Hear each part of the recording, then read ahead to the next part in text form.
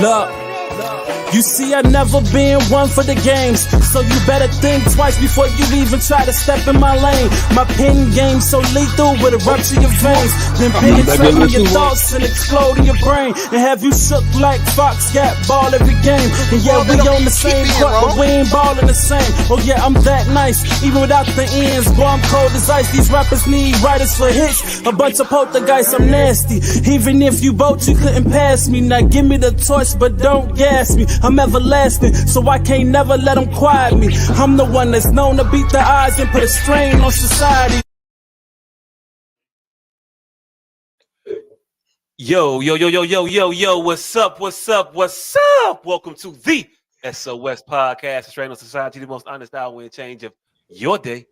Once a week. Yes, I got the same shirt again. Nobody knew. We coming back to you live again at this particular time. Hey, man, whatever. Y'all gonna have to look at the numbers because I'm gonna be wearing the same shirt every week. It's the same episode. Like this episode, like 9 hours long. On this particular day, my name is Jacques. I'm one of your hosts. Hey, this gentleman all the way over to the far side, my far to the left. My dear, you do not know me, but I know you very well, and let me tell you that I call you like. Yeah, every time motherfuckers say the far side. That's how you feel about child 302 weeks in a row. And the man in the middle, where he at in the middle, that just I don't know how. No money in the middle references. No. Oh man, no. It was just because he was it just came out. My bad, Paul. Also, yeah, but this gentleman right here to my immediate left, he goes by the name of. I am Dion Asshole Professional. And you know what's real when you say professional and a professional, and we are the S.O.S. Okay, something or another. S Pod Cast. Hey, 212. Hey, look, it wasn't my fault this time, though. There's a lot of stuff going on. I didn't know I could slim the legs up and get my tripod on a slimmer surface. Pause. It just seemed like that needed a pause right there. I mean, yeah, pause. Also, what the fuck, you don't know how tripods work? Dollar Tree trap. Hey fam, this is a Dollar Tree mic, a Five Below mic for $5 with a Dollar Tree tripod on it. I didn't know I could stand it up, slim it up like this, and it wouldn't be top heavy or nose heavy. This is a mighty large mic for $5. Cord, pop blocker, like all of this shit for a nickel. A nickel? Yeah. Excuse me for thinking that the stand wouldn't hold up under pressure. A nickel. Hey, look, man. You got it. You got it, dude. I don't know. Why my Michelle Tanner. No Michelle references. You on a bad roll today, fam. You on a horrible roll today. Hey, look. Am I on the worst roll for knowing where each one of these references come from? Hey, look. If the shots are going in, how bad of a role can I be on if they playing pickleball on the basketball court? That's how bad the shots are. They're winning, but you have created your own game of rock and jock. Hey, look, it's what it is. I'm a pioneer. What do you want me to tell you? He's out here hitting a 25-point shot, and there is no 25-point rim on this motherfucker. Hey, look. Before we get too far in the weeds, I just want to say from the bottom of my heart, they need to bring back rock and jock in all its iterations. All of them. I've been saying that shit. I said it's the reason this generation is the way it is. Two reasons. They don't have a tap nigga, and they don't have rock and jock. But I think that rock and jock shit was purposeful because every league usurped rock and jock. Like they all have their own version of rock and jock. They kind of usurped the shit. But what they didn't do is have them cross platform, for lack of a better term, integration that Rock and Jock had. Rock Jock had football, basketball, hockey, fucking stories. They had everybody under one roof. Football may get a couple comedians, basketball may get a couple rappers, but Rock and Jock had Sidney Poitier. Well, I'm exaggerating, but they had motherfuckers that wouldn't be at these events. And I think that shit was causing disruption in the separatist ethos. I think it was too many conversations being had. Like, motherfuckers like, oh, you too? Oh, hey, come on, white guys. And Kevin Hart like, oh, you motherfuckers, too many handshake deals was happening. And motherfuckers was like, oh, we finna disband this shit. Because I'd be hard pressed for a motherfucker to tell me that Rock and Jock views was down. Nigga, that was like one of the things that everybody may not have watched live, but we checked out Rock and Jock. We caught it. Like That's because they show that motherfucker like 4 times a week, every week. Hey, Rock and Jock. You had to run into that shit. 1, 2, well, they 3, show 4. Law and Order for 24 hours, and I still don't catch it. We were looking for Rock and Jock. Hey, look, I can't tell you that I've ever seen like a live Rock and Jock, but I have no clue when they first aired. I've seen all the Rock and Jocks though. Like I just said, we wasn't sitting there waiting for the motherfuckers to air. But I've seen it. Like I seen everything else on MTV. Whenever the fuck that shit came on. I never saw. I mean, who the fuck knew what time what came on MTV? Brother, when Singled Out came on, I changed the channel. I haven't seen a single episode of this shit. So no, we were looking for Rock and Jock. Y'all might be mitigating it now in hindsight, but we were looking for Rock and Jock. Maybe not thorough like The Wire. Ain't he gonna try to hold you? I mean, I loved Rock and Jock. I'm here as an advocate to bring it back. I didn't know that somebody else is way more passionate about it than I was. Entirely. Hey, just type booty Rock and Jock, and you'll see who the fuck is the real Rock and Jock advocate. Oh, it's you. It's you. I ain't even go. I ain't even gonna fight for the crown. I don't need no. Hey, look. When the leader emerges, sometimes you just gotta go ahead and just. What you need me to do, boss? Hey, hold on. I just thought. What do you need me in the support of? Before we get too far. Right. I want to apologize to my girl Taylor Spires for saying some very hurtful shit that I didn't know I said. I still got it. I could still spit vitriol unassumingly when it was hurtful too. Yeah, it was hurtful too. Shit. It was a dagger. If she wouldn't have just started crying and repeated that shit, I would have never known I said that shit. That's how fucking. That's how nasty. Deadly shit. Boy, that's how nasty of a person I am. Shit like, just dribbled out. Fam, she said that I said she got a friend that got a baby, right? We know I'm having baby fever lately. And she said that I said casually in conversation, you can't give me a baby, so you might as well bring your friend around that already have one. Yes. She said that. You had said that. I don't remember saying that at all. But if I said that, shit. Yeah. Ooh. Yeah, hey, when she said that shit, you know all the fuck I saw was Nino Brown in the champagne bottle. Man, she can't have no kiss, man. She can't have no kiss, man. She can't have no kiss. I'm like, oh fuck, did I really revert back? Mid-tier drug dealer. I hired the cops to bodyguard me for 2 keys of cocaine for a $2 million. I think a bodyguarded him for 4 months. I just want Tyler Perry to meet you. I just want Tyler Perry to meet you. So that nigga who said that he can stop writing the deep dark chocolate brother as fam. What you mean? The nigga that said that definitely would have pushed Jill Scott down the flight of stairs. Oh, it'd have definitely had him. It'd have definitely had him. It'd have definitely had him a certain hue.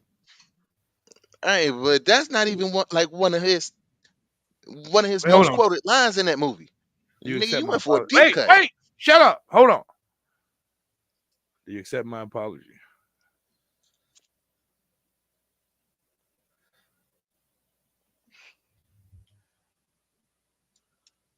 What happened? What the fuck? Oh, she got headphones on. I just apologized to you on national TV. Yeah. You accept my apology. Hey, look, On that's national lofty. internet. Hey, look, that's lofty. How That's you lofty. fucking accept my apology? You didn't even hear it. You don't even know what I It's just apologized Hey, for. it's on YouTube. YouTube You have is to watch technically it later. national And that's TV. even this is Nigga, we made it. you didn't hear it. Hard. Hey, You look, didn't hear it. we made it You're as not stated by us, right? Mm-hmm. yeah. This is it. Motherfucker. We are our own judge, hey, so yeah. black people don't learn. Black people don't learn. Ain't paying attention to us at all. They design you, Hove. You design yourself. Hey, but yeah, she said she accept my apology. Hey, look. Hey, if you care, you'd be watching my fucking show, wouldn't you? See, look, no. You can't If you apologize. didn't hear me, You can't apologize and then fuck up the apology up. You Yeah, can't. nigga. You Hey, can't. look. How you Too go? soon for the How you remix. Too soon for the remix, nigga. how you gonna apologize and then screen record your next the prequel to the fight next? hey, hey, I told you, fam, I ain't right in the head. He screen recorded what? She said, they said, how you gonna fucking record the apology? Because I apologized to you, and then I'm finna start a whole nother argument, right? Right on the same motherfucking podcast. Nigga is apologizing and then laying the foundation for the sequel. What? That shit that made me cry. Your apology does not need a post-credit scene. I apologize. I thought that would make it more because I apologized on. Apology come with a twist like a motherfucker.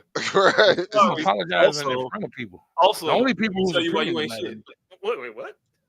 The apology is for me. So My bad. Apology got a cliffhanger. My bad. I apologize for that. Now let me tell you why you was at fault though. I wouldn't give a shit if your people gave a fuck. There's no embarrassment there to apologize in front of your people. So I don't care about their opinions. These people I do. Hey, this is my nigga shirt, right? And I keep every time you wonder you wear that motherfucker, I be meaning to ask you, do you know the nigga? Pistol. Okay, I don't know who made the champion. No, nigga, you know I don't know fucking Nike, nigga. I don't know Grant. I don't Champion Boudoir, nigga. But Diego, but the nigga on 63rd and Tallman, who shit he wearing, I know that nigga. Oh, nigga, I got this from Jew. Oh, damn, Jew.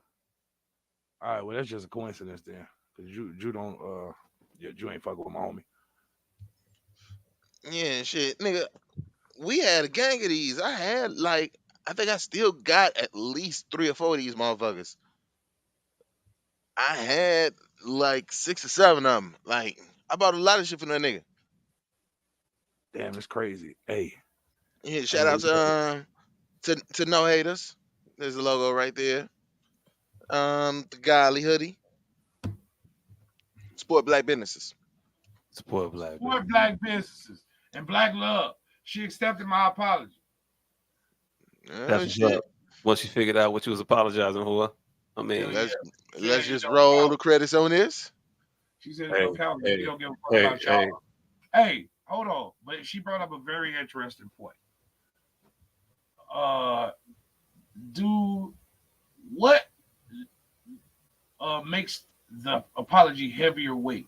Apologizing in front of people who matter to the apologizer, or apologizing in front of people who matter to the trespassed person? The person trespassed the part. Interesting. She just said it though. I said this apology matter more because you two motherfuckers are the only people on the planet whose opinion matter to me. I mean, we assuming that the transgression happened absent both of these parties, right? Yes, it happened absent all parties. Right. But a public apology. Who does the public have to belong to? I would think that it would be of more weight if it were in front of people that you knew. Right, the apologizer, right? To embarrass yourself in front of your peers. Yeah, I would go with it matters more to the people of the apology, because there's nothing embarrassing about apologizing. Hey, you admitted you're wrong. That's why people don't do it. It is. That's why people don't do it. That's Wait, why that's wait, one it of the was very supposed- few things people do is apologize. This was supposed to be the question was probably which was more embarrassing. No, which holds more weight. Which holds more weight? Okay, I'm sticking with my original answer then. Yes, with the people that you know. I'm postulating it holds weight because of the Mhm. visceral embarrassment that Well, you. I mean, that's your opinion on it. I mean, that's cool. I don't necessarily assign an embarrassment connotation to it or a designation to it. I'm more so thinking of it as these are people that will be able to hold you more so accountable. So it's one thing if I come clean to some motherfuckers I'm never gonna see again, or I'm gonna see very rarely. You know what I'm saying? These are temporary individuals. I got a year or two with you motherfuckers, then boom, wow, I ain't gotta worry about it.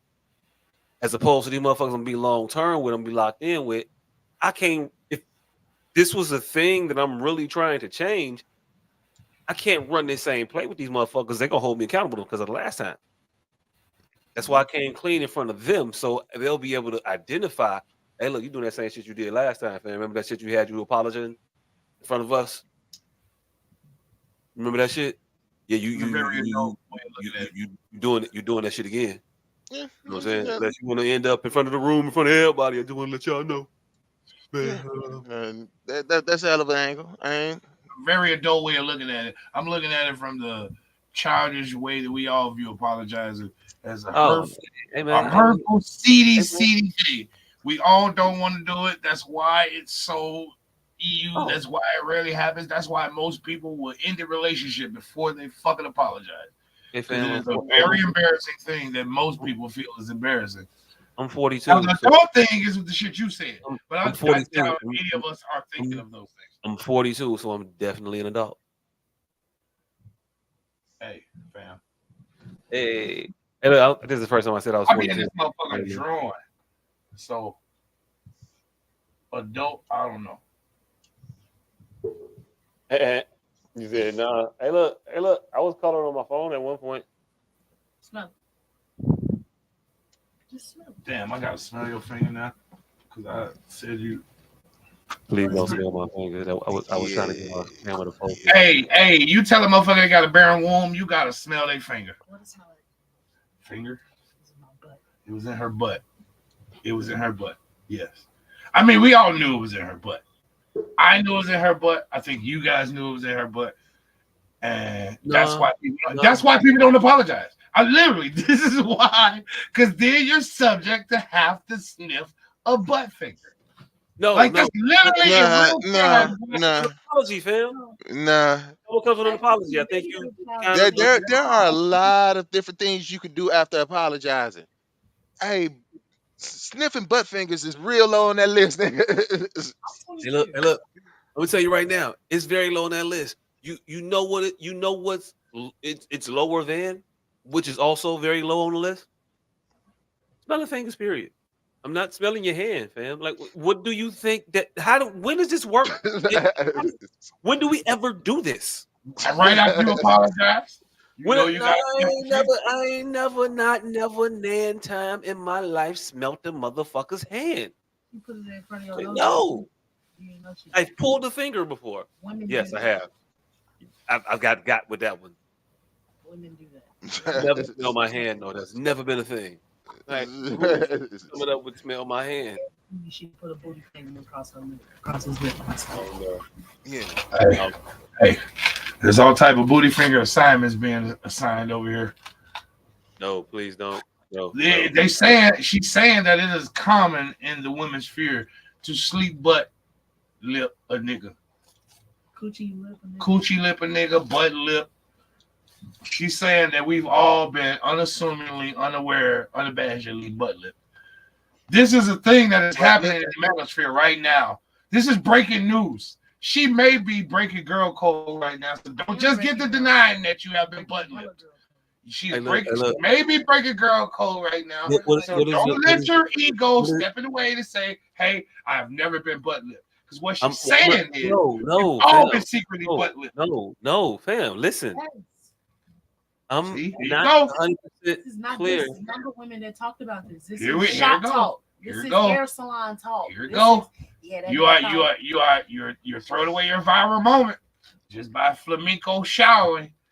I'm trying to tell you, she may be this may be breaking news here. And I know you don't want, I know we none of us want to be subjected to butt lip.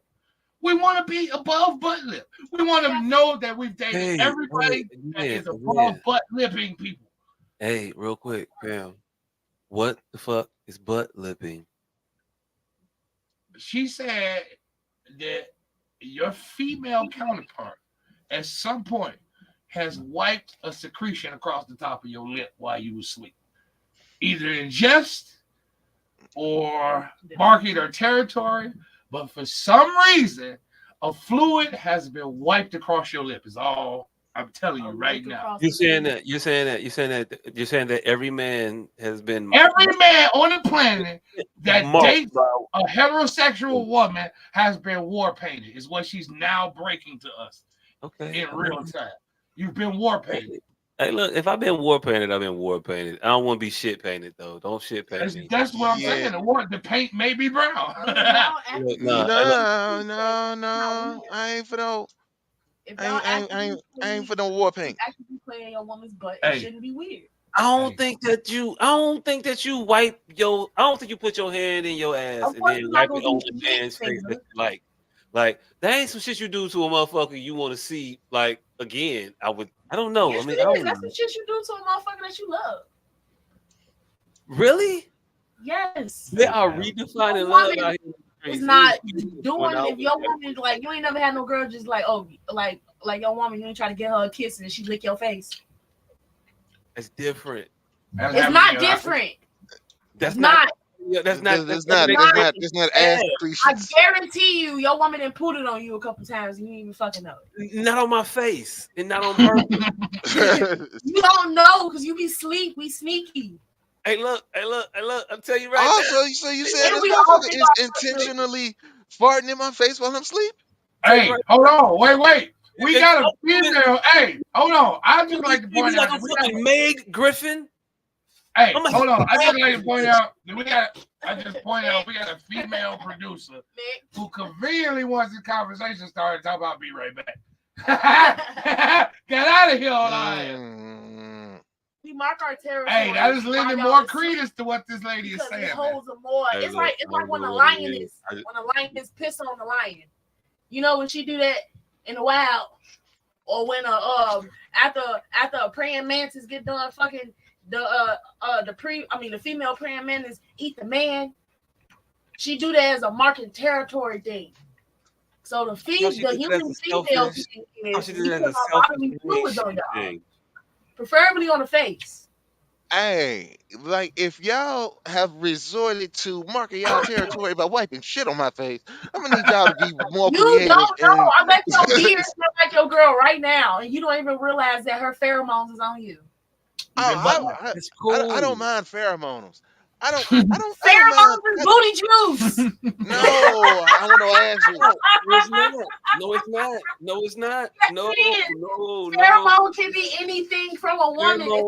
Pheromones come from like the behind your ear, neck area. No, pheromones come from a woman's armpit. I'm gonna give you pheromones. Comes from a woman's sweat. Pheromones don't come out your ass. Pheromones come out of your pores. Where are your pores? Yeah, not your ass pores, though. Booty pores, coochie pores. Pheromones don't come out of ass pores. They call those are ass pores. Nobody wants. You can't wait. So you don't sweat in your ass. That's why. Hey, look. She has a point there. She does have a point. You an ass wipe and then put it in a bottle and see how that shit sell. Hey. Yeah, everybody's sweating the crack of their ass. At a point, wake up in the middle of the night and check to see if your lip wet. hey, I guarantee you. Wash your beard before you go to sleep, and in the morning smell it. I guarantee you, when you woke up this morning, you didn't think before you went to sleep tonight that you was gonna have to defend being secretly butt lipped. Hey, look. I'm gonna guarantee you something right now, fam.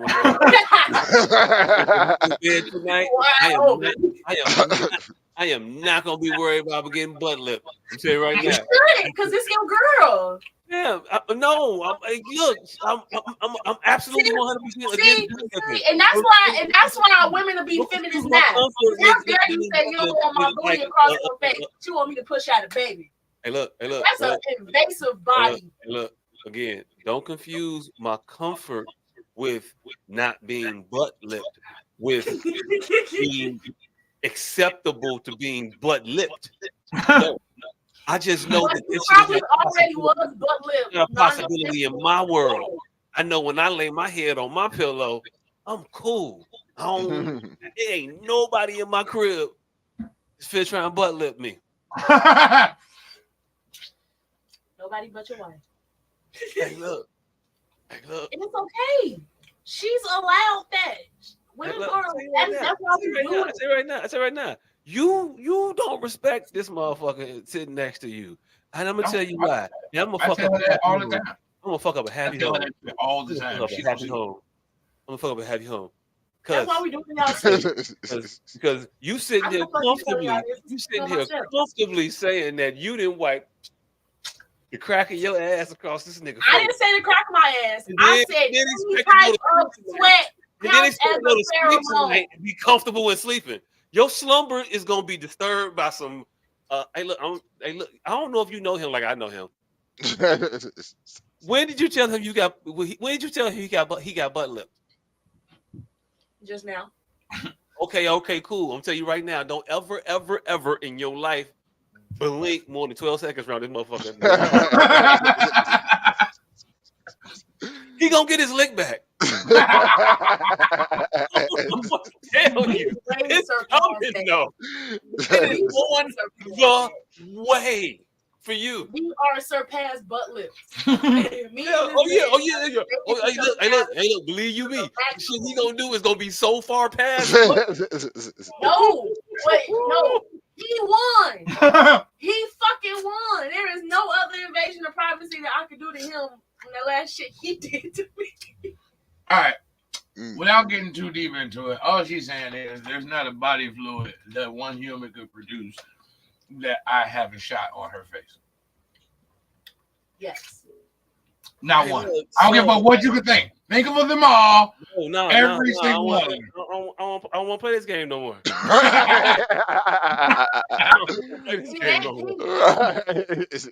Surprisingly, not yours. I had in mind a nice wholesome. I ain't even talked about my motherfucking week yet. Lighthearted family. That's some shit you can play at a couples retreat. You gotta play with some professionals. It could be anything. You just want to rub on y'all face. Motherfuckers really gotta be into the shit to play your game.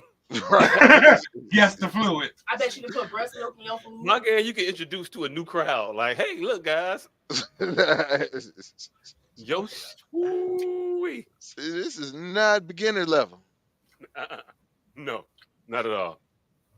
Hey, look, it is what it is, though, man. I mean, you do your thing. So I guess we ain't even got to ask how this nigga week was. I don't want to ask how he was. Please don't ask how it was.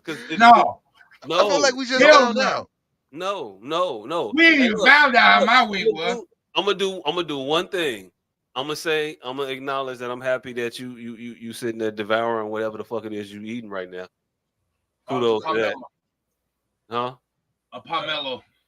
I don't know what the fuck that is. I saw you crack that shit open. I didn't know if it was a fucking cantaloupe or a big ass fucking papaya or some shit. I ain't know. A mango. Big ass pomelo, and I'm gonna get cussed out on TikTok and this shit. It is what it is. I'm gonna still be fucked up behind this motherfucker. Well, hey, look, I was trying to be happy. I don't know. But Mr. Professional, how was your week, sir? Hey, that wasn't my week, motherfucker. Hold on. So how you talk for 30 minutes and it still wasn't your week? Hey. I got some more I gotta get off. Hey, look, we're not gonna go down the fluid list. So what the fuck happened in my week, goddamn it? I have been getting caught with some of the most idiotic I don't even know how to explain these motherfucking circumstances. Like, people just have been doing some of the oddest shit for the last week. So 2.5 years ago, I became a nomad, and when I did, I first off, let me preface this, but I have some very well-to-do friends, and this one nigga got a few cars, and when I became displaced by myself, I didn't want to carry my valuables with me. So instead of making it the burden of one of my friends, I purchased a car from him to keep my valuables on his property, so that I wasn't asking him to store my shit. Like, he had a car on his lot. I bought the motherfucker just to keep shit in. And then he had plans for the car, and at whichever point that I was no longer displaced or no longer needed the car, whatever, or he needed the car, he was gonna buy that motherfucker back at what I paid for it. So it was just it was a risk-free investment to me. It was free money to him for whatever he needed to do it for however long he needed it. So fast forward today, my girl got into an accident with the other car I purchased her. So, I was going 25 miles per hour and I hit a rain puddle. Come on now. You gotta throw that in there. So the car just got totaled out last week. So I'm currently looking for her another car. But in the meantime, she needs to get the fuck away from me. So I was just gonna get one of my cars. But the car is just way too big for her. So I'm like, fuck it, I'm not even gonna deal with that. I'll tell the nigga, you want this car back anyway. Just give me the money now. And you can just have the car back and I'll be out your hair. So the motherfucker say, oh, hell yeah, cool. And then he hangs up the phone. I get a text message 20, 30 minutes later talking about minus the upkeep of the car. I'm like, what? Upkeep. Minus the upkeep. $200 for minus the upkeep of the car for the last 2 years. And granted, he's a very staunch person. He's very OCD when it comes to shit. Like, he changes oil on all his cars, like 3,000 miles or the 3 months, period, whether the car moves or not. So he has been doing oil changes on the car. But one, it's his car. Like, I was doing basically what should have amounted to an empty gesture. And it didn't get empty. Motherfuckers start pouring shit into the gesture. Mm-hmm. Like, this is supposed to be empty. This gesture was supposed to be empty. And I say, though it was a nominal fare, the work actually did. The car was in my name. Do you think that was apropos? Not fair. Apropos.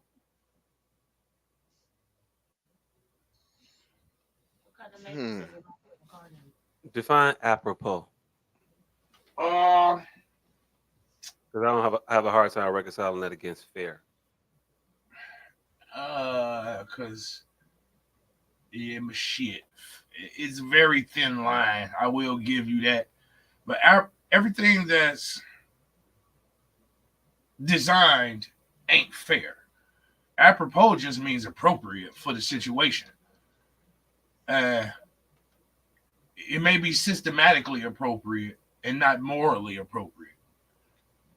So it may be circumstantially, transactionally appropriate and not cruxly appropriate. Because that's what I'm basing it on, the crux of our entire friendship, what the definition of the word friend is. Like, it should have been a situation where I just borrowed a car, then never came and picked it up. That's what I feel like it should have been. But I don't ever feel like one human has cachet with another human to request anything of that magnitude. So I offered what I will admit I hoped would be an empty gesture. Like, you could take this money, whether it's sit in the bank or sit in your bank. Hey, look, I think at the end of the day, y'all go basically be at which is the greater give, the interest-free loan or the interest-free loan. I mean, that's what it is. Is it better to loan someone some money without having the need for interest? Or is it better to receive a no interest money loan? Which is better? Is there a better? Hey, I look at it like this: a fucking storage unit would have cost me far more than $200 for 2 years, 2.5 years. So I just chalk it up to transactionally, he's correct, but figuratively, morally, philosophically, I like to delve into those based on the person I am and how I deem myself to be useful to people and helpful to the people I'm around. So once I step out of the transactionalness of it, that's where I want to open the conversation up to. Because transactionally, I wouldn't disagree, especially because these things so are I was basically boiling it down to the philosophical question of which is the greater give, which is the greater gesture.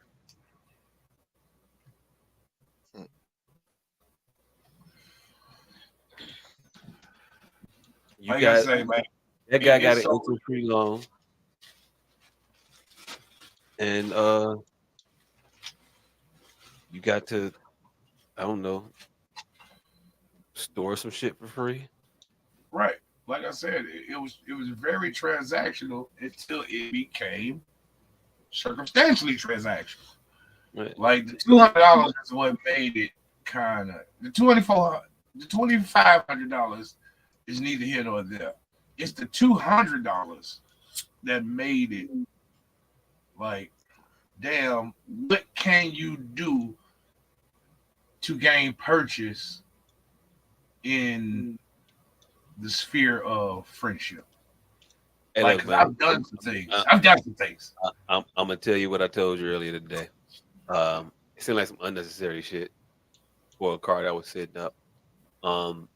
It seems weird to keep track of the motor oil that you've changed over a couple years.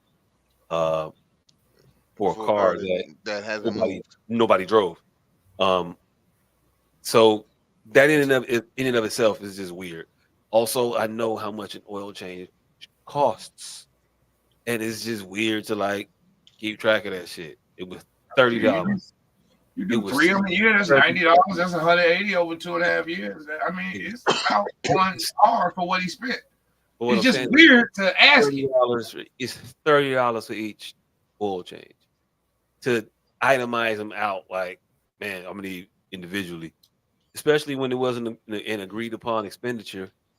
I mean, it's just a weird thing to ask. You're not asking for storage fees. Did you notice I clicked this? You're not asking. You're not asking for that. That's just it's weird. It's weird to do. Hey, this is what I've deemed it as. People look at me and they see how happy I am with the transaction and how they're just laissez-faire. And they be like, oh, he won some type of way. Let me turn the screws on his ass. No, I'm just an upbeat motherfucker because I get the other way. So I just try to stay positive all the time. It ain't the fact that I got nothing out of here. Wasn't no secret motive. It wasn't no body in this trunk. Wasn't nothing I got away with. But everybody always seems to think I got away with some shit. So then on the way out the door, they like, you know what, just in case he got away with some shit, let me put a tax on it. Hey, you know how Jim Brown said he got around having motherfuckers try him all the time? How? He said whenever he got hit, no matter how. Damn. You all right? Yep. Just lost the mirror. Oh, shit. He said no matter how hard to hit, whatever it was, any hit, when I go down, I'm gonna take my. I'm gonna have a time getting up. Because I want them to think that every time they hit me, they are doing their job phenomenal. That way, they're not gonna put no extra gumption on it to think that they need to do something to get me down. If I just pop back up. Oh, he just popped back up. Ooh, let me put something extra on in there. I think that maybe your approach might be having motherfuckers put a little extra on it, and maybe in your deal is next time you need to.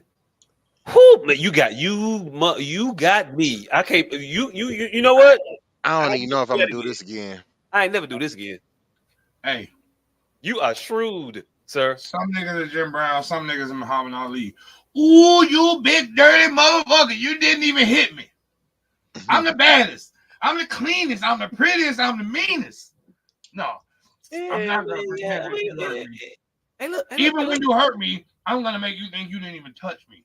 Hey, look, fam. And then come on this podcast and whine. Motherfuckers tired themselves out hitting him as hard as they could.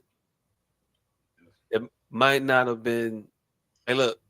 I seen a lot of people develop the Philly shell.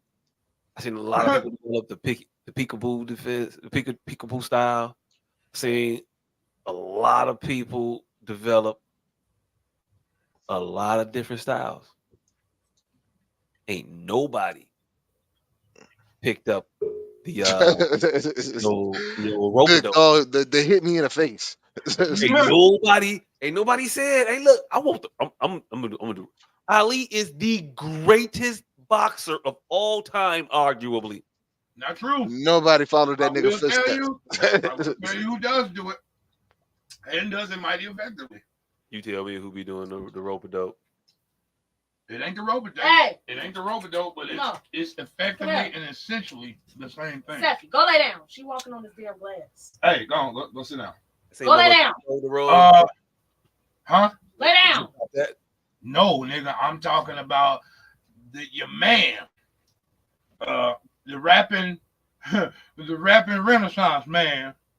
One Mr. Roy Jones Jr. and his chicken. Same thing as the rope-a-dope. Nah, fam. No. What? Now, it's reasons to disagree with me, and there's reasons to disagree with me. You cannot deny that rope-a-dope and Roy Jones Jr. laying his head in a motherfucking wheelhouse ain't the same exact thing. I'm going to say no. I'm going to disagree. Okay. I mean, what should we tell you? We disagree a lot. We do. I mean, hey, look, I don't know. Maybe get another motherfucker on here that know a little bit more about boxing than both of us, and we see what they say about it. I don't know what to tell you. We'll just be going back and forth. No, it's 6. It's a half a dozen. It's 6. It's a half a dozen. I don't know. I really thought that mirror was gonna stay there too. Hey. On fight night, they call it the showman style. Oh, we have a vacuum. There is no rope-a-dope style. I don't know. Shout out to Muhammad Ali. Much respect, one of the greatest. I don't know where we left off in your week, other than dude was weird for charging you for oil changes. You don't have to use the whole brush. Yeah. Only use the nozzle. Was that I don't know. I feel like, all right, so you saying that if I'd have slid through and be like, hey, let me get oil change, you wouldn't be like, all right, cool. I ain't got no oil. All right, I got it. You gonna mute it? Man, I ain't doing shit no way. And I know you don't need this unnecessary ass oil change, but I'm gonna do it because that's what I do. I just make oil. I just do oil changes. So, fuck it. Your shit here, I'm gonna do yours too. Hey, look, man. I'm definitely gonna need you to give me the money for the oil when you got me getting the oil for your oil change today. But I'm probably not going to keep a rolling tally for oil changes you don't even know that are happening at the moment. Mm. I'm probably just going to change the oil and eat that shit and call it a day.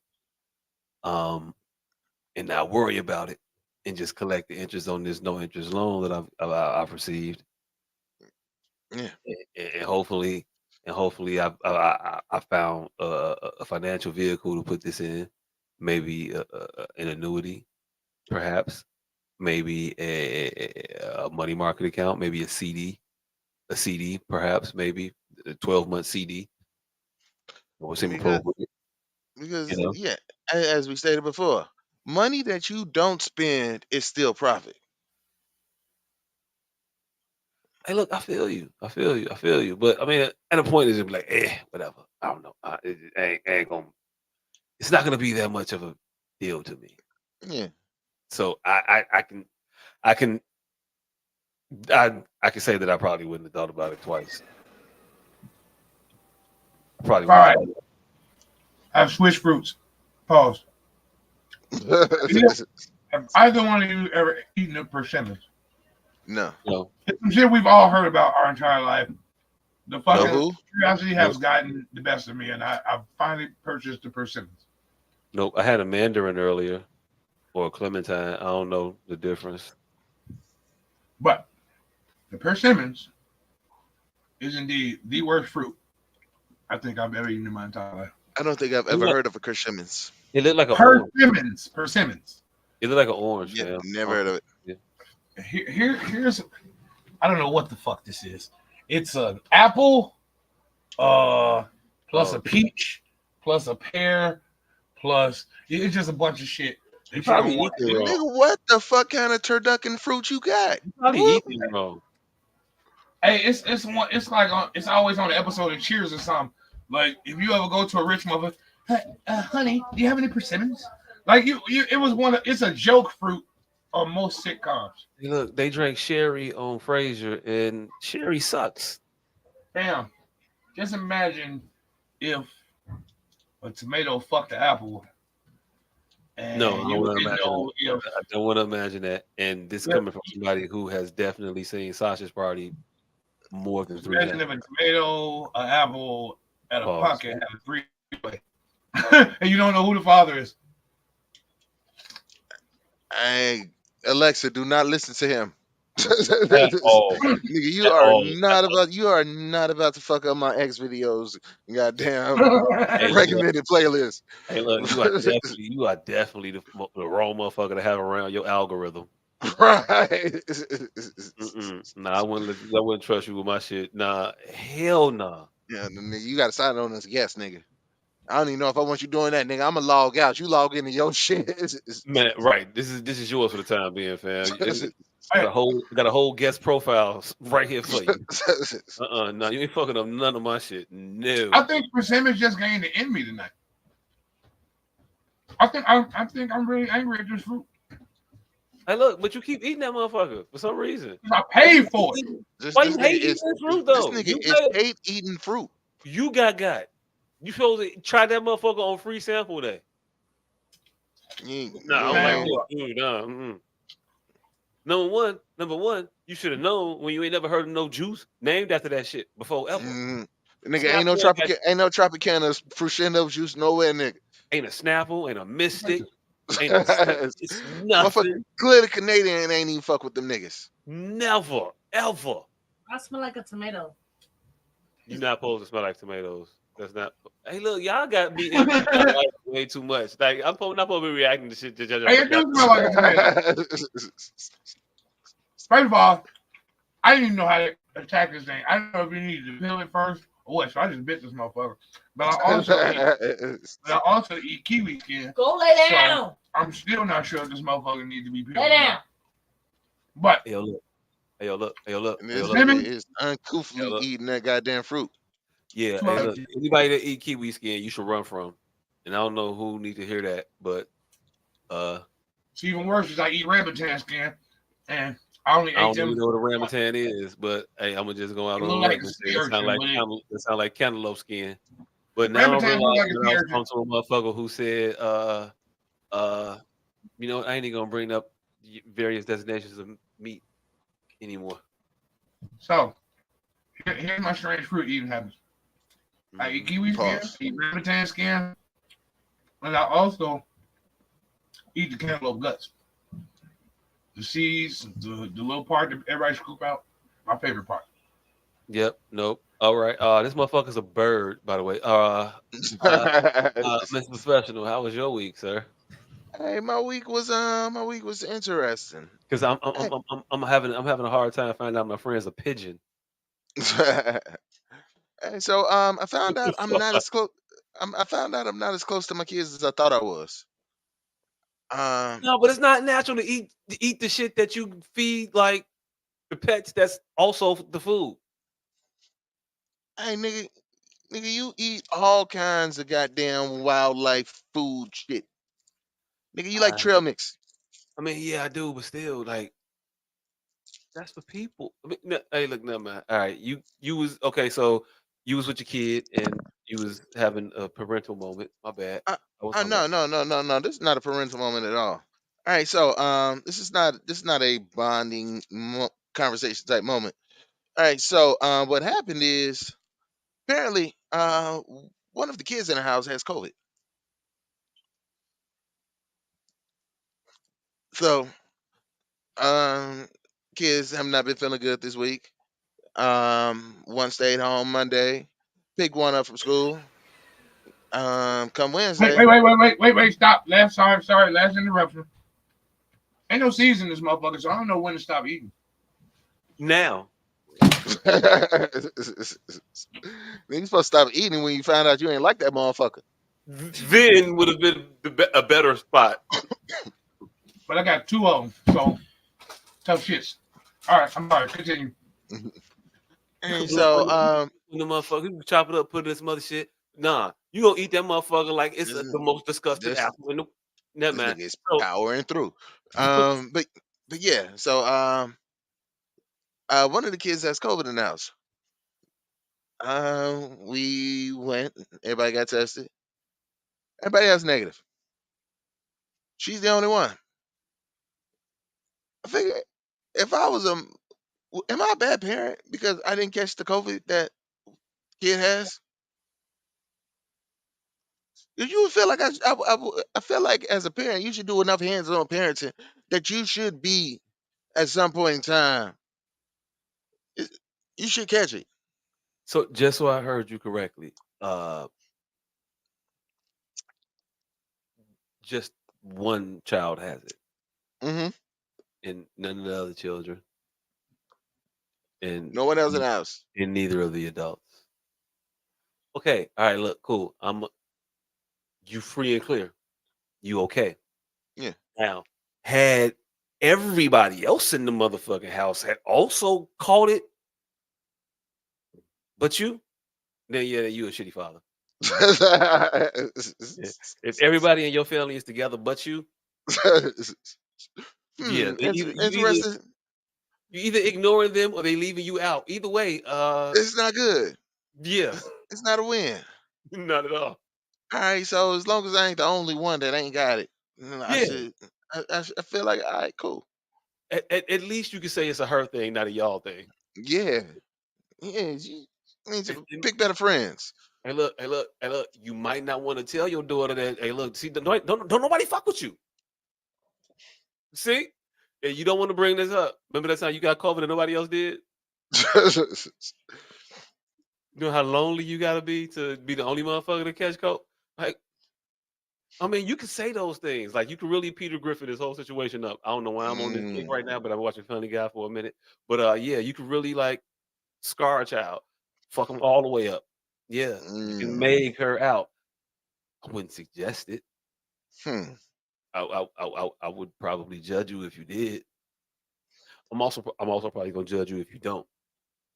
I'm gonna keep that in mind. That, Hey, that, look, that look, could look. be that be it could be like this could be like a draw two to hold on to towards the end of the game. You know, Oh, oh, hell get yeah. get a little bit too big in the britches, too a little bit beside herself. Bah. So we don't really fuck with you like that. That's why you the only one that had COVID. I'm gonna put them all down. Reverse, back to me. Skip you, back to me. Draw 2, back to me. Draw 4, again, back to me. What? Wow. What you got? Green. You ain't got Reverse nothing. Draw made you go. again. Reverse made Reverse you go to again. school the day before you found out. Didn't care about your friend. And you had a party. All your friends was invited. All your friends got sick. We ain't care about none of they family. Oh no, ouch. Hey, look, real quick. What's more disrespectful? What's some more disrespectful? Murderer's Row. What's Murderer's Row? 3 or 4? Murderer's Row is 4, right?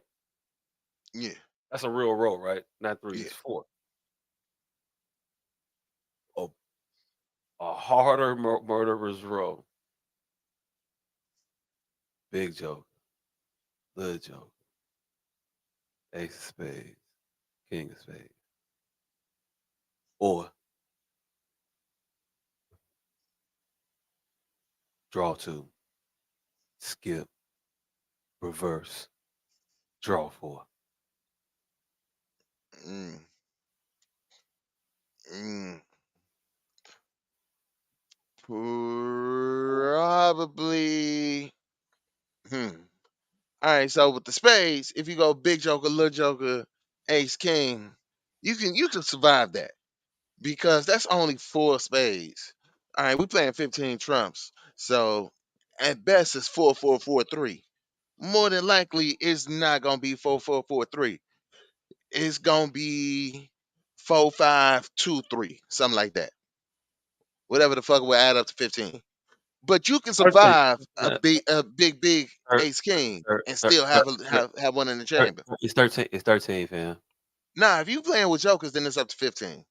No, you take the twos out. What you talking about? Yeah, but you ain't taking the 2 of spade out, so you still got 13 spades plus 2 more spades. Everybody got 13 cards, man. It's only No, but I'm 13. saying there's 15 trumps. So if there's 15 trumps, your Hey, trumps can I see. survive. I see what you're saying. I was Yeah, just you kind of close. yeah, with 15 trumps, your trumps can survive an ace ace. I mean a joker ace king, and you can still slide out a book. But oh no, I'm talking about to end the game. I'm talking about, oh, in the game. yeah, I'm talking about you Uno and Uno out, and I'm talking about, yeah, these all our books, and you playing them one. I'm talking about the actual playing of them out though. Oh, Spades, spades. oh, I know I got these 4. I know all these books is mine, but I'm gonna hit you with the king first. Then I'm gonna hit you with the motherfucking Well, I the might hit you. ace. I'm gonna hit you with the big joker first. Bow. Then I'm gonna hit you with the motherfucking little joker. Bow. Then I'm gonna hit you with the ace. Bow. Then I'm gonna hit you with the king. Bow.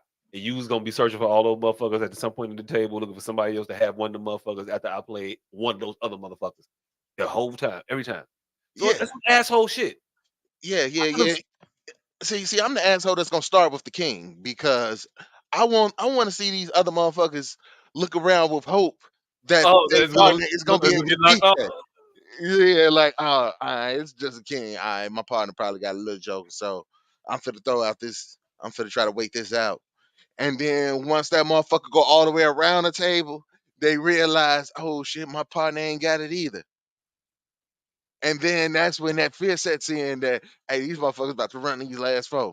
But see, Hey, I'm never gonna wait till the all right, hey, look, hey, space look, knowledge right here. hey, look, hey, look, hey, look, hey, I'm look. never wait till the end of Look, the game to run that.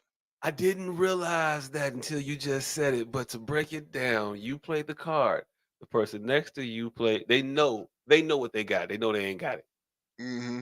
So now they have that level of that hope. Yeah, They have because a there's hope 3 more built people up. there.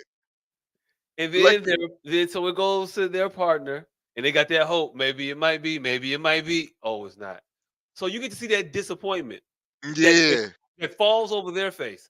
But you Hmm. also get to watch the actual sustained disappointment in that last motherfucker's face because they got to Right. wait to the very end to play this shit that they know ain't finna win. And they know that their partner is looking at them with some hopes and dreams in their mind, and you Mhm. just gotta know that. You just gotta And know that you you lost know your you ain't job on got it. Christmas. That's like losing your job on Christmas. Is See, that not it? it's Is that definitely not losing your fucking like you watch oh it. shit? Nah, it's losing your job 2 weeks before Christmas. When you know that that last check that you finna get, it's finna be the last check you finna get, and you still got to make Christmas and the first work. Hey look. Ain't finna be no Christmas. I'm gonna just let you know right now, but I ain't told nobody, so it's gonna be disappointed when you walk in like ain't shit here. Like, yeah, that. Like, that's what your partner is that's what he got. Because Hmm. you hoping and he man shit. So he See, put that king hey, there's a lot that goes on.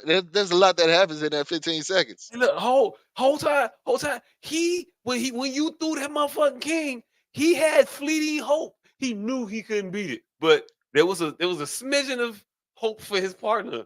Maybe he got it. Hmm. Oh no, he don't got it. Oh shit, he ain't got it. Damn, do he think I got it? I ain't got it. Oh shit, I was dependent on him. He couldn't say. I was expecting this motherfucker to do some shit for me I couldn't do for my. You know the realizations you have to come to grips with in the moment. Yeah, because you not only disappointed in yourself, you disappointed in your partner because he couldn't get you out of this. And it don't seem like that hard of a jam. There's three more cars over it. He's got to have at least one of them. You, but you didn't. But hey, You look, know, y- you know you don't have it. But you figure, all right, three other people. There's three cars. Maybe this motherfucker got one more, but they ain't got all of them. My partner got at least one of these three that can beat this. at least, hey, look, we'll put that up against it. All right, I'm gonna give Uno this fair shake, fam. If I hit you with the draw two, and then I hit you with the reverse, back to me. Oop, then I hit you with the skip. Twat. Mm. Uno.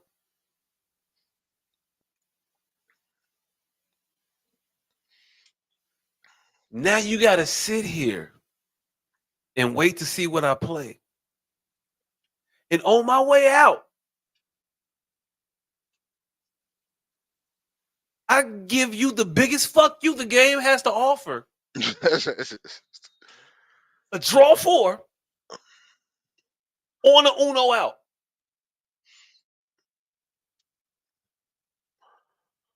Hold on, see, it depends on how you play. Because see, there are certain lands where you are able to stack the draw foes and pow pow bounce back on the motherfucker. Oh well, I mean, hey, look, Now yeah, imagine getting to that end in that draw foe, you Uno out with that draw foe.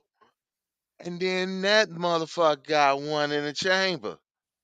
And let it be one that they pulled from that draw foe that you hit them with earlier. You did this to yourself. Uno is a fickle bitch. hey, look, she gives it and she take it. But Yeah. hey, look, that's the all. That's like you blocking a motherfucker dunk and then dunking on them. Like Mm, that's the ultimate. That's some other shit. yeah. See, and I don't know David, how I don't know how the Uno games go in your household, but it gets serious over here. We played last night, and we have this shit called Uno Flip, yeah, I where don't like there. that shit. I don't like that shit. I don't like that shit at all. That's just I some love fucking that. that's some I bullshit. love that because one Bullshit. side, one It's like side, the Kid Wiz version of fucking Uno. If y'all unfamiliar, he gonna tell y'all about it. But yeah, nah, it's some all right. no, don't So do that stupid shit. there's a set of cards on both sides, and there are 8 flip cards on each side. Now, if a flip card is played, you have to flip the cards over. Now, one side is just the regular, it's all pedestrian, skip, reverse, draw one, draw two. But this other side is cold blooded. This other side has It's the skip fucking upside down. everybody. This other side has draw fives. Just like there's draw twos of the other color. It's draw fives. The draw fives is the jab. Then they have the pull card, which means you throw that motherfucker out. A motherfucker has to hit the deck until they find the color that you tell them to find, regardless of what they got in their hand. You throw that motherfucker down, tell the motherfucker orange. They gotta go through that motherfucker pulling until they get an orange card, and then they can play. The other side is dangerous. Hey, look, fam, you're not finna play Uno with me and they tell me dance. Like that's the equivalent. That's like that's the Wild West. A motherfucker had to have a pistol in hand It is. to get that shit off. You just finna put this card out and say pull, nigga, until you feel like Right. or my nigga. Hey, go fetch a color. Go fetch a purple card, boy. Hey, right now. Fetch me a purple card. I gotta draw more than 3 cards before I get this orange motherfucker. We might not be playing Uno no more. It's gonna be a different kind of one-on-one. Hey, fuck Uno, fuck Monopoly. My girl got me playing shit the caveman used to play. 3 sticks and a rock, nigga. This shit. Yeah. 3 sticks and a rock, nigga. She got board games from 10,000 years ago. Hold on. What the fuck is What this? the fuck type of Renaissance ass game are y'all? The fuck it? What in the Hey, medieval y'all times think are I'm a y'all playing? pedophile and she the fucking pedophile. No. I don't want no pivots from this shit right now. You got to tell me how the fuck was it 3 sticks and a rock? Fam, she got me playing shit. Man, caveman used to play. What the fuck is wrong with man color? Fam, this shit just nothing if you Joan of Arc shit. Fam, it's just 2 cavemen. I can imagine how this game started. 2 cavemen just dug three divots in front of each other in the sand and grabbed their shiniest rocks and just moved them through them 3 divots around in a circle. Nigga, you see how many colorful rocks this is? My first thought was, how the fuck am I gonna keep track of all these different colorful rocks and know that they mine? You don't have to. You know, we only see about we only see about 5 rocks. Fam, it is a multitude of colored rocks. It sounds racist. How does the game work? how does this game work? Basically, you have to jump. It's checkers. It's pre-checkers. It's hard to explain. You got 4 divots in front of you. It's just divots, nigga. And you take, and then you gotta master divot. You got good job. It's divots, nigga. It's divots. You got 4 divots. They just divots. They in front of you. They just divots, nigga. I can't tell you they more than divots when they just fucking. Is there a board? You got to move your piece across the board to the other side. Like, are there cards that come along with the game? Is there dice that's involved with it? Like, how do you move? Like, is it turn by turn? You just, hey, I want to grab some rice. Hey, this the shit the Archdiocese wrote out the Bible, nigga. Hey, look, I'm not playing no game that you gotta do. You gotta take on parchment paper. So what you do is, you see these divots? You see these divots?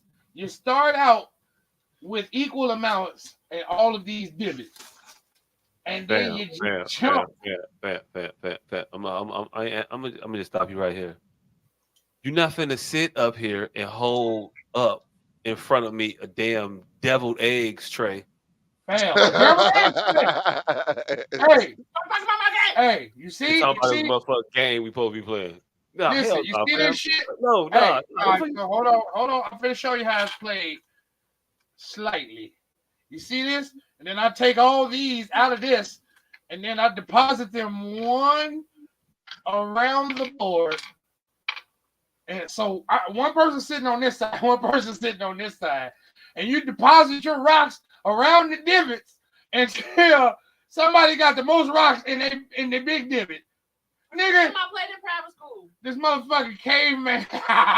This nigga. Hey, look. It's free checkers. Hey, look. Just because you was there by yourself don't mean it was that type of private school. Fam.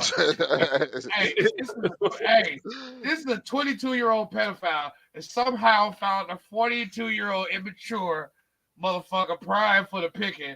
She had to be on my Facebook page or some shit. We got you. We got you playing Who the with. fuck She playing with shit she found at the damn at the damn AMVEX.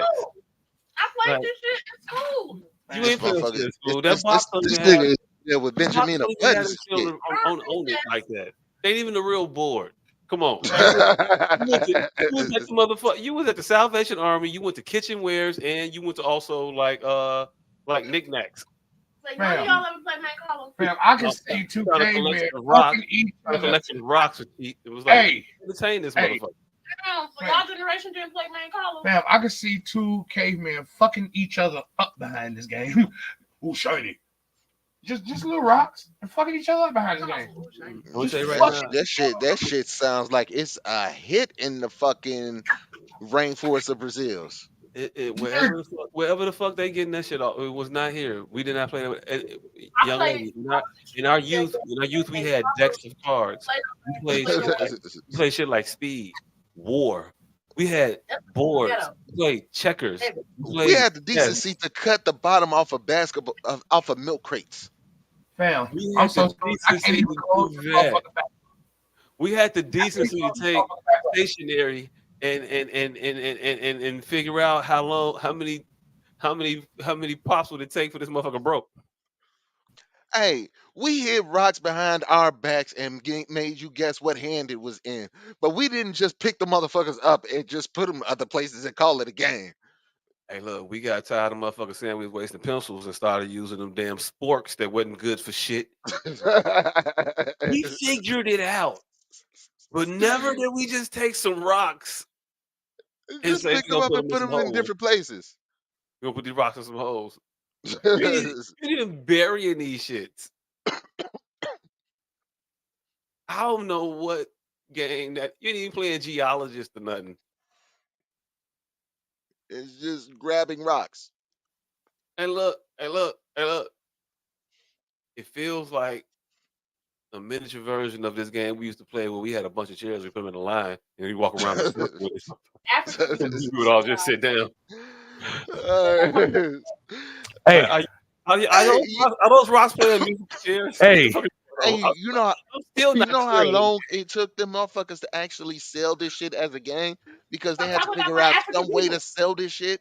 Like, we can't just sell rocks. What if we sell the holes that go into them? Can we sell them the holes? We can't sell shit else about this shit. How you sell a hole? I don't know. Fuck it. This is championship. So, here's the question I pose to you, Pistol. Did we start the African disrespect blow dart with Sam, or do we get that from a comedian? Because I know a comedian does do that, but we were doing that early in the 90s. Did we do that shit first, or did we get that from a comedian? We used to roast Sam. I think the Walasimi Osi Falujo. We used to go, we all knew who you was talking about when you said we used to roast Sam. I'm aware. This nigga still ain't answered me yet. I'm trying. You never stop talking so much. Answer. Huh? I'm talking about that nigga. He was there when we roasted that nigga the most.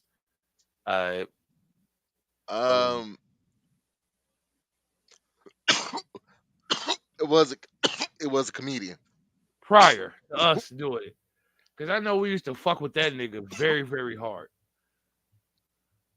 Yeah, the motherfucker was like, "Where's every?" God damn it, weep. What's that beef? Right, it's the ancestors coming to get that shit. Say you right now. Don't even say that dumbass shit. Oh no, that was Eddie Griffin. All right, so yeah, Eddie Griffin did do that first. All right, cool. I was just checking because she's over here roasting us for disrespect African slander, and we've been slandering Africans for quite some time. Yeah, we've been Yeah. slandering Africans for a while, fam. It Hey, was no, she just looked this shit up. It said Jesus. It said Adam and Eve. This the gang that got Adam and Eve kicked out the Garden of Eden. It did just say that. It said this shit is the second oldest known game. What the fuck is the first one? Had the sausage. So you just have to. Hey, this shit said this is the second known oldest two-player game. What is the first one? Had the Whose apple sausage. is this? Whose apple is this? Had the sausage. So you definitely know that this shit was played in the Garden of Eden. It said it's the second oldest known two-player game. And the first one is Had the sausage. Hey, look. I'm African, so it's the reason why I like this shit. Fuck y'all. Hey, look. Don't bring Africa into this. I'm gonna bring African into this. You can't bring Africa into this. Africa is gonna tell you right now. Don't represent us with sticks and this rock game of yours, ma'am. They're gonna tell you right now. Stones may break our bones, but They're man color is gonna ours. tell you right now. They had hungry hippos. Right. The motherfucker had Candyland. Shoots and ladders. Man, I don't know what the fuck she was doing with them damn rocks. Well, I don't know what he's talking about. We play trouble. Boop, boop. Damn boggle and shit. What the fuck? Like fuck it. Oh shit. Oh shit. Was that? I don't know what she said. She said let's talk about Drake. I can't talk about my week because I guess fuck my week. Yeah, hey nigga, well, we are an hour and 20 minutes in. But hey nigga, how was your week? Hey, I feel like Draymond Green because I was just minding my own business, living life, doing my thing, and I had I had a potential malfeasance, and I had the hammer dropped on my head heavy this afternoon. Oh, you thought I was gonna forget about that shit? No, I ain't forget about that shit.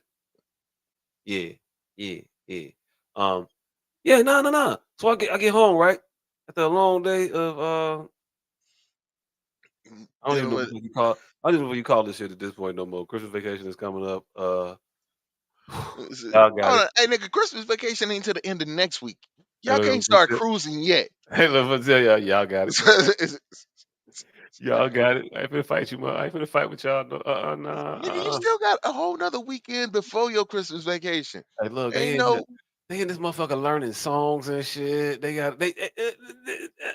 How you supposed to contend with a motherfucker preparing for their pageant? Like, not. I mean, ain't shit I can do, fam. This is they done. They done. I'll holler at you next year. it's 2024 already. Hey, look, fam.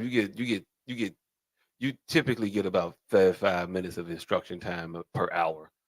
It's down to about 15, 20 right about now. Nigga, we're not even halfway. We're not even halfway to Christmas yet. Still got 2 weeks left. Hey, look, it You are don't still matter. able to order shit online and have it delivered before Christmas. You're not Fam, supposed to be easy to the finish fam, line. fam, the school got 2 field trips scheduled next week and an assembly Ooh, on the 4-day ooh, week. On the 4-day week. On the 4-day ooh, week. On a 4-day week, 3 of the days are spoken for. All what the fuck are we? ooh, What are we doing ooh. here, fam? You know damn well the 4th day we're watching the movie. What you talking about? I What said you done already went through your Netflix queue, huh? what Disney Plus got out? We, we gonna watch. We gonna watch some ho ho hos and some Merry Christmas and somebody do some shit. I think Eddie Murphy did something on Prime. I don't know what to tell you. I mean, I don't know what to tell you, man. It's just it is what it is. This is where we at right now. But God anyway, damn. after a long day of all of this shit, I get home and I get a text and a phone call because I don't be seeing text. And she know this. She hit me. Hey, look, it's some bread on the stove. Put it back in the oven. I ain't get to finish it before I left. It need to be baking more. I said, okay, how long it need to bake for? She said a couple minutes. I said, okay. Hey, how long it need to bake for? I was on the phone when this happened. She said, "No, this was before I got with you. This was you had the after effect. This was the original. This was the how long? A couple minutes. How long? A couple minutes. How long? A couple minutes. Yeah, I'm looking at this shit. I don't know, a couple minutes. Put the shit back in the motherfucking oven.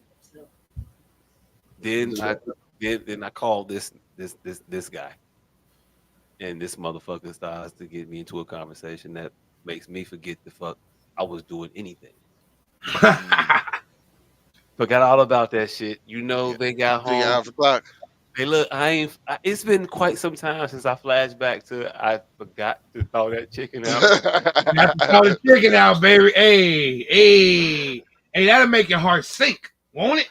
Hey, you heard that key go? You heard that key in the door? All you heard was, "Oh shit!" Look, I didn't hear the key. It wasn't even the key to the door. It was you take that bread out. I said, "Shit, I did not take that bread out." And you said a couple minutes, and I was supposed to check at a couple minutes because I was like, "This shouldn't take. Oh, this is gonna be more than a couple minutes." But I was like, "I'm supposed to check though," and I ain't checked, and it was definitely more than a couple minutes. I was on the phone with this nigga. I had sat down. I got comfortable. I was in my chair. Oh shit! I was sitting. I wasn't even holding the phone. The phone was off to the side. Like that's how comfortable in the conversation I was on speakerphone with this nigga. So she come in, you ain't check that bread? Oh shit, I smoothed it. Let me go the fuck upstairs. And she is letting me have it. And I don't really have a whole lot of defense other than this motherfucker got me on the phone talking. It was this nigga fault. Motherfucker, you. And then I get to the stove and I get upstairs and I'm sniffing. And I'm like, wait a minute, I don't smell no burn. This shit ain't. She talking about she a little. Is she prematurely? She was quick on the trigger. Yeah, did she prematurely squeeze one off on me? Open the stove up, pull that motherfucker out, and a char on that. She ain't nowhere around when I open this shit up because she is just so confident in her indignant. Fuck him and all of this burning up my shit and fucked up my banana bread. I was slaving on it. Y'all, all of the shits. I'm looking at it. This shit ain't even done yet. I ain't burning this shit up. It ain't even done cooking. Hey, but I get the fuck off the phone because I don't know if I'm right or not yet. Hey, I hear him get off the phone and say, "Wow, it's not even done."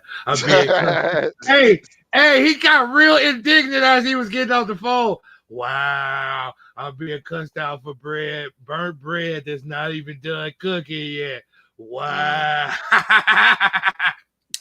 That shit was priceless. And you know what I appreciate most about y'all marriage is that I am watching someone in real time who could give two shits about cooking like not that long ago. Turn it into a fucking chef.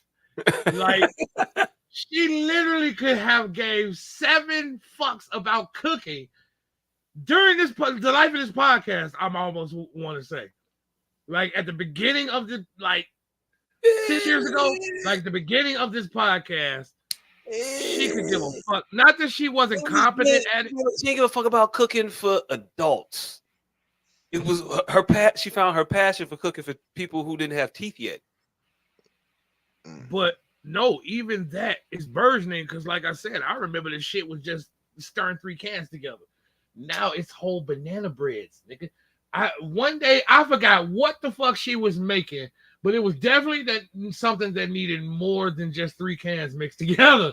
It was some shit that needed a crust or some shit that needed some chopped up onions in one of those cans. I can't remember what it was. She didn't scratch apple pies. Like I said, she's scratching a lot of shit now. Sometimes more successfully than others. There was that one hey, apple pie that try. The attempt is all I'm saying. The attempt is there, and hey, look, some of them be successful. Some of the motherfuckers be successful. She be hidden, but today, damn, I wish I could remember what the fuck it was. But today, you fucking up.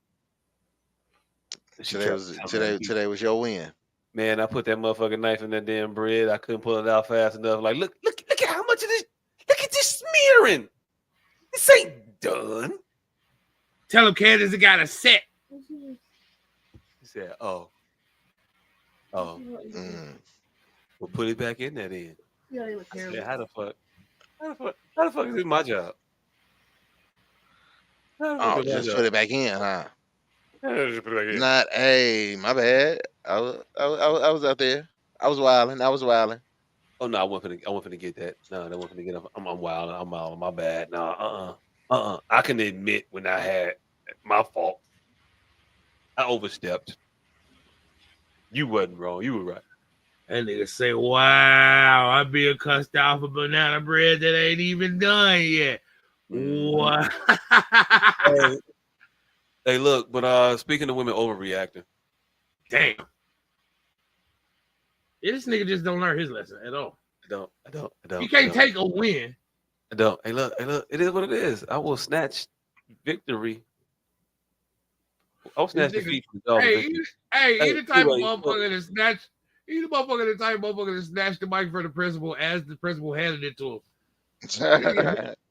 Handed it to him for his valedictorian speech. He goes, you finna hold my diploma. So give me this motherfucker. Nigga, I was giving you the fucking mic. Give me this motherfucker. Look. Anyway, speaking of overzealous, over confident individuals, Clarissa Shields made the news this past week for making the news a few months ago for doing some noteworthy shit 5 years ago.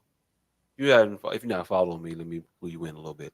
So a few months ago, one Miss Clarissa Shields, the GWOAT, she calls herself the GWOAT.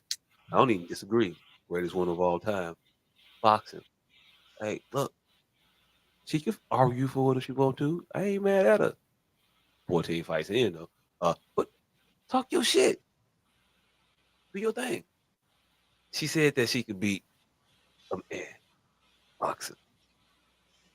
She was very confident in that stance. She said, "Yeah, I could beat a dude." Yeah, and then she named dudes she could beat. Oh damn, she had a specific motherfucker in mind, huh? A motherfucker that just whooped another motherfucker's ass.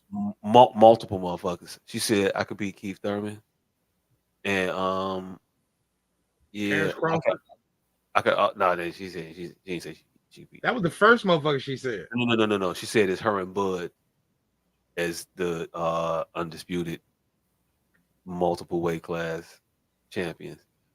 She not finna ever. Nah, I don't think. But the day that nigga beat that other nigga ass, she said, "I'll beat his ass." Hey, look, maybe she did. I don't know. That's the type of bravado that she has. But she definitely said that she would beat motherfucking Keith Thurman, and then she definitely said that she would beat Triple G. I'm like, wait, what?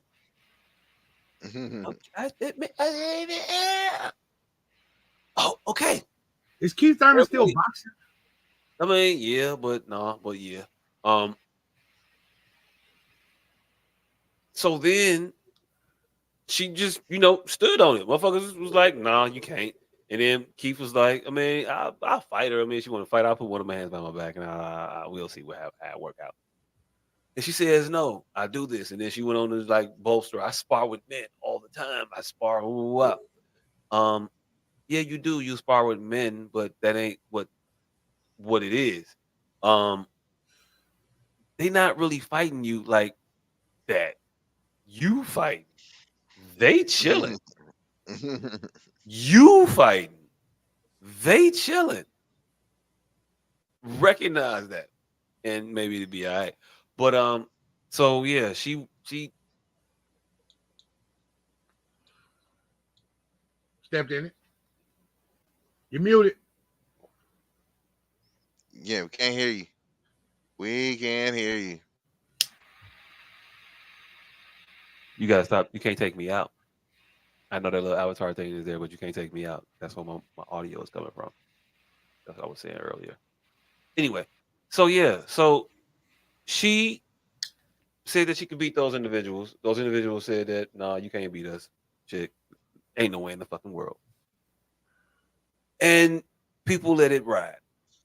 But she kept saying this shit. And then she said she spars with men. And she dominates the men she spars with. Like she be whooping their ass. She don't know what sparring mean. And she don't like they're not really fighting you. One, two, you know these is men. You know they some people are like, hey, you spar with Clarissa? You know, she said she whooped your ass. So one of them, whose name I don't know and don't care to pretend to look up so I can act like I know this motherfucker. I don't know him. Nobody knows him. The thing is, though, he sparred with Clarissa one day. And during that sparring match, he put on her ass. He papped her. No, he just whoop. It was No, just it was a one and done. He just whoop. Pip by Turner. Mm-hmm. Nah, you going to jail now. Yeah. That was it. He did that shit. And hey, look, you could just play the video. You ain't gotta worry about the how our pictures is being put up. Yeah. Oh. No. They left. Buckled her ass. And it looked accidental. So that's a clip of undefeated female boxer Clarissa. Yeah, you gotta play him's commentary. Yeah, that was that was him. He stuck her ass. That's some shit that you don't typically do while you sparring, but sometimes it happens. You boxing if you're trying to like really like work the your partner, the person that's paying you. Pause. Yeah, I get. But the motherfucker that's paying you to be there, you supposed to be working them out. So you gotta actually work it. Sometimes the timing and the reflexes just hit. Bow. That's a man hitting a woman. Put her on her ass. Nothing much happened that we knew about, but apparently the day of, she felt some kind of way about it.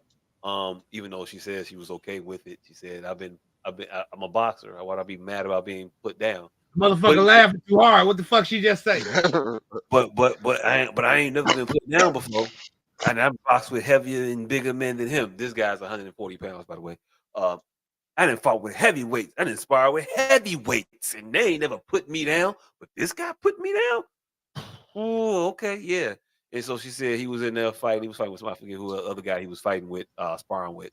And the dude he was sparring with, she said that guy said something about his gloves was funny, and so that made her think, oh yeah, somebody. This is if I don't get put down. Don't nobody put me down. I'm Clarissa. Yeah. So after we got the sparring, she went over to the guy to give him his props on getting one up on her, and she was like, Clarissa explains it all. Let me check your gloves. I don't know if we got the video. I don't know if it's ready yet, but yeah. So he says, I go over there and I check his gloves, and his gloves ain't got no padding in it. She just told me she gonna fart in my face. That was weird. Yep. Mike, hot microphone. There's a name out there that you want to start drumming up publicity. Oh, this is the first video when she was talking about who's the contender? Who's the person who can give you the most trouble out there? Cecilia Brackets at 154. Well, me and her are the only undisputed women champions in boxing history. Cecilia Brackets fights at 147. I fight at 160. I believe that we can both come down. Well, I believe that I can come down, she can come up, and we fight at 154. She's watching this right now. What's your message to her? To Cecilia, bring it on, baby. She says she's the pound for pound number one. I believe that I'm pound for pound number one. And the only way to, decide who's really that is not by resumes or who's been around longer, but for us to fight. Do you think there are professional men out there that you could beat in a boxing match? Absolutely. Really? I'm a two-time Olympic gold medalist, undisputed champion. I think people get it kind of. They always say, "Oh, a woman can't beat a man." I spar with men, and I mean, I drop men. I bust men nose. I beat men up all the time. It's weird. Like if I was to say, like, which is the guy I think I could beat up? I think I could beat up Keith Thurman. Really? I really do. I think I can beat up Keith Thurman, even though, they like, oh, he beat Sean Porter. I think I can beat Sean Porter too. Skill wise and just strength wise. I think that they may be stronger than me, but their boxing abilities isn't like mine. Triple G, he's older now, but I can give Triple G a run for his money. But I give him a run for his money. Power, you think you can hang in there with honestly? Because this is gonna make me. You know what?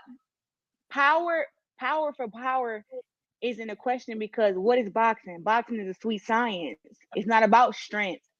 It's not about strength, Everybody because think that until they people get were saying punched in the Christina face. Hammer was stronger than me. They were saying all these girls were stronger than me, but did you not see the head movement that I had during the fight? See the defense, the offense, the traps I set. If I was to get in there with a man, I would do a lot more of that. And I do have some power. I'm not gonna say I'm stronger than them, but if I set up the right shot with the right timing, she doesn't knock out the women. Here's been something on my mind that I've been dying to. Let's be clear. She doesn't knock out the women. She beats all. She's undefeated. I believe she has 14, 16 fights, somewhere around there. She got 2 knockouts. She doesn't knock people out. She says she has some power though. No, she does not.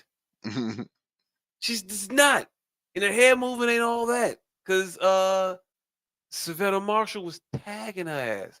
Now, I ain't gonna say that Savannah Marshall beat her. I ain't finna say that. I think that she beat Savannah. Savannah was connecting. And if a man connects with you the way that you let Savannah connect with you gonna get planted. A la when a man accidentally hit you on the button, you fall. Because you're not built that way. But she thinks she is. This chick, wow, this whole video, this the 59-second one. I watched the 13-minute one. It wasn't better. Like hearing her in her whole context, yeah, it didn't make it make more sense. So you can play the 59-second one because we get all we need to get. That's white karma in your ass. That's why you dealing with what you dealing with now with your health issues. Because you is Pause it. She's talking about that's white karma in your ass. That's why you dealing with what you dealing with now. Right now, she's talking about a boxing trainer. I think his name is DeSantos something. I can't remember the exact name, what it is. But he's a trainer that she's alleging gave this guy these gloves without the padding in them. Now, this is his livelihood. For you to be calling out somebody and saying that they doing some shit like this, you can really fuck up their whole shit. And if he was doing shit like this, I think he would have been drummed out a long ass time ago. 1, 2. She doing some really, really fucked up shit, trying to act like the reason that this man is sick is because he has some because that nigga shit bad about juju in the world, some bad karma in the world. Yeah, that's that's a hell of a blow. Like, hey, you cheated in a boxing ring during a sparring match, so cancer, bitch. That's a real serious game you trying to play when you start trying to evoke people's conditions into your petty little bullshits. Some shit should be beyond over the line. And for you to try to position it, well, this man is dealing with health issues because he was a fucked up individual. It says something about what you think about that individual, number one. But number two, now, how fucked up of an argument it is that you're saying that everybody that's sick is a fucked up human being. So God forbid somebody that you close to, that you love, one of your individuals that you care dearly for, ends up having an ailment. Now the belief is supposed to be that they deserve it because they fucked up. They're a fucked up human being. That's what your auntie get, bitch. So I don't like shit like that. That shit it's a losing argument. It's some stupid shit that people that don't know what the fuck to say oftentimes. But I ain't gonna thump it too hard on that. That's just my personal opinion on that particular piece right there. You go ahead and play it. With your health issues because you is a individual. He talking about these gloves were gifted by Roberto Duran to me, and I didn't know that the padding was that much in there. The gloves and the padding had 0 to no padding. That's what it's about. You think I got a problem with getting dropped? It's boxing. It happens. I done been hit so hard. I done seen stars. I done got hit like where I couldn't eat for 3 days, sparring against heavyweight coming up when I was 17. I don't give a about being dropped. But what I will say is, when a try to cheat me, you got me up. And yes, I ran to my car and I grabbed my knife and I was going to cut Derek Santos. Guess who stopped me? Coach John. Go ahead and pause. Because I would slice his old ass up. Because don't ever cheat again. Go ahead and pause. Oh, actually, play these last 7 seconds out. Play them out. Go ahead and play them out. Against me. I'm not mad about getting dropped. And anybody who think that I am mad about it, use a fool. Okay. All right. Cool. Yeah, you mad about it. 1, 2. If you could beat a motherfucker ass, why you gotta go to your car to get your knife? We already in the ass beating arena. This is where we use hands. Because I'm more physically dominant than you, which is what you say.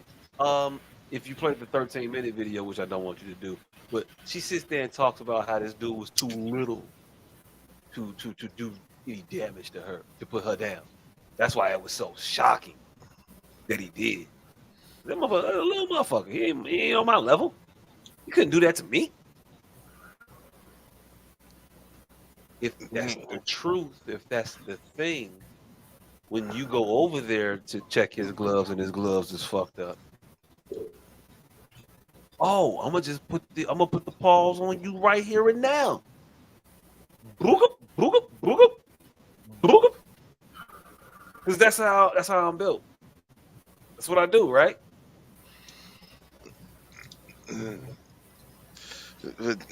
She went to the car. She went and got the gun. She gonna come back and shoot everybody. That shit don't make no sense to me. That's what Ray said. That's what he said. Raymond, is that you? That's you, Raymond. No, it ain't me. It don't make no motherfucking sense. The other thing that she said that I watched what's his name? Derek DeSantis, whatever his name is, the trainer that she's talking about, she's represented in this video. He said, I've never met Roberto Duran. He never gave me no gloves. 1. 2, something he ain't even say, but then I'm gonna say, because why the fuck would I give gloves that were gifted to me from Roberto Duran? So a motherfucker to spar on the Wednesday morning. For a motherfucker to spar in. And not only that, like if they were like Roberto Duran's, like his gloves want me to try out, like, these my new shit, so I'm coming out with or whatever. If there was that, why am I giving them to this motherfucker? Why am I give this motherfucker anything? No, you're a bum drop. Dude ain't even got an actual fight. He just getting punched bum. for free right now. Dude is a bum. He got one fight of note. He got knocked out, and he's done fighting. You're a bum rock. I mean, it is what it is. But that bum man put you on your ass when he accidentally hit you. When a man that knows how to fight, trained fighter, not world class, not cream of the crop, not a belt contender, definitely not a motherfucking a former champion like you want to claim that you could hang with. A nobody, novice, nothing with nothing under his belt. Very little skill. You want to talk about Keith Thurman's skill? This guy got. I think when he sparred with him, he may have had 4, 5 fights at that point. I think he got 6 total, and he's done. He put you on your ass. Whether his gloves had less padding or not, you was wearing headgear. You was actively fighting. He caught you because he caught you. And that power is what put you down. For you to act like you are built in a way that could withstand an onslaught from a man makes you sound delusional. Understand that. It's not like hating on you. Because if you watch the 13-minute video, it's a whole diatribe. It's another motherfucker that said, "Why you mad at me? I took care of that motherfucker for you. You should be happy." This said, "Did I say I needed you to take care of him?" Motherfucker named Rolly Romero, another light welterweight boxer.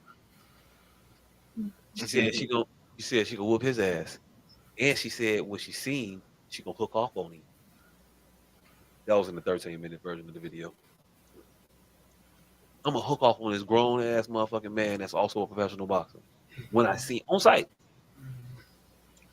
She on site with it. How much we supposed to believe this little girl? And I'm gonna call you a little girl because you was talking like a little girl. I believe that she believes it. Whoop my ass. Personally. But anyway, my bad. I believe that she believes that this is gonna happen. But it's not gonna happen.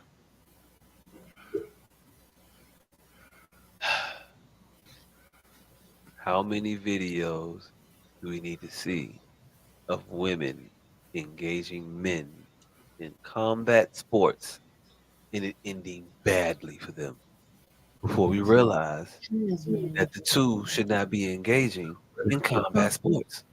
Already have. This shit's so crazy right now.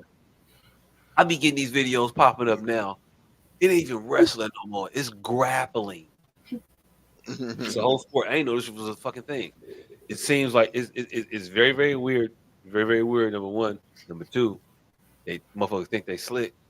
I know what you motherfuckers is doing. Number three, where was this shit at when I was in high school?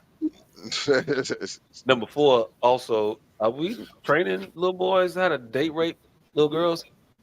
This is all this shit that I had while I was watching. I'll be seeing these fucking videos pop up. But just all them thoughts went past real quick. Man, Joe, like the fuck. But it's always a boy grappling with a girl who is working her hard or struggling. And the boy is not having a tough time at all. At all, at least bit. He is cruising through this shit. He's not struggling. And then you start to look at the boy and you like, he's groping her. He's grinding her now. He's this little pervert. And shit turns episode of Law and Order real quick. Hey, look, but technically nah, though, because this is all in the parameters of the sport they're engaging in. It's just different when it's a girl. I don't know what to tell you. Why do we act like boys aren't boys and girls aren't girls?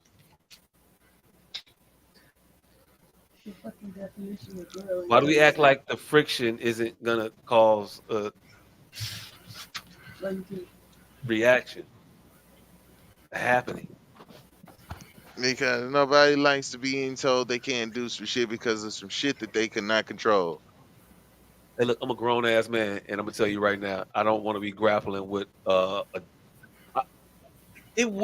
couldn't go to a gym to participate in grappling and line up with a female. It would be frowned upon, number one. Number two, it got a mind of its own. It's gonna do what it does. I'm grown. I'm talking about engaging in this activity with other grown motherfuckers. Mm-hmm. That's what I mean. At a fitness class or whatever, where y'all trying to twist it up. But how the fuck can you expect a teenage boy to conduct himself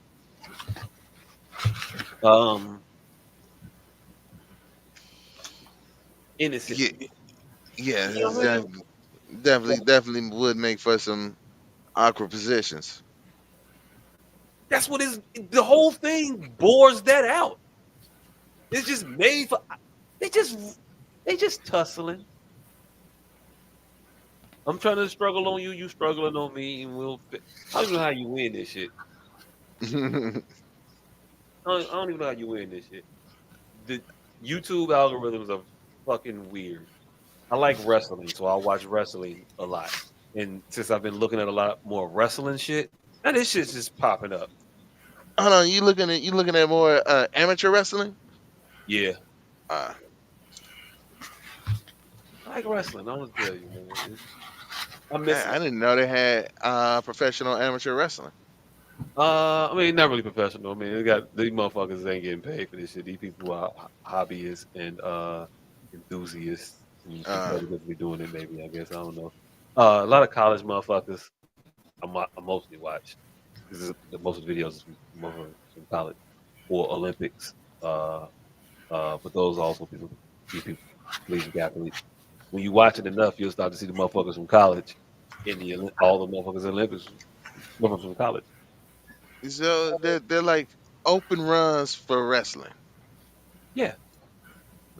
Yeah, and it's cool. I mean, hey, look, I don't know. Wrestling is one of the most competitive things you ever gonna fucking encounter, and I used to love that shit. I would like to do that shit now with motherfuckers age appropriate, but also I don't know how I'm gonna accept getting bested by an individual at 42 because yeah, no, you ain't finna just hold me down like this, fam, and just nah. You're not gonna just sit there and hold me down and wait for somebody else to come tell you that I've had enough. Hey, Like, oh, look, okay, that's enough. All right. hey, look. You've learned him. Well, ain't nobody grabbing me forcefully at 42 unless we fucking. Hey, look, you are. Hey, look, that part also. Like, wait, first of all, like, well, nah, not that part. Also, like, it's weird. Unhand me. Yeah, but no, what he said. But I'm used to at this point. Get off me, or I can get you off of me. Levels of ability. Wrestling lets you know that you don't always have that ability. Ain't shit you could say because ain't shit you could do. You can't do shit to get this motherfucker off you. So you know it ain't shit you can say. You on your back, not voluntarily. Hey, you know what's crazy? I gotta wait for a motherfucker to say it's over with. Like, no, I don't want that psychologically in my head now. Like, hey, it's funny that this conversation just arose, and I've been trying to figure out how to interject this shit for weeks. But it's crazy how African American males can see and Clarissa Shields, I guess it ain't just males. How African American males can see someone perform feats of strength right in front of them and then still believe that they have some intrinsic martial arts skill that will allow them to defeat that person that they just saw do something so heroically outside of their wheelhouse. Like, black men still feel like, well, y'all duke his ass up. Nigga, you just saw him break a boulder in half. You just saw him break a boulder in half. Yeah, but my knuckle game is serious. Nigga, it ain't a knuckle alive that's going to have you do anything to him. Yeah, my knuckles tight. Hey, look. Clarissa sounds as legitimate as I do when I say that I will fuck Tyson up. My knuckle game serious. Nigga, you just saw him throw a fucking truck over a goddamn bigger truck. I don't care though. But I don't care. My knuckles when I get mad though. Nigga, I beat up Billy Wilson in 13th year geometry. Like, nigga, you ain't had a fist fight since you was 22, and even then you was slapping people. And look, but you ain't never seen Red Ross before though. You know, Red Ross. Remember that time I was at the movies and that guy stepped in front of us, and I turned around, I said, "Hey," and I got all red. Call me Red Ross. I don't know. I watched a lot of Friends. My bad. My bad. I don't know. I'll be there for you. Okay, you guys Nothing can wrong. Nothing wrong with some friends. topic up. Speaking of Friends, y'all. She reaching. You say speaking of friends, did it what? That nigga just froze. I'm back. Okay. Y'all see y'all ex-president and his wife movie? I did not. Idiocracy? Nah. Fuck, I don't know the name of it. Producer, you gotta help me out. The one with Julia Roberts, Ethan Hawke. Oh yeah, we just watched this shit. Kevin Bacon. I don't know. Last upon the end, or this the last thing before the end of the last of the whatever we did. Yeah, that's it. Yeah. I don't know none of the black people names. Leave the world behind. There you go. Leave the world behind. I ain't know none of the black people names. Was Mahershala Ali? Got 2 Oscars. Mahershala Ali. What? Mahershala Ali. Mahershala Ali. He's gonna be Blade. Mahalia Harold is her.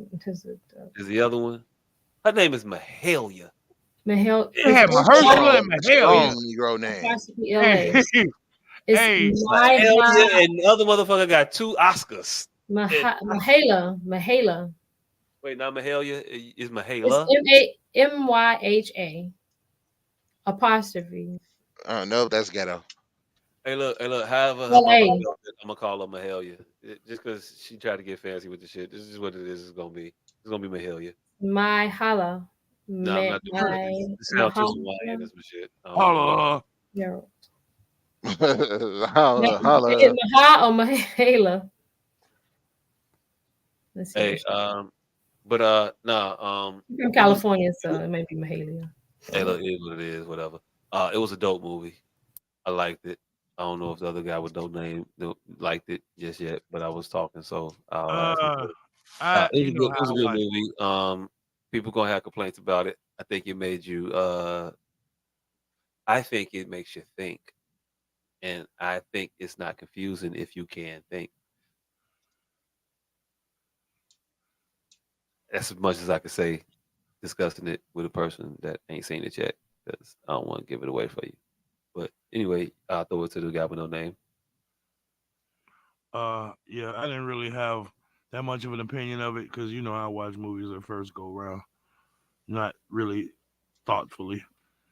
So it had its moments, and I'm a fan of Mahershala Ali, so I give it a thumbs up. But I would definitely have to check it out again and give it a more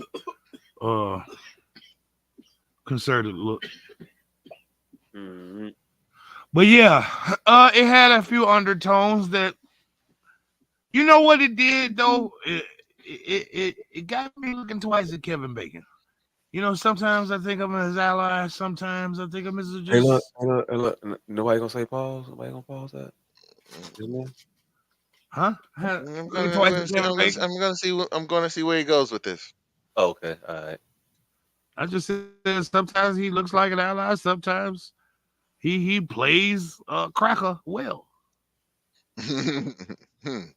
This was one of those moments where he played a cracker very well. A motherfucker that let a nigga into his home until shit hit the fray, and he just became a nigga instantaneously. Wait, hold on. Kevin Bacon? Yeah, Kevin Bacon.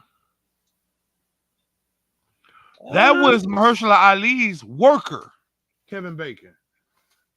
So clearly, you didn't watch the movie well tonight. I did, but hey, look, fam, that wasn't about Mahershala. What? It wasn't about the brother. It wasn't. Ain't gonna let this black man in his own. That wasn't that. I didn't get that from that character. I got that I got that from the Julia Roberts character about it being the black man in the home. That I got that feel from it. But from the Kevin Bacon character, I got the I don't give a fuck who out here, G. No, none of you motherfuckers is coming nowhere through here. You didn't get that. You didn't get that. Had one of his white neighbors walked up with a distressed white Airbnb guest. That y'all gonna give the movie away when he ain't seen it yet. That's all right. Go ahead, go for it. Go for it because it doesn't seem like some shit that I would hold my breath for no way. So yeah, go ahead, rock out. I mean that's as deep as I was gonna get into it. I mean we often have differences of opinion. Mine just in that moment feel like it was a little deeper than just every man for himself. Mm-hmm. It felt like he was directing him to a white savior. Go try Johnson on the other side. Yeah. Because I know what Johnson got. I don't know what Johnson got, but he'll let your black ass in. No, he told him. That's what he said. Johnson looks like a prepper. I don't know what he got, but he looks like a prepper. I know I got what I got in here. He Take said, your black ass up the road. He said, I don't know what's in there, but my buddy did it. He said they are together. He didn't say together. He said he appears to be a prepper. He think he's a prepper. I don't know what's in there, but my buddy did the job, and he appears to be a prepper. Yeah, so he didn't know what was in there. Look, I don't think you understand words, like how people say words. If you thought that's what he meant by that, no, fam. He was telling you that, hey, that might be the motherfucker you need to go check out his shit because he got some shit. His shit is nice. I understand how he voiced it, motherfucker. Oh, okay. I don't know what's in there, but he appears to be a prepper. That is a nigga helper over there, is what he was saying. I ain't helping no niggas. Yeah, I don't think that's what he was saying. Because he was a prepper, nigga. He was a prepper. Why would he be sending them to another prepper? Because the prepper is going to say the same shit. Every man for himself, right? Nobody. Right. Every man for himself. So another prepper going to be saying the same shit, right? Hey, look, but it wasn't because he was black. You trying to paint that man as the racist, and I was saying I was disagreeing with that take. I didn't get racist. We're just expounding on it. It's okay. We're having a conversation. I'm giving you my supporting evidence as to why I think that. Well, yeah, I think it was a little more than that. I think it was racial undertones. That's why they call them undertones. I get it. I'm aware of what you're trying to draw out. I think you're reaching. That's all. I mean, you think you're not. You think I'm missing it. That's cool. But yeah, sometimes Kevin Bacon's an ally. Sometimes he's just way too comfortable. He like Quentin Tarantino, just way too comfortable in that role. Hey, Quentin is definitely, and he don't even do no allyship shit. His shit just be niggas is niggas, kill them, and then nigga end up dead, and then the movie goes on. Like that's what it is. They know. Hey, Quentin be writing them motherfuckers too. Right, he ain't just figuring it out. What's my this what they said? What's my motivation, nigga? Whatever you was thinking when you wrote it on the page, motherfucker. Right. Nigga, you knew exactly what nigga you was talking about when you typed each and every one of these niggas. Hey, no, hold on. Speaking of niggas, right? While I was at my homie place getting some construction done, and he's a black dude with a full Mexican crew. And I walked in, and I don't know if he called me a nigga, his boss a nigga, or the homeowner a nigga. But as soon as I walked in that motherfucker, I heard this motherfucker say something about niggas in the house.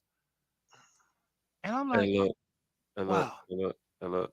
How much further did you go in the house where you clarify whether or not you got called a nigga and was told everybody to look at this nigga in the house? Hey, I just told my homie who house it was. I'm like, hey, he just called one of us a nigga. I don't know if he was talking about me, you or the nigga he worked for.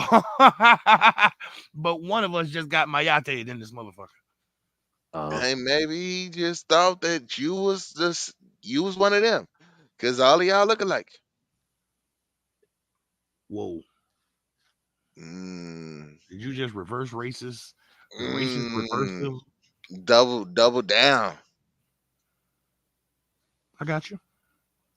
But no, he didn't expect me to speak goddamn Spanish. And then the problem with my Spanish is it's not necessarily instantaneous. I have to realize a motherfucker speaking Spanish and then hit the Spanish switch in my brain. So Which nigga nigga got a translate couple on the words. delay. Yeah. My translator got a buffer on it. So the nigga got a couple words off between Mayate and Casa. And then he just shut up. When my eyes perked up, I guess he like, oh shit. He knows Mayate. I think we all know that Mexican. But yeah, that was it. Yeah.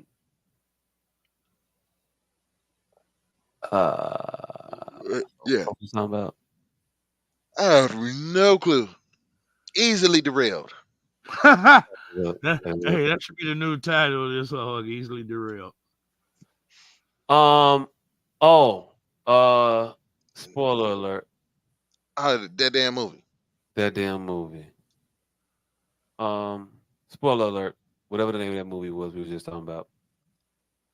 A Long Walk Down from Nowhere. That ain't it. Anyway, motherfuckers was acting like this was a post-apocalyptic like event horizon style type of movie, like level of shit happening. And as I'm watching it, at first I was on that type of time, so I'm like, oh my god, what the fuck, aliens and shit like that. And then real quick, I was like, somebody fucking with the U.S. It's a thing. It's an attack. This is not a horror film. This is not a psychological thriller. They was throwing shit in there like you was supposed to believe something supernatural was happening. Something. It was a sci-fi type of deal, and then ends up it wasn't. Ends up that all it took for you to think that the world was coming to an end was for the TV and the cell phone not to work no more. Yeah. The TV and the cell phones didn't work anymore. And people lost their shit. Which got me to thinking. I mean, there was a few more things in that to happen. I mean, not a whole lot, though. It was a blackout. It was a blackout. The TVs went out. And the cell phones went out. And motherfuckers dropped pamphlets in cities saying they were finna blow the world up. Hey, look, he didn't know that until he was well into the, oh my God, what the fuck was happening in the world. That was into it. Before then, we was watching deers show up out of nowhere. We was still, wait, what the fuck is going on here? Is it the aliens invading? We was still on that type of thought process. And it was literally a country at war. In a world where a shit ton of countries are currently or have been recently engaged in war. All of the same shit that was happening in this fucking movie. The communications went out, the power went down, and shit like that. And motherfuckers thinking the world is coming to an end. And you literally just at a war. And for some motherfuckers in this world, it's Tuesday. Yeah. Hey, but war is one of those things that you don't want home field advantage in. Oh, no. Like you definitely rather that be a road game. Hey, look, I definitely need to be fucking up your shit as opposed to fucking up my shit. 100%. But it just let me see how fragile we are psychologically and how fragile we are. Actually, how literally fragile we are as a society. Oh yeah, Movies is real to the society. motherfucker. Oh, this Yeah, shit is holding on by a tenuous thread. yeah, and that motherfucker gonna fall at any second. It ain't even gonna be difficult. That movie was so fucking believable. People didn't like the ending of it. People didn't like it. I guess for some reasons or another. I thought that motherfucker was spot on. I love the realism in movies where shit happens like it would actually happen. I like when motherfuckers be appropriately apprehensive of other motherfuckers and then still make stupid decisions and fuck up shit. Hold on, is this the movie that motherfuckers are talking about that they say the shit just went off? Yeah. Okay. Yeah, because it ended. It ended. It let you know what the fuck was going on. And we spoiler alerted already. So yeah. It ends with the war starting. All right, Like so the whole entire movie is motherfuckers going crazy, and then the climax of it is you find out that this is what's happening because there is a war happening in America. the whole movie is not a bunch of motherfuckers going crazy. It's a one family, two families basically going crazy, or slowly unraveling because they don't know what the fuck is going on. So it's one family. The bitch is so this bitch is Julia Roberts' character Ah, is so fragile that she needed a vacation because she woke up early one day and too many people were outside causing a ruckus with their living. So she booked the Airbnb out in the little out of town somewhere in the little suburbs, little countryside or whatever of upstate New York. Fancy as fuck house. While they at this fancy as fuck house, shit goes down, power goes out, cell services out, so nobody knows what the fuck is going on. Doorbell rings. It's this man and this girl. You don't know the motherfucker from Adam. They show up, tell you it's their house. It's our Airbnb. I rented it to you, and I want to come in because there's some shit happening outside. I don't know what the fuck going on. So that's how the movie starts, basically. Motherfuckers not knowing what's going on. It's just the purge, and you just showing up like I won't be here now. So you get that sense to it. Ends up turning out is everything is what everybody said. There's no big twist. It's just a war. People don't like us, and they coming over here to fuck up shit. The end. so basically, big booty hole, pop with it. Made sense to me like a motherfucker. All right, so go into this not expecting a story, and it's you good. Yeah. It's a story. Well, not expecting a conclusion. No, it concludes. It concludes. Just going this motherfucker, not expecting expectations. Just going to this motherfucker to watch some people do a really, really good job at acting. And hey, look, the most practical storyline you ever seen in your fucking life. This is exactly how it would happen in real life. It just happens to be a movie. Also, Julia Roberts cannot dance for shit. It took this movie for you to realize that. I mean, I've never seen her dance otherwise. Also, just a side note, gotta ask this question. Hey, yo, look, go ahead and mark it right here, producer. Hey, look, so you in a post-apocalyptic situation, Mm-hmm. hiding out in the residence that doesn't belong to you, smoking a joint with this, I don't know, she's a woman. She was 20. She was damn near 30, so she was a legit legal. Looked taut. You sitting there being tempted, but you don't fold though. You don't fold. You don't fold. You don't fold. Mm-hmm. And you go in the house, and in the house is that woman's father, that girl's father, and your wife, and they're in the study, close together, and what looks like a hug, and there's music playing, and the song that is playing is from the R&B group Next. Next got one song. The erection song. Step back. That's kind of close. Yeah. A little bump on you. This is the song playing while these motherfuckers is hugging as you walk in and come upon them. You're making it hard for me. What's going through your mind? I'm finna whoop this nigga ass. You finna whoop nigga ass? Hey, what if you see them, they don't see you? Oh, let me go back outside. Huh? I'm finna go nail this.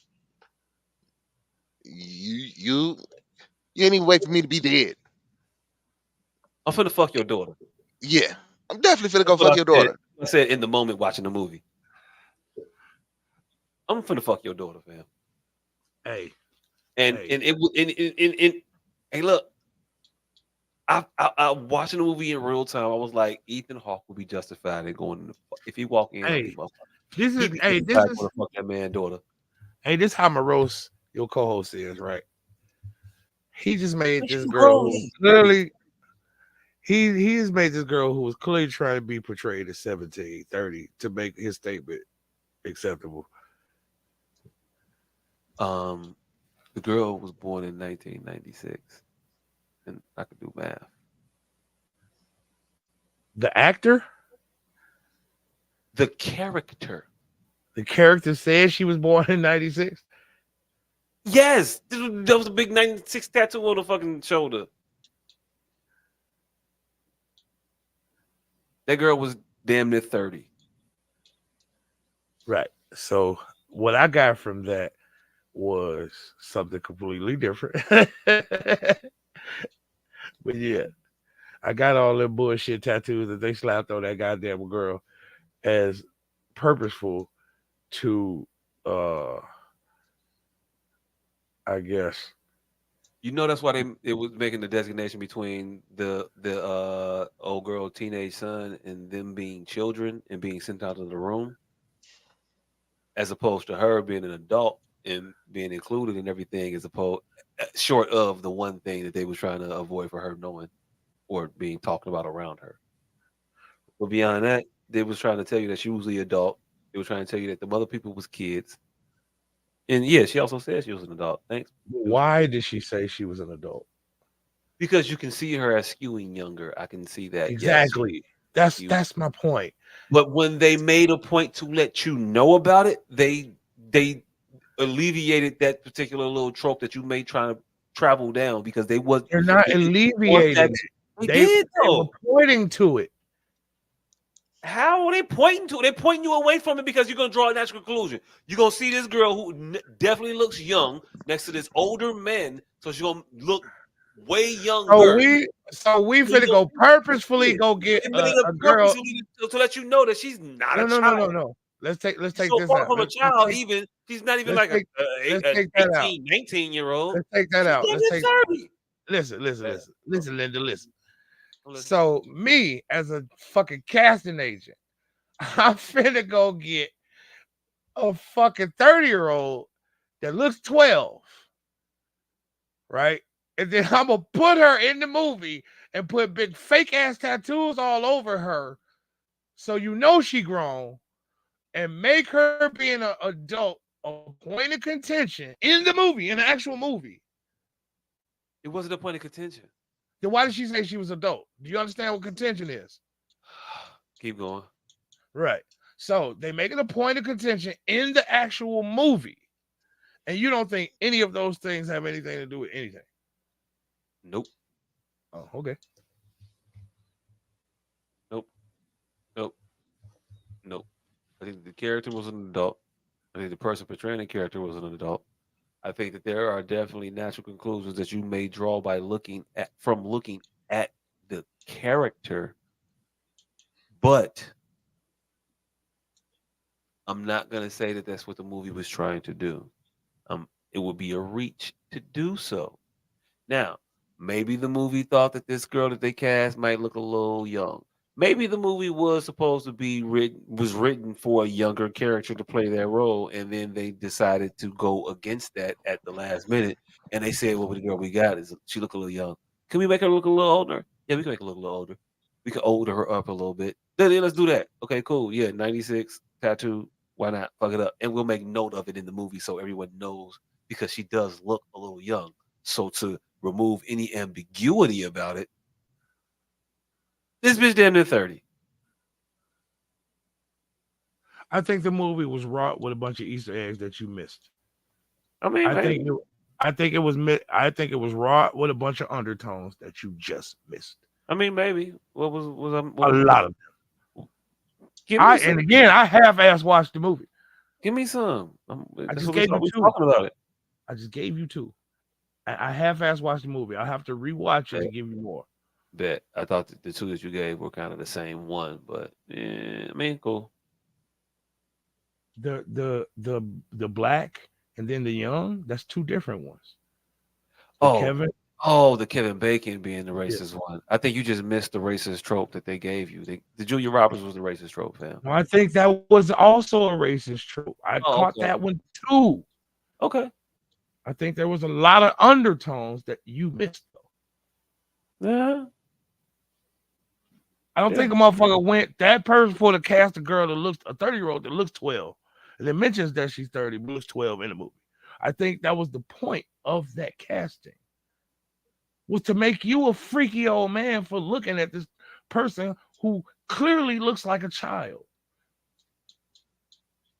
It had nothing to do with the movie. It had to do with you sitting at home. But when you tell me she's old, I don't. What's the point? That's what makes it okay. That's what makes it a moral ambiguity, man. I don't get that. What's the point of doing it then? What's the point of trying to position a child in front of me would tell me that they're an adult immediately? You could have just left that part out and left the ambiguity in if you want to be provocative. You could have just not mentioned it and made me think that she was being older than her years. And they didn't make it okay for that boy to like her. They made that boy like her, yes, but they didn't make it okay. That's why he snuck and did it. That's why she called him a creep. It was believable they were both like her. Yeah, she was attractive. Yeah, so I think it was meant to make her attractive to the child and off to the adult. Even though she was an adult, I think the point of that was to show some chink in the father's armor, be it there or not. It was just there to be the elephant in the room that he made like underage women. I'll tell you why I'm further not on that line. They made note to say that when she was trying to characterize these individuals as people, they made note to say that he works here and she works here also. Not that she's a child, but that she works here. She's an adult. They gave her authority they gave her the authority, the assumption, the insinuation of an adult the entire time. And they went out their way to point out she's grown. Okay, they made a point to make you know that everyone in their world also saw her as an adult.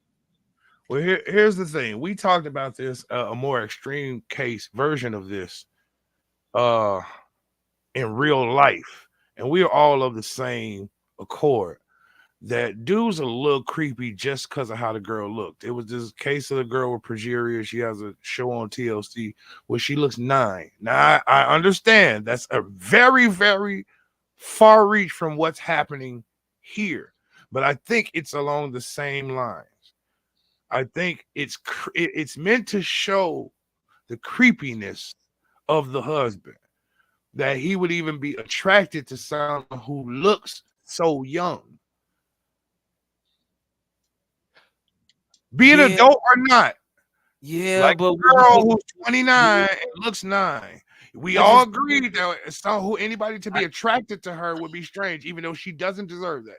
We all agree. just think that if you're trying to get that creepiness for that character in the movie, you would just not make mention of her age being appropriate. You would just leave I it up. think the movie was tackling everything.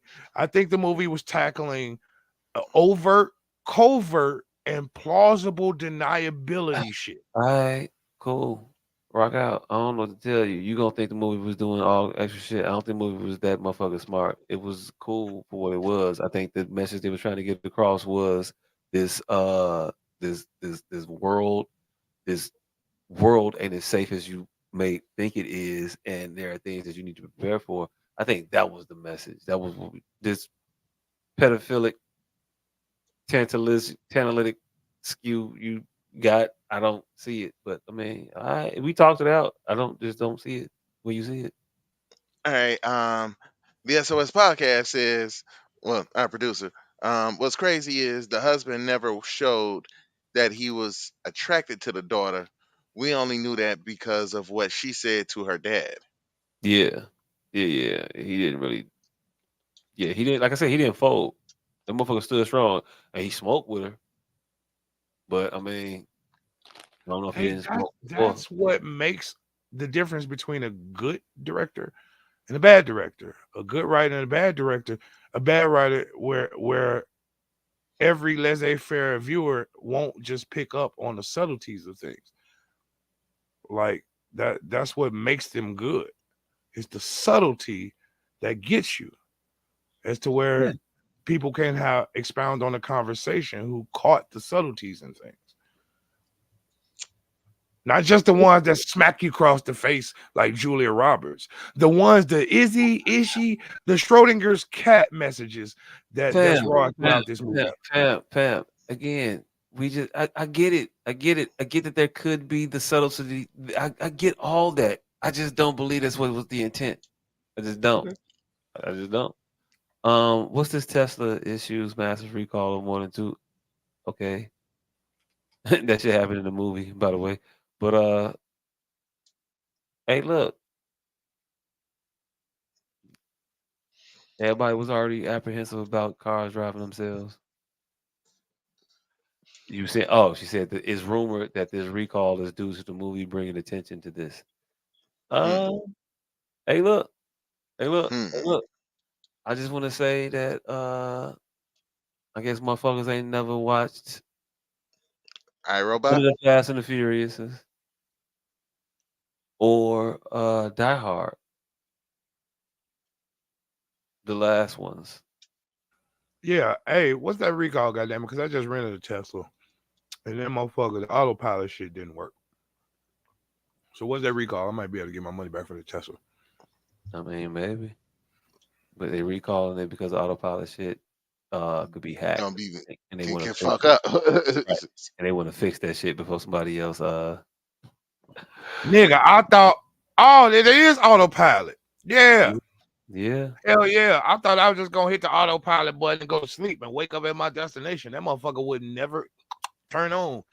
That shit just kept doing. I'm like, man, autopilot me home, nigga. Hey, look, it said nope. You going the way that you want to go home, nigga? You get there yourself. Say we don't autopilot to the ghetto. What? I got Google. I know where this is. Motherfucker say Google Maps don't tell us where potholes is, fam. You got to dodge these on your own. You know what they be doing in the ghetto. They don't fix streets over there. We can't. Tesla cut the autopilot off on all because you niggas ain't finna start going getting Teslas autopiloting over all these potholes and then talking about factory recall. No, nigga. You better call your mayor. He sold y'all streets and they not fixing them. Hey, speaking of shit that need to get fixed, Draymond Green made the news last week. Damn. He hit a motherfucker. Yeah, hey, look, I mean, they saying he needed his head right. I don't mean like sterilization of an individual. Oh, but nah, so we all recall that he was suspended for about 5 games for choking up Rudy Gobert, right? Yeah, it was a little choke. It was a little choke. Punch a couple niggas can't have no more babies. Little choke. So he came back. I don't know what 3 games, 4 games in. I don't know how many games they played since he been back. I think it been almost a month. But so last night I think it was. Yeah, it was last night because he fucked up my parlay. Hey, look, motherfucker fouled the motherfucker and then turned around and fouled him again. Um.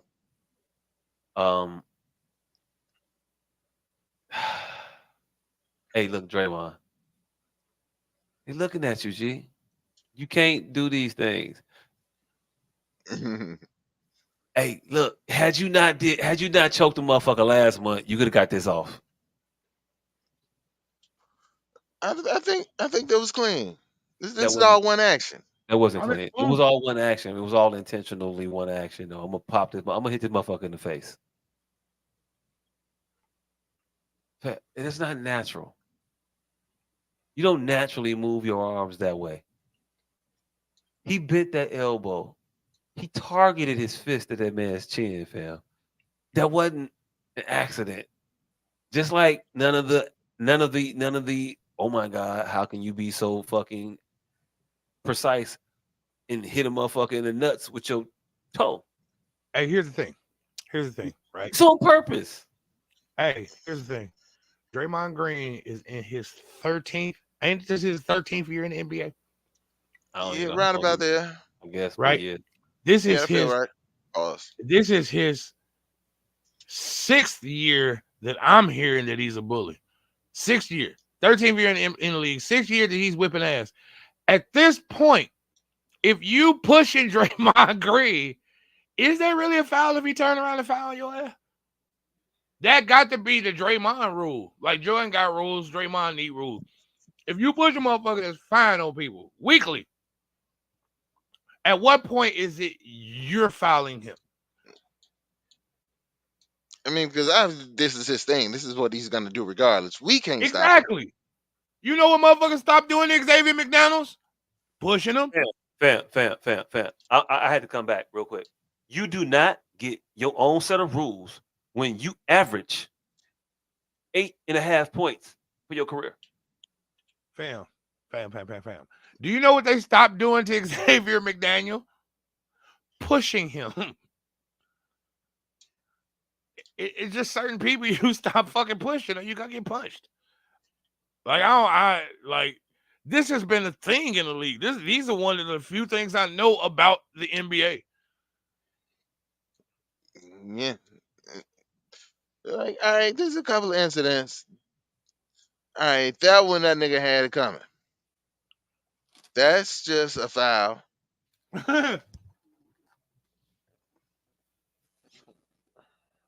Oh, that was a hard foul. That was definitely a hard foul. But you know, he held him. He made sure he didn't fall that hard. All right, grappling. We don't know who grabbed who.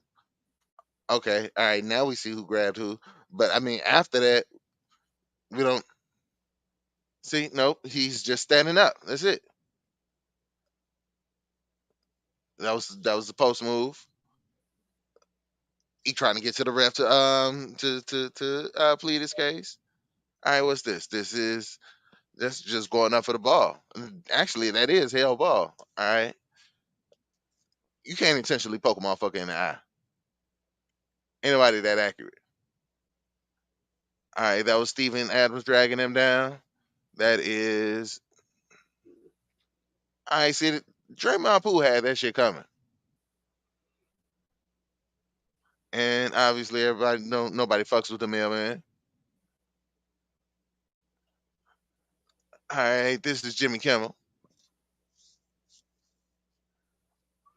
But yeah, I mean, some of this is It's just circumstantial at certain best. people, fam. It's just certain motherfuckers.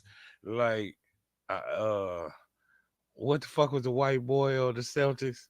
It's just certain motherfuckers that you like Bill Lambier. Bill Lambier. It's just certain motherfuckers that you do not like approach on no aggressive shit.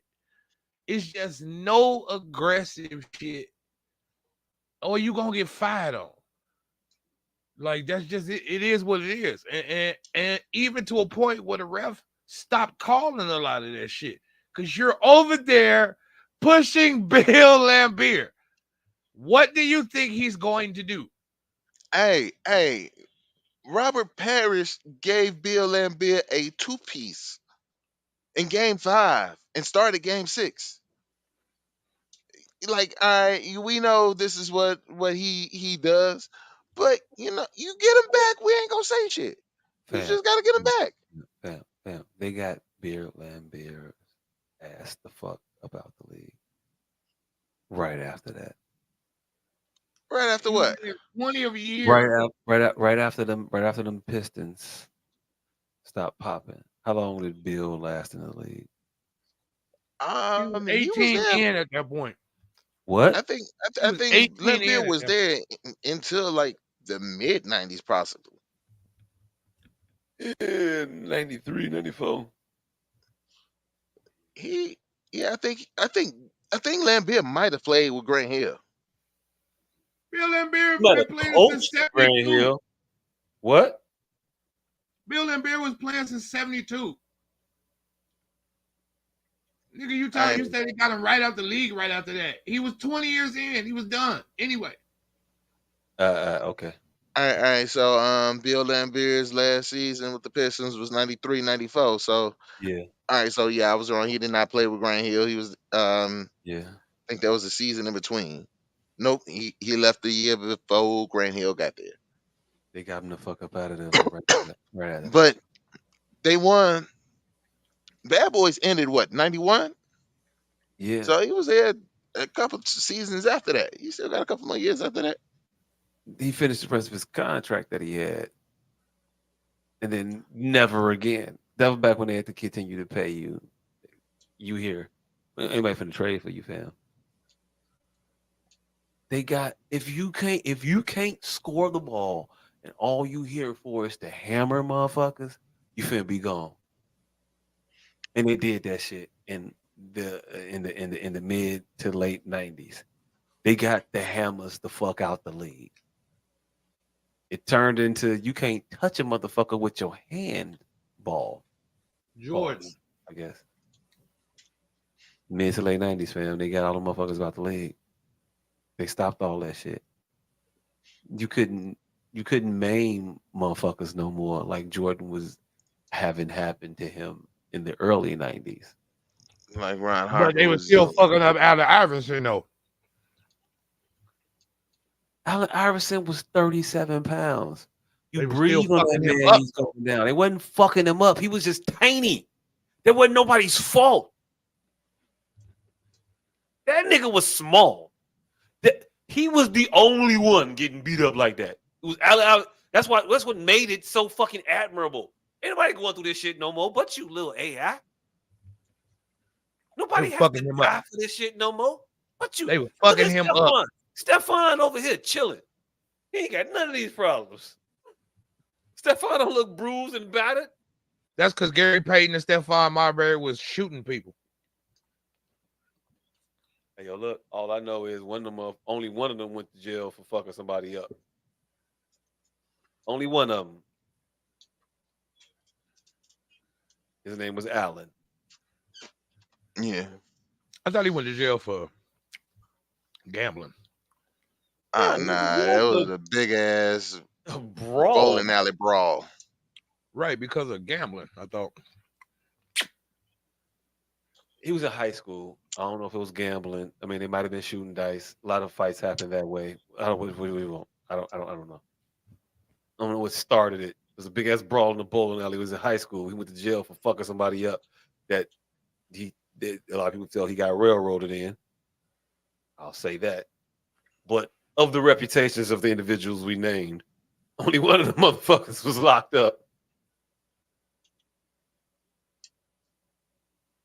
And it wasn't Stefan or Gary. Yeah. Oh yeah. Oh yeah. Steve Francis couldn't have existed back in the day. I don't know what the fuck that say. It don't say a goddamn thing. Nigga. I don't know how to draw. Oh shit. I don't know what I'm supposed to be looking at. It don't say shit, nigga. I don't know how to draw it. This is just what I've been sitting here doing this whole time. He's been drawing the M. M. In the sky. Yeah. One down, 25 more to go. You are there. But yeah, no. AI played a game, and it felt like he was coming from the era from times before him, but it wasn't. He was playing in a softer era. It was just that he was small, and he got beat up a lot. I'm not gonna lie like he didn't, but it was because he was small and he went around big motherfuckers and just got bumped into. It wasn't like he got a bunch of flagrant fouls called on him. You don't see a lot of Allen Iverson getting maimed, highlights and shit like that. I'm definitely not finna go there with you like Allen Iverson was just the biggest person in the league right there. He was like, what? He the only motherfucker getting beat up. Plenty of motherfucking little guys was attempting to drive to the hole. But for some reason, he was the only one getting his ass whooped. At the time, Allen Iverson was doing it when nobody else doing it, fam. It wasn't happening. That's why Allen Iverson was so special. Steve Francis was doing it at the time. He was not getting beat up. Steve Francis was not known for getting picked up. Wasn't getting beat up, but he was driving to the hole. He was a little man driving to the hole. And the white boy on the Suns, he was doing it. He was driving to the hole and kicking it out, but he was still driving to the hole. He wasn't getting beat the fuck up. Steve Nash was definitely driving to the cup. Hey, look. No. Steve Nash was definitely driving to the cup just as much, if not more, than Allen Iverson. Not like Allen Iverson, fam. He was kicking it out. He wasn't putting it in the basket, but he was definitely driving to the cup. And he wasn't getting his ass whooped. At the same time, Allen Iverson was driving to the cup and getting his ass Allen Iverson was driving to the cup, getting contact. That's what made him stand out. In a time in which the game was not so contact based, Allen Iverson put up with a lot of contact. He put his body through a lot like it was incidental contact. Huh? You making it seem like it was incidental contact. What I'm trying to tell you was they was kicking his ass.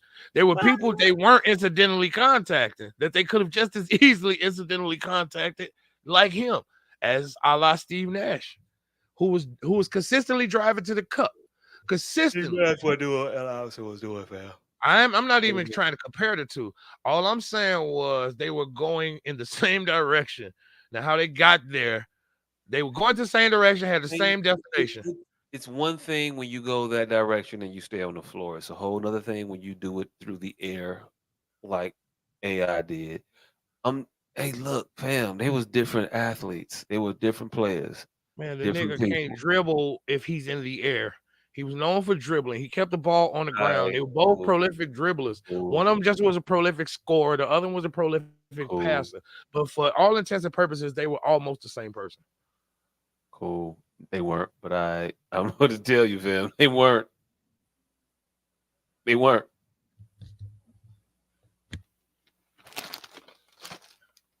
I mean, shit, we agree to disagree and move forward. Next.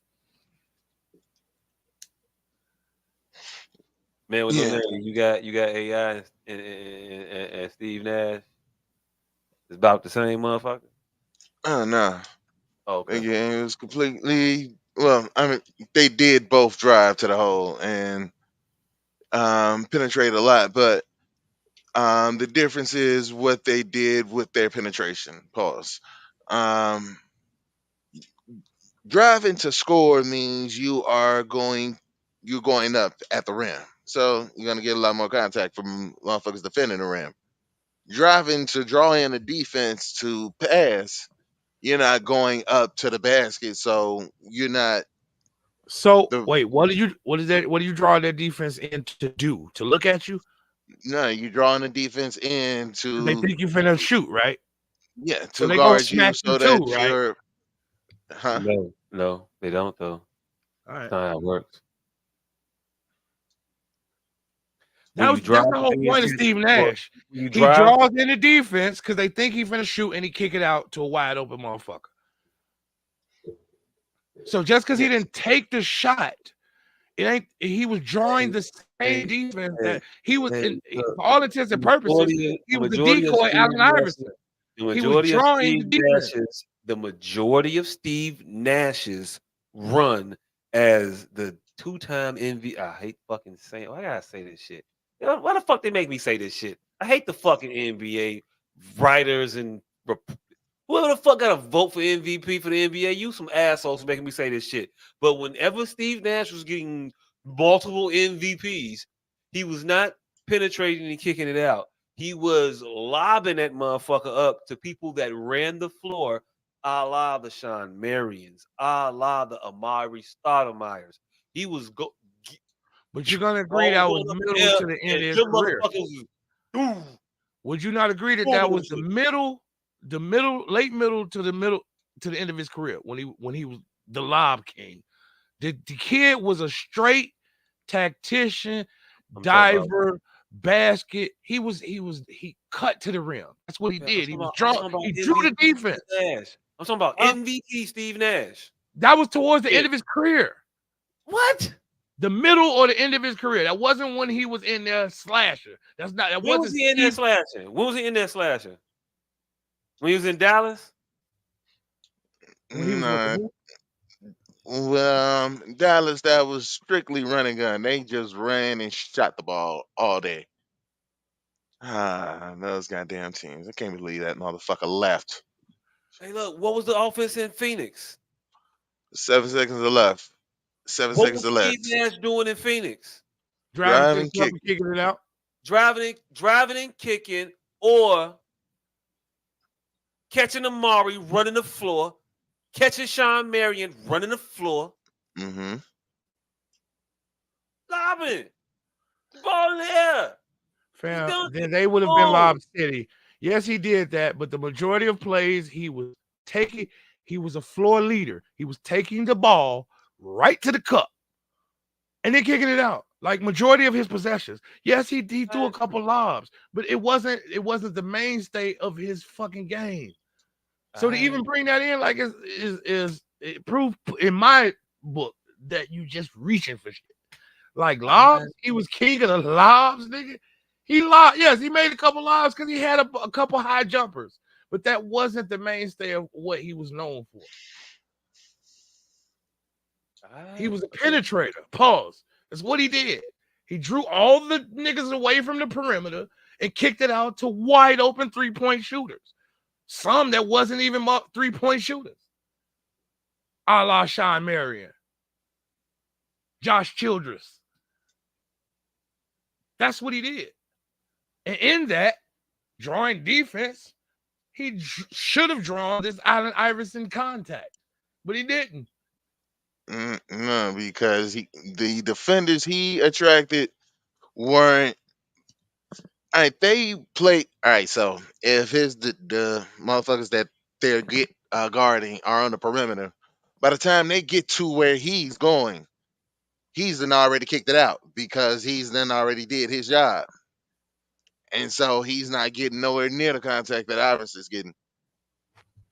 So in that scenario, is there some type of 2-3 where the motherfuckers coming from out there, or motherfuckers running and gunning and following him?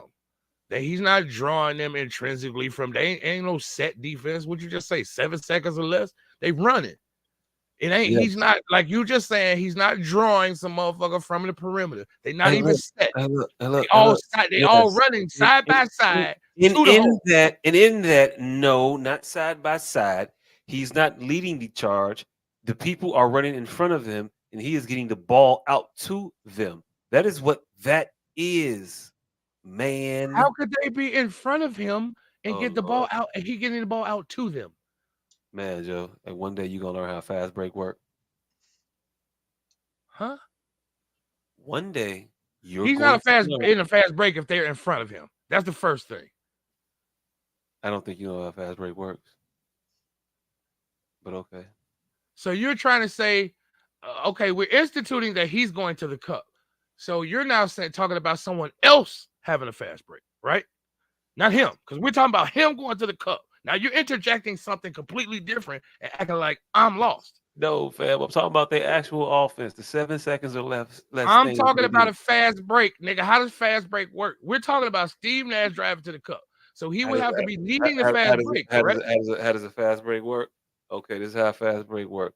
We get the ball off the rim. We have a man that is No. With regards to Steve Nash slashing to the cup, how does a fast break work? Because that's what we're talking about. Not just any fast break. All right. Fast breaks with Steve Nash. I'll give you a fast break with Steve Nash slashing to the cup. If Steve Nash gets the rebound and he has the ball in his hands and he feels that they have an advantage on the court and he is plus players, meaning there's a center in front of him and he has the center in open court, he's going to go right to the basket. I'm blowing past this guy. He can't keep up with me speed-wise. He's not fast enough to do it. But typically how the Phoenix Suns would have run their offense in the 2000s when D'Antoni was the coach was to get the ball off the rim and push the pace. That means that my people that are the high flyers of the team, they run. My big men, they run. When that ball hits the floor in transition, you guys run. You fly. You're beating the ball down there because I want my point guard. I want my Steve Nash. I want this guy with his laser-like precision and his eye for seeing people down the court to get that ball and make three-quarter court passes, half-court passes to my individuals that are running the floor. And that is why that offense was the 7 seconds or less, because they were just running. That's what a running offense is. Okay. Now in the half, let me finish. Half court, now I'm gonna break down this shit to you so you can just know it. Now in the half court offense, they would dribble the ball up. Steve Nash wouldn't push it and run it up the court. Now, on those types of sets, yes, there will be a benefit from the screen and roll or pick and roll, or Steve Nash getting dribble penetration and then kicking it out. Or what would often happen would be for them to get a screen, a roll, and a crash. Whereas Steve Nash would roll to the basket, another individual from the Suns would roll to the basket as well. Steve Nash would get the ball into the lane and then pass it from the floor, not in the air, because this is where the difference lies between the Steve Nash and the Allen Iverson. Allen is going to be in the air in this point. Steve Nash is going to be on the floor. Maybe a little hop, but not in the air. He's not trying to go to the rim. He's going to the lane to create the attention. And most of the you time, trying to say every time but the real word. Oh Lord, motherfucker! When you hear it, you're gonna know it, and if you actually watched it, you would see it. But he avoids the contact because he is not actually taking the shot. He is making a pass, and people often do not kill the person making the pass. They avoid that person making the pass because I don't want to foul on the pass. I don't. So they contort their bodies often. That's what happens. Watch the fucking what defense would draw. Hey, look. Wait, hold on. Answer this question. Watch all the Phoenix. I'm done with this conversation. I'm done with this conversation. I just want to ask one last question. Our producer wanted to pull up Steve Nash highlights. I'm done with this conversation. Hey, let him ask a question. What defense would draw to somebody that they don't think is shooting?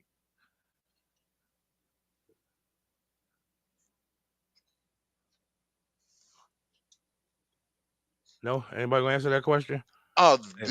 If you don't move to this motherfucker, if you don't move, you just don't move. If you don't move, he will shoot. Because he will shoot then. So that's why you're moving, right? Because there's the possibility of him shooting, correct? There's a possibility, but he is not driving with the intention to shoot. Now, if you we don't know that, yes, I will shoot the motherfucker. So if you don't come guard him, he's going to shoot. How do you defend? How do you hit? Sports with your ass? No more. And how do you foul a motherfucker? How do you bump a motherfucker? Defending them. If they don't think he's gonna, they have to defend him or he's going to shoot. So they just ran up on him and he kicked it out. Is no. They ran up on him, defended him, and he kicked it out. So why weren't they whipping his ass like Allen Iverson? Because he wasn't in the air? Yes. Okay, there you go. Yeah. I just Googled. I just typed in Steve Nash highlights. I don't even know if this shit will get us copyrighted or not. Hopefully it won't. We won't play the sound. Man, I'm gonna just let it. I'm gonna let it play. We'll watch. We'll see what happens.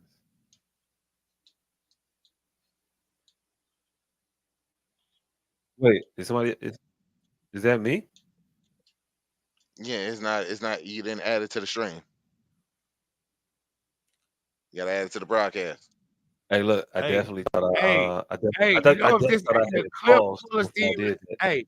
hey, you know if this ain't a clip full of Steve Nash driving to the cup, which we all agree he did a lot. Hey, look, Gonna be full of Steve shit Nash. off the gate. It says Steve Nash greatest plays and performances. I know Highlights. you gonna always. I picked the first one to add I to, know, right? to, I know, to right? the Hey, look, believability of this bullshit. You could pick one too. I have no problem with that. I don't need to pick one. We three all agreed that he used to drive to the cup a lot. Right? Oh, we do? We already agreed that. Now y'all trying to conflate him why he didn't get bumped through him driving to the cup. Nope. Now I'm to the trying to tell point you. where y'all I'm say trying to he get didn't you to even watch. drive I'm to the cup. trying to actually get you to watch All right. basketball. I'm trying to get you to actually watch basketball. That's it. That's all. Just watch basketball for a change. All That's right, it. so Not conflate let anything. me hold on. All right, so the contact does not come just from going to the rim.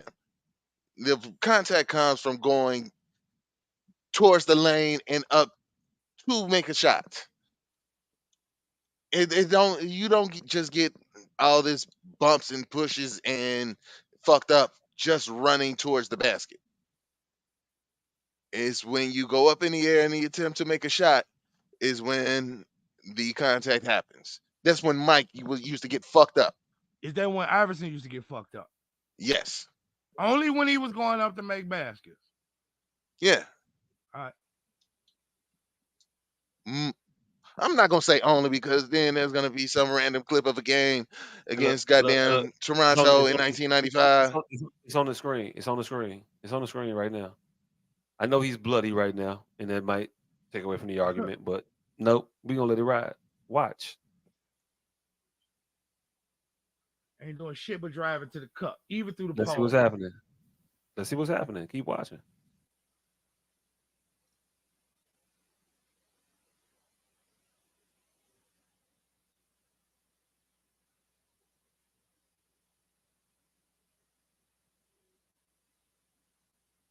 His highlights is just gonna be him driving to the goddamn cup because that's he what will he go did. to the cup on you. I'm not saying that Steve Nash never went to the cup.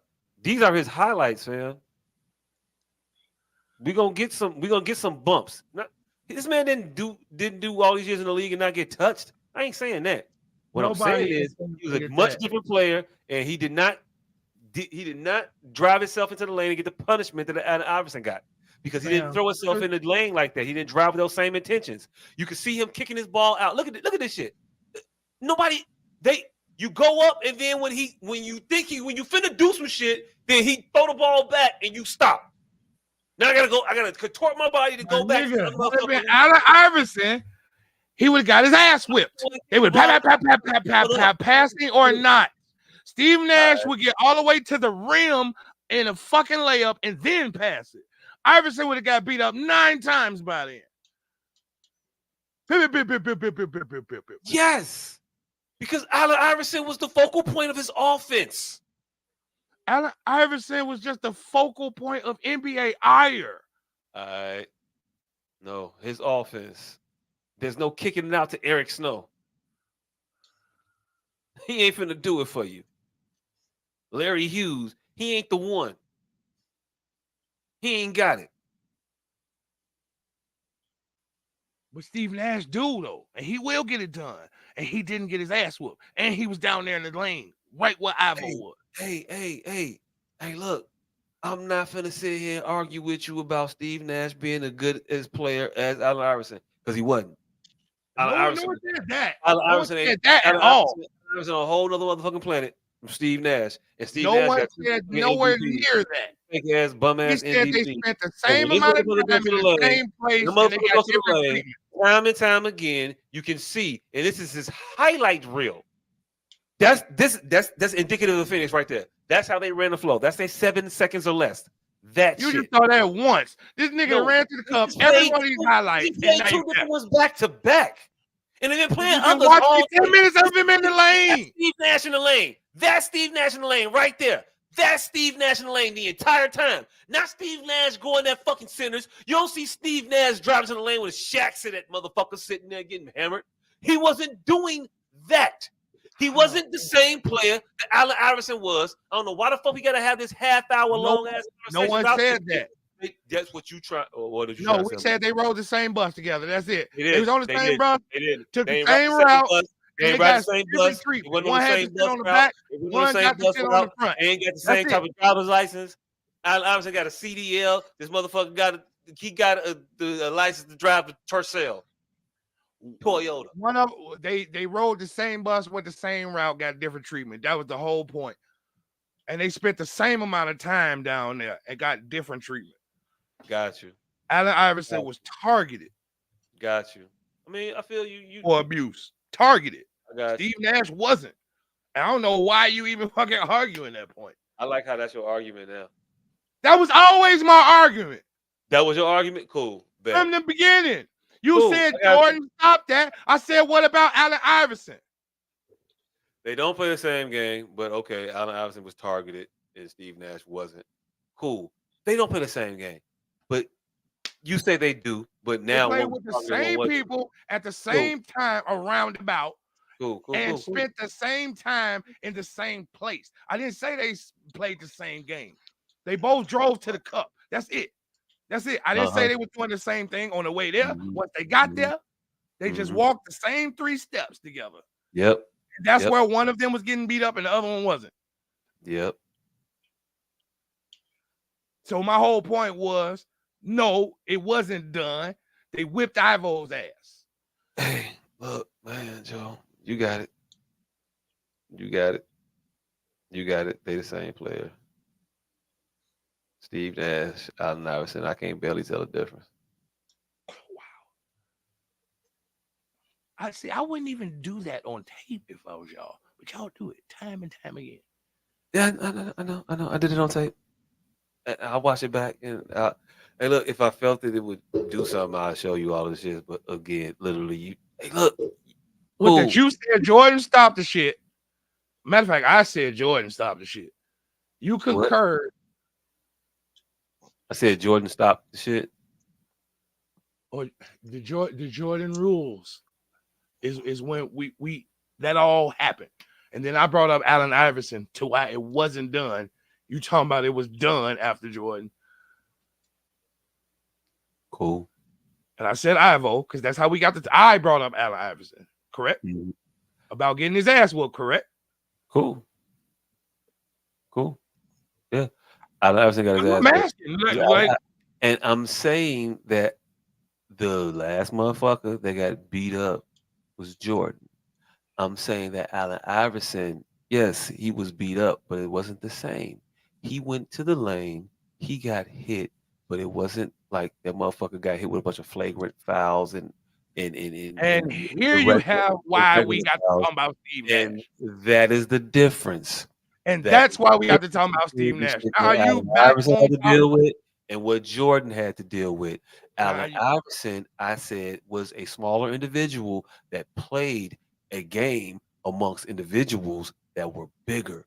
He went to the lane and got punished because he went to the lane, and his punishment came because he went to the lane with the intention to score. Much different than a player a la Steve Nash who didn't go to the lane with the intention to score.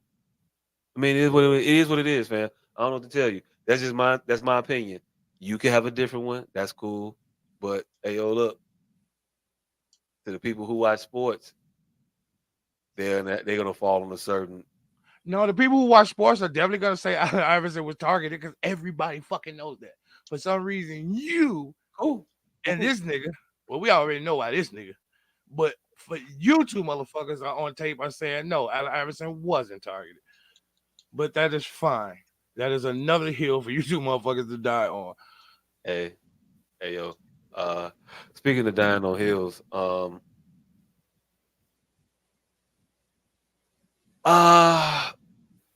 Norman Van Lier passed away this past week. So rest in peace, Norman Van Lier. You may not be familiar with him if you are of this current iteration of generation or whatever they call that shit now. But he's responsible for a lot of shows. All in the Family, Good Times, The Jeffersons, and a couple others that I'm blanking on right now. By responsible, what do you mean? They put his name as executive producer in the front of them motherfuckers. What do you mean by responsible? Now, what the fuck they put on it? Because you know what actually happened. By responsible, I mean that he put his name as executive producer in front of these television shows. So he didn't write. He didn't have any production notes. He didn't come up with none of this shit. From accounts, he definitely did have production notes. One in particular sticks out in my mind. Was the note of that he gave one Mr. John Amos saying, "We don't need no daddy. I'll get you the fuck up off this show if you keep talking shit." And then he killed John Amos off the show. That's what I remember about one Norman Van Lier. It's cool. Damn, Jane. Nah, that was Esther Rowe. I don't think he wrote. I don't think he wrote none of that shit. I think it was a person by the name of Eric Monte. I forgot the brother's name, but that was responsible for the creation of that show. I ain't gonna give no writers credits for damn. I'm sorry, I'm just not. Hey, look, I appreciate Norm's work. I don't appreciate Norm Van Lier. This is one of these separate the art from the artist, and I'll say artist because I guess it's very loosely. Yeah. And I'll separate it. And hey, look, his crimes weren't, in my mind, like of the more putrid, vile, reprehensible like things that there's no saving grace from. There's no recompense for. These weren't that, but just being an overall shady business person in the overall snake, it gets you a lot less love in life, in death rather. In life, you might get a lot of extra shit just because people have a need for you to be around. They have a use for you. So they'll kiss your ass and they'll play to your proclivities and they'll forgive all kinds of bullshit just because they have an agenda. But when you die, the real shit come out. Motherfuckers who never fuck with you don't fuck with you. Motherfuckers who used to fuck with you, you find out that they don't fuck with you.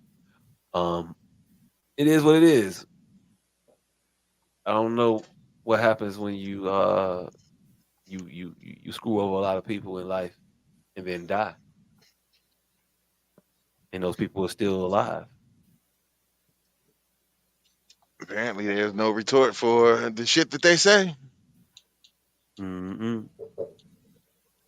I mean, technically, that's kind of the way he played it. He waited till his man's was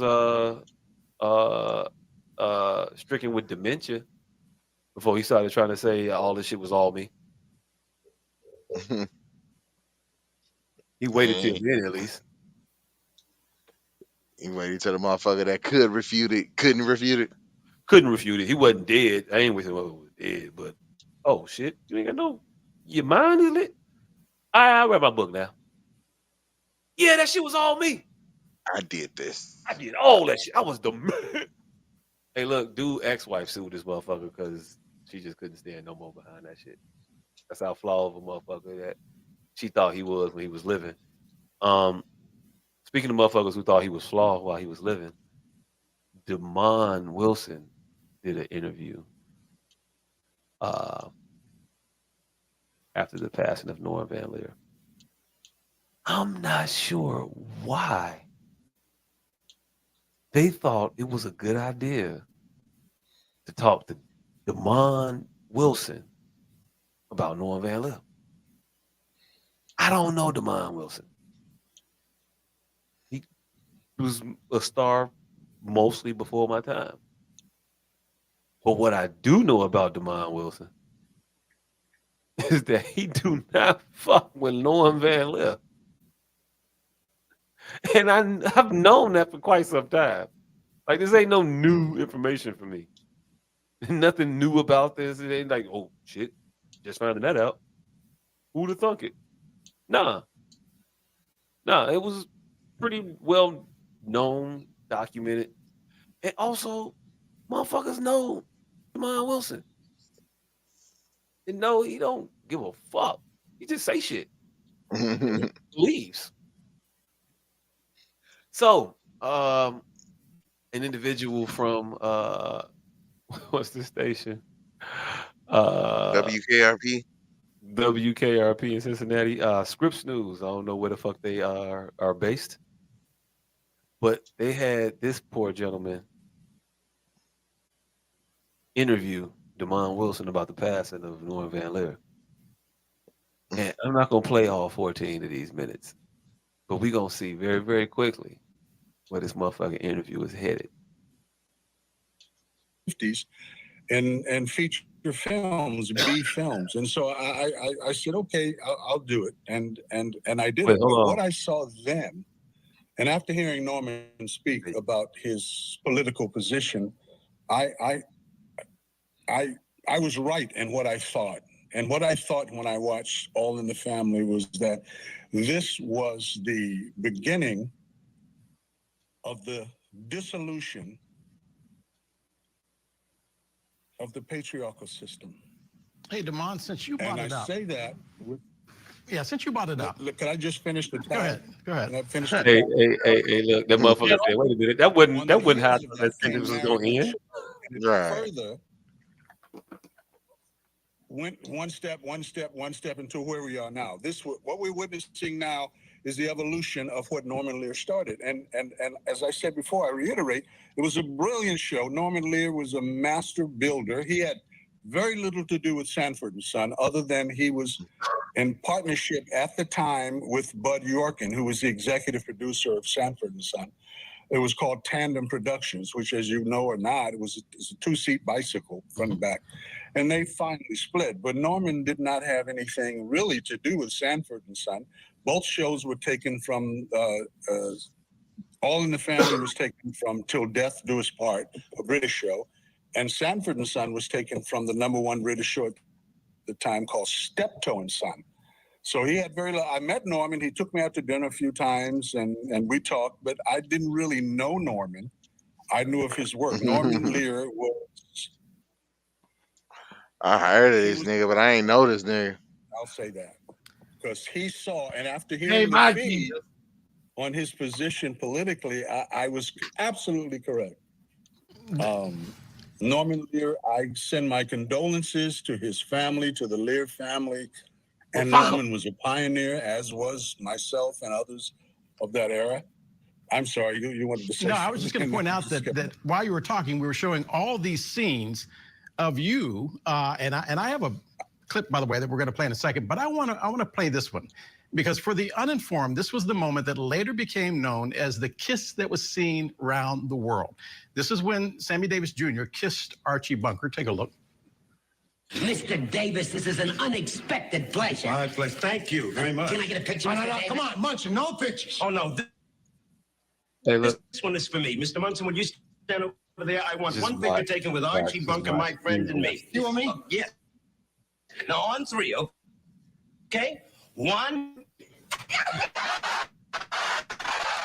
Bear is pointing out 1/3 of all TV sets in America were watching that show.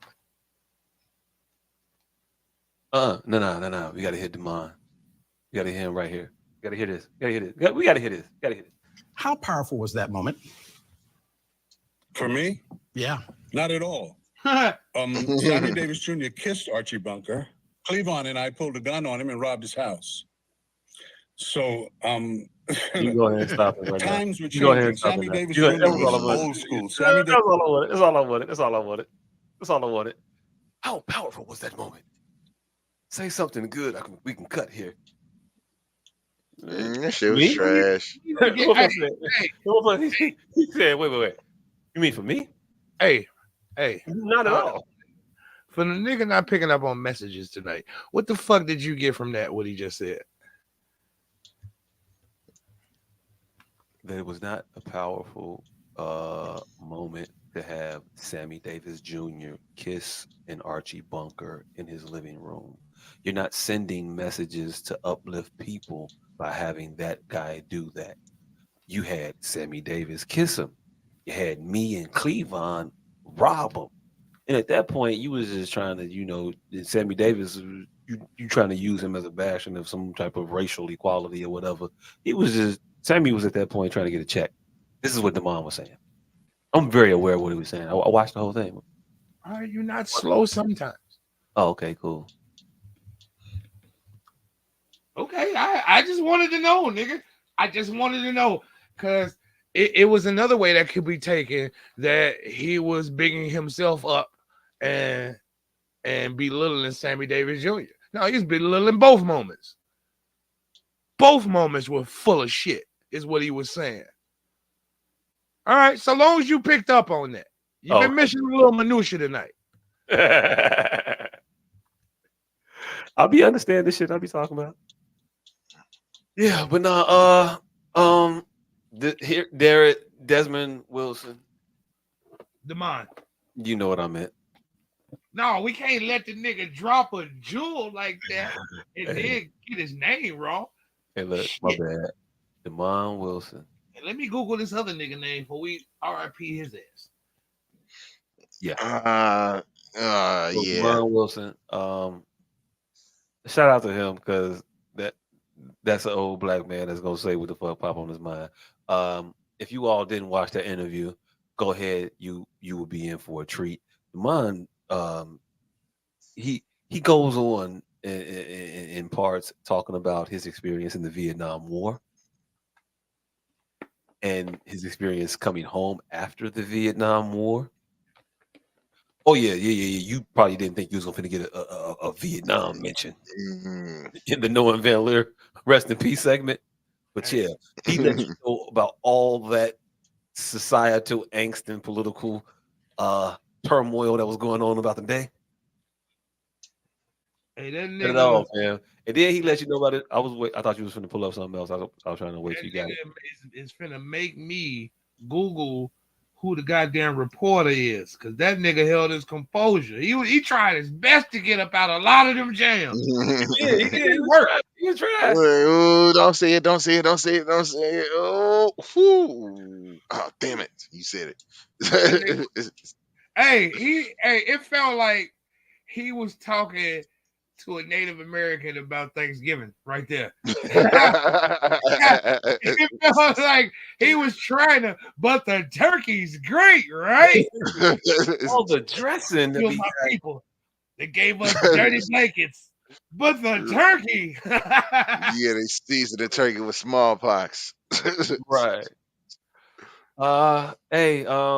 Speaking of prehistoric war times, if you're familiar with a movie by the name of Glory, you might know this individual by the name of Andre Braugher.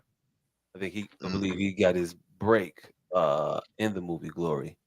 But you would know him from a shit ton of shows. He was on Homicide, Life on the Street, Brooklyn Nine-Nine, um, bunch of shit that I ain't gonna be able to tell you right now. But yeah, he passed yesterday. I'm not sure as the reasons why he did, but brother was one of those that maybe we didn't know his name, but we knew his face, yeah, knew who he was. that's my So man's. yeah, so rest in peace to him. He Rest was in a lot. peace. He played a lot of fucked up fathers. I want to say. I didn't realize he was that young. Like, he passed Yeah, away at 63, but I feel like oh, he's been 61. 50 for 30 years. I thought he was 61. Since 61, 63. But I Oh, feel like he's been in his 50s for 30 years. yeah, he's Like, since definitely. Homicide on the Street, Life on the Street, he's been like this 50-year-old nigga. Mm-hmm. This 50-year-old ornery ass old man. Just back in my day, get off my grass, kid. Yeah. Character. I mean, it is what it was. I enjoyed his work. Not to mention, no, he also got like 2 Emmys. Put some respect on his name. Mm-hmm. So Hopefully they were both for like Homicide, Life on the Street, because that was my shit. I mean, he could have got one for Brooklyn Nine-Nine. I ain't watched the show, but Hey, Brooklyn I think he Nine-Nine did was get like, nominated for one at least. If he didn't win it, I know he got nominated for one for that show. I think he won for that show too, though. I fucked with Brooklyn Nine-Nine, but I had to stop watching it due to the Terry Crews boycott. Hey, I feel you. I ain't even gonna be mad at you. I never started watching it, but I mean, boycott Terry Crews, or are we going doing something because of Terry Crews? Because I don't know how I feel about either one of those things. So you don't know if you should be pro or against this nigga. No, nigga, I want to know what the fuck happened. Because I wasn't privy to the Terry Crews boycott. So were we boycotting Terry Crews, or were we boycotting for Terry Crews? Nah, no, we were boycotting Terry Crews. Terry Crews is a little bit too apologetic for individuals that be grabbing his nuts. Nah, it wasn't even because of that. No, it wasn't the nut grabber per se. It was motherfuckers that looked like the nut grabber. Yeah. He was real anti-black lives. What you need to be doing is apologizing to these good white folks around here. Was he anti-black folk, or was he Reginald Denny? Can we all just get along? No, he was pro apologize to these white people out here because they ain't did nothing wrong to you. They good white folks. Good natured white people. Like, nah, Terry, shut the fuck up. We doing something right now. You ain't got time for that. But yeah, nah, shout out. But rest in peace to Andre Brower. I hope I'm saying that last name correctly. But yeah, shout out to him. Rest in peace. I don't know where we go from our rest in peace segment. 2 Chainz had a car crash. He live streamed. 2 Chainz had a car crash. He live streamed it. Yeah. Yeah, he didn't live stream the car crash. He live streamed the ambulance ride after the car crash, and then there was all of these reports of him being in serious condition. Like, nah, nigga, if you go live while you on your way to the hospital, I'm not wasting my prayers on you. God probably don't even listen to me that much. If you go live talking about you dead, you go back from 2 Chainz back to Titty Boy. Nah, because I'd pray for Titty Boy. Yeah. Hey, yo, look. You don't want to be Titty Boy no more. Nobody wants. You live stream your death, you definitely revert back to Titty Boy. I feel like Titty Boy only would have live streamed his ambulance ride if it was something serious happened to him. Like, Titty Boy would have 4 bullets in him and then try to go live. 2 Chainz. Hey, does it matter how you feel about Titty Boy? Doesn't it matter more about how Titty Boy feels about Titty Boy? It should. Yeah. It should. But all I know is Titty Boy don't need to be live streaming from the motherfucking gurney. That sounds like shit a Titty Boy would do. Hey, look, Titty. and if Titty Boy want to do that, Titty Boy don't get my thoughts and prayers. Right, because look, this is all, hey, because we are all thinking of all the cool ways that we would have came by the name Titty Boy. Instead of the traditional. It's a fucked up way. You got No, you're from down, he is from down south. You got to know how he came across that name by being a bitch. He couldn't come up off his mama titty. Because he couldn't come up off his mama titty. He was a run your bitch. mama leg. He He would was have a been. bitch till he was He would like have been the 15. other boy in Baybay's kids. Yes, he was a bitch till he was like 15. That's why he doesn't like the name. You just like the exploits he had whilst he still maintained the moniker. But it's an embarrassment to him, and he don't want to explain. Oh, speaking of explaining nicknames, goddamn it, we talked about it last week, but he don't want to explain where that name actually came from. He don't know why he don't want us to know why they call him Titty Boy. Yeah, we call him Titty Boy because he wouldn't never come up off his mama titty. Every time we were going to commit robberies and shit, he come right back up on whining on the porch and telling. Yes, Shmo. Like a goddamn titty baby. Hey, look, shout out to 2 Chainz. Get well soon, I guess. But you look like you already well. You didn't want to spend too much time on that shit. I mean, real talk. He didn't. He didn't make me feel all that concerned. Yeah. And there's definitely one of them prayers you could have saved.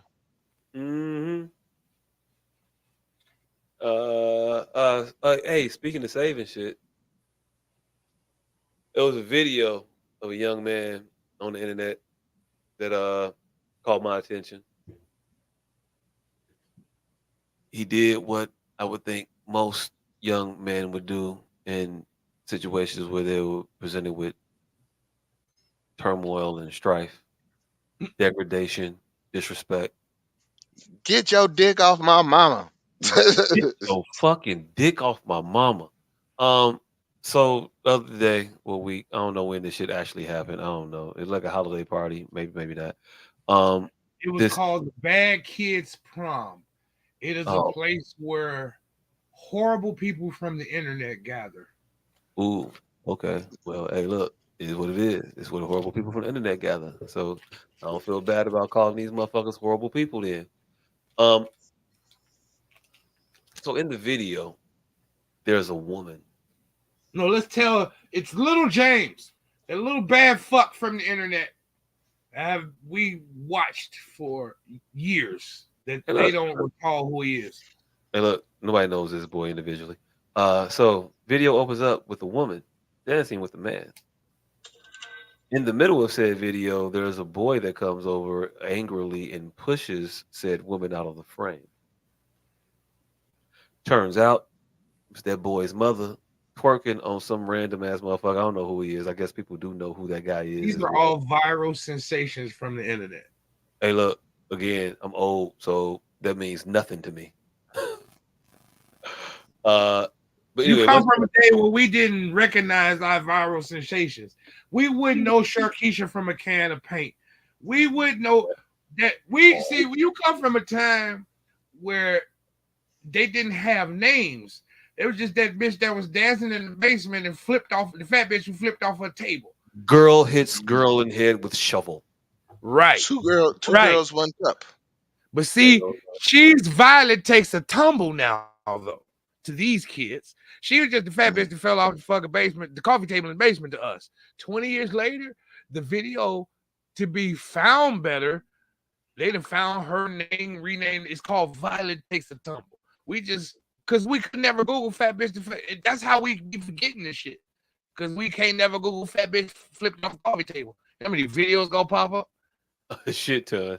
A shit ton. But Violet Takes a Tumble, or Scarlet Takes a Tumble. One. That's the one thing these stupid motherfuckers got on us. They took the time to care about all the wrong shit. Hey, look, I ain't even mad at you. But anyway, in this video, you see this interaction. Go ahead and play this real quick.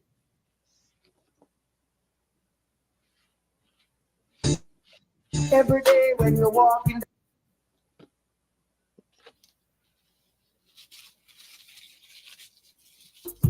And I Yeah. learn to work and play. Yeah. So it's a woman twerking on the man. Her son comes over angrily and pushes her off of this man because he doesn't like to see his mother acting in such a reprehensible way. Um, I'm gonna put Shorty back. hey, I yo, look, understand your angst, Shorty, but don't touch me. use the dude. Yeah. Oh, okay. I mean, you could. That'd been the thing you could have did as a dude. I mean, I guess. Like if I'm dancing on your Wow. mama, and your mama is allowing me to dance all on her, and you run up like, "Hey, get your dick off my mama!" I'm like, all right, cool. You got a little man, but don't push me like you tough, because then I will remind you that I will fuck you up, and my dick is only off your mama because I decided to take it off your mama. You didn't make me take my dick off your mama. Hey, look, really, he pushed his mama. He didn't really do nothing to the dude till the dude started trying to say something to him. And then he looked at the dude like, what? He pushed his mom. And then dude tried to say shit. Uh, you lucky this motherfucker got no big brother. And I don't know. I kind of want to smack the shit out of dude now, too. Clearly, you motherfuckers didn't watch what the fuck with Brooklyn. God damn it! I'm about to say Vampire Brooklyn.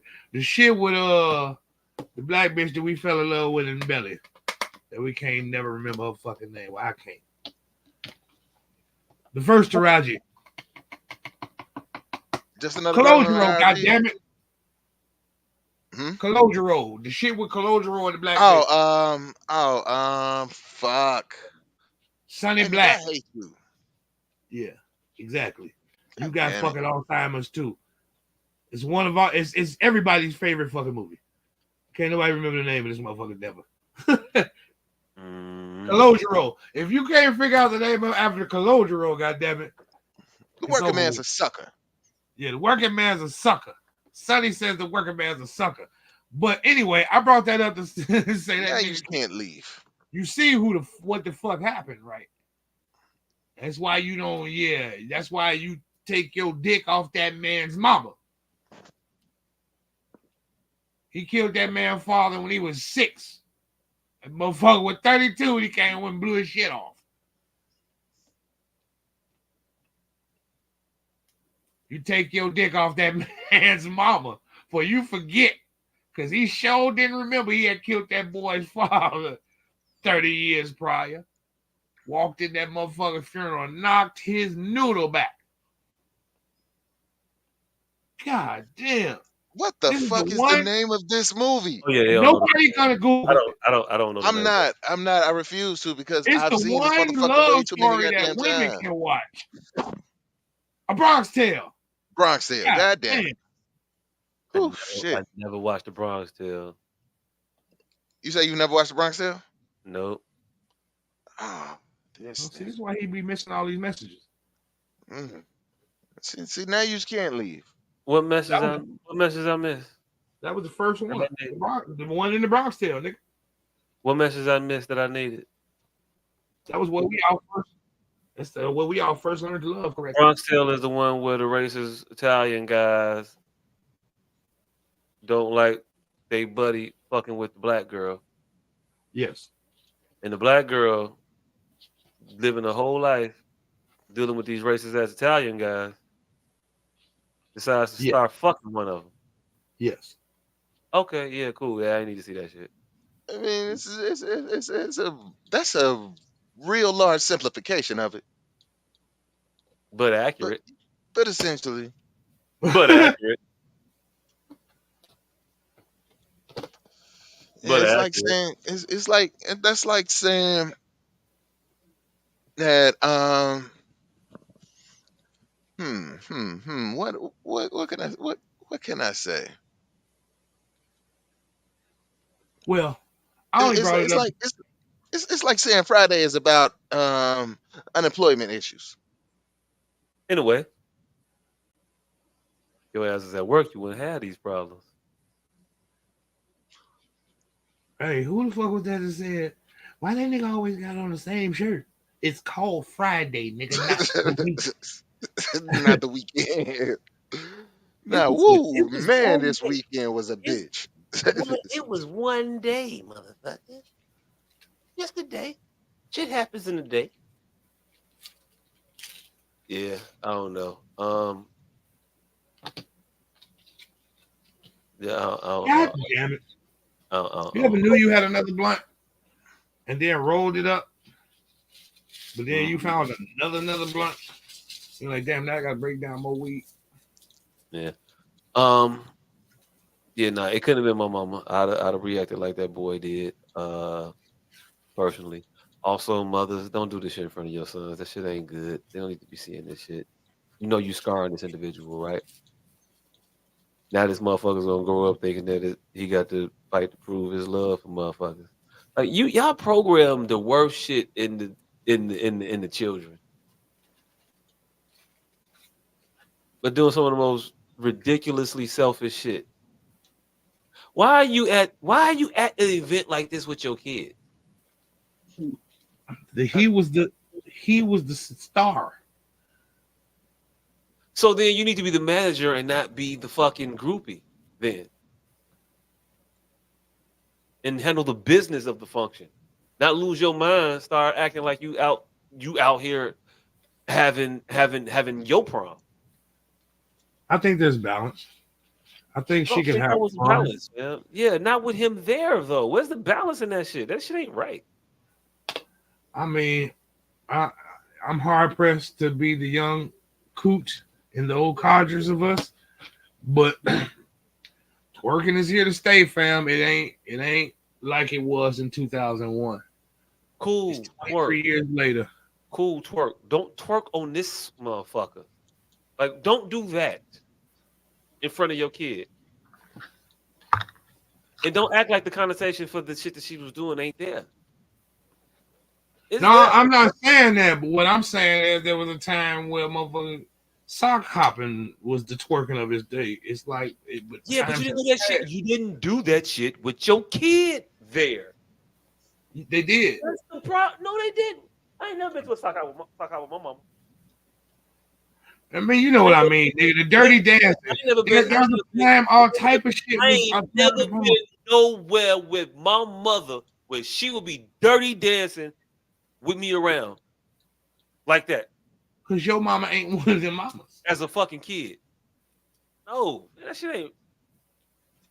Some shit just ain't right, fam. Some shit just ain't what it is. It's one thing if she was doing that on that boy's father. And then he'll see my mom, dad, ooh, and then you stop doing that. Ooh, mom, that's gross. Stuff like that. That's different. Seeing your mom bust it open on random nigga after random nigga after random nigga is gonna leave a little boy with a complex. I haven't seen anyone be offended at that in quite some time. Actually, him being offended at it was refreshing. Hey, look. Just because these motherfuckers don't get offended at it or react in the way that they should, like, who's to say they should is what I'm saying. What I'm saying is that this shit ain't right, and you should be offended. And what we going to right now is a place in society where motherfuckers aren't offended. These little boys ain't offended that their moms is being bust down. That should be an offense. That should be an offense. That has always been an offense in the history of everywhere. Little boys have been sitting there looking their moms getting rammed out by motherfuckers and feeling the way about it. In the corner. And I'm saying niggas have and motherfuckers out here that will allow that condition little boys not feel a way about their moms getting ran through. It's inadvertently society is taking that away.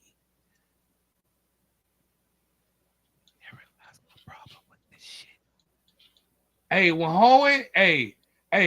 do you agree that the thing that was said at the beginning of Boys in the Hood is less poignant now? Man, if you don't tell me what the fuck they said in the beginning of the Boys in the Hood, like I'm supposed to remember that. The two kids in the classroom. Your mama, I saw your mama doing whatever. I didn't want to go word for word because I don't remember the shit. But he said, your mama jokes, your mama insults. Okay. Your mama a hoe. Your mama's a hoe. And that motherfucker stood up behind that shit and said, "Nah, we got to fight now, right?" Exactly, but do you think that that's your mama's the only fan? My mama only fan doing numbers. Like it's not the same insult. No, it's the same insult. It's the same insult because I just read a story about a little boy committing suicide because his mama's only fan got bounced out. I'm saying we're at the crux of that, is what I'm saying. That's what I said. We're at the crux of that not being a thing anymore. Oh, We're I at mean, the precipice. okay, at the crust of it, okay, because I'm saying it's still a thing. It affects you, and it may not affect you to the point where you are outwardly offended, but it affects you in a way where you don't think that you're mad about it, but now it conditions you to think of women in a certain way. Now it conditions you to treat Was women it in a certain refreshing way. to see the little kid have such a connection to you? What? Was it refreshing to see the kid respond in the way he did? No. Oh. No, there was nothing refreshing about that.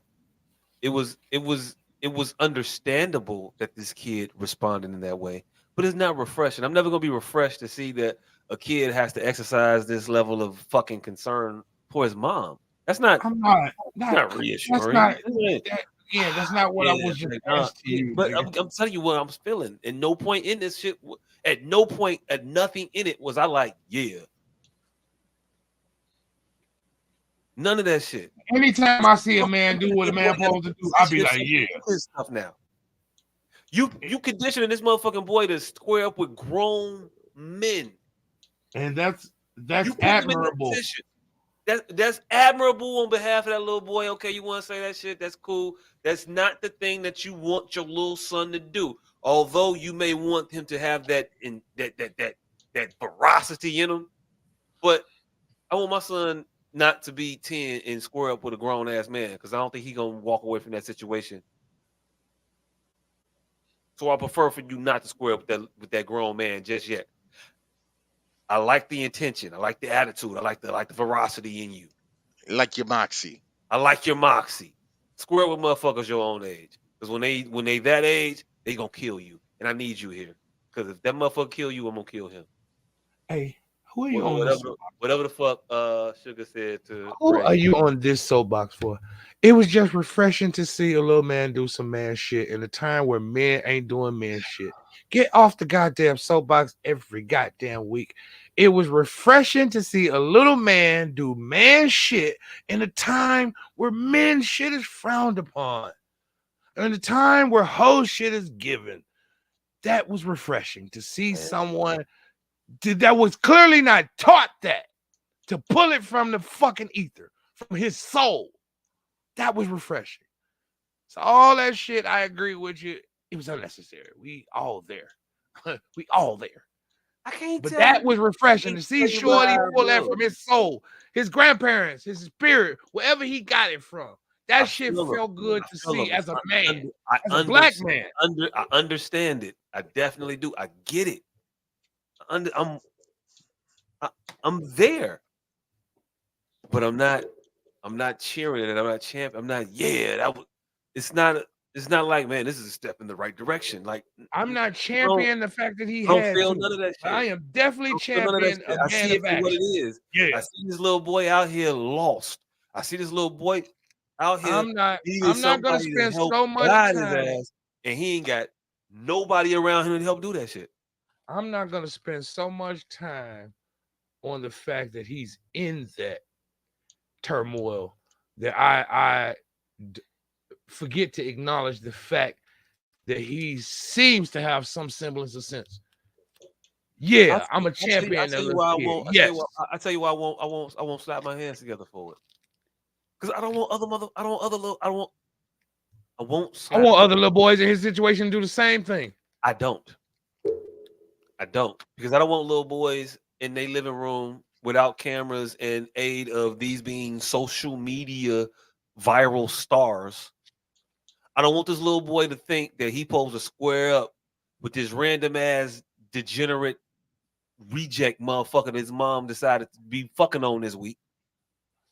To think that he has to stand up for the honor of his mom in such a way where he's gonna challenge this nutball of a man. Where I think that nutball of a man might do something to this little boy. So no, I can't in good conscience be like, yeah, young man, that's how you supposed to do it. I can't. Well, I'm in this real world. Ramifications behind that shit.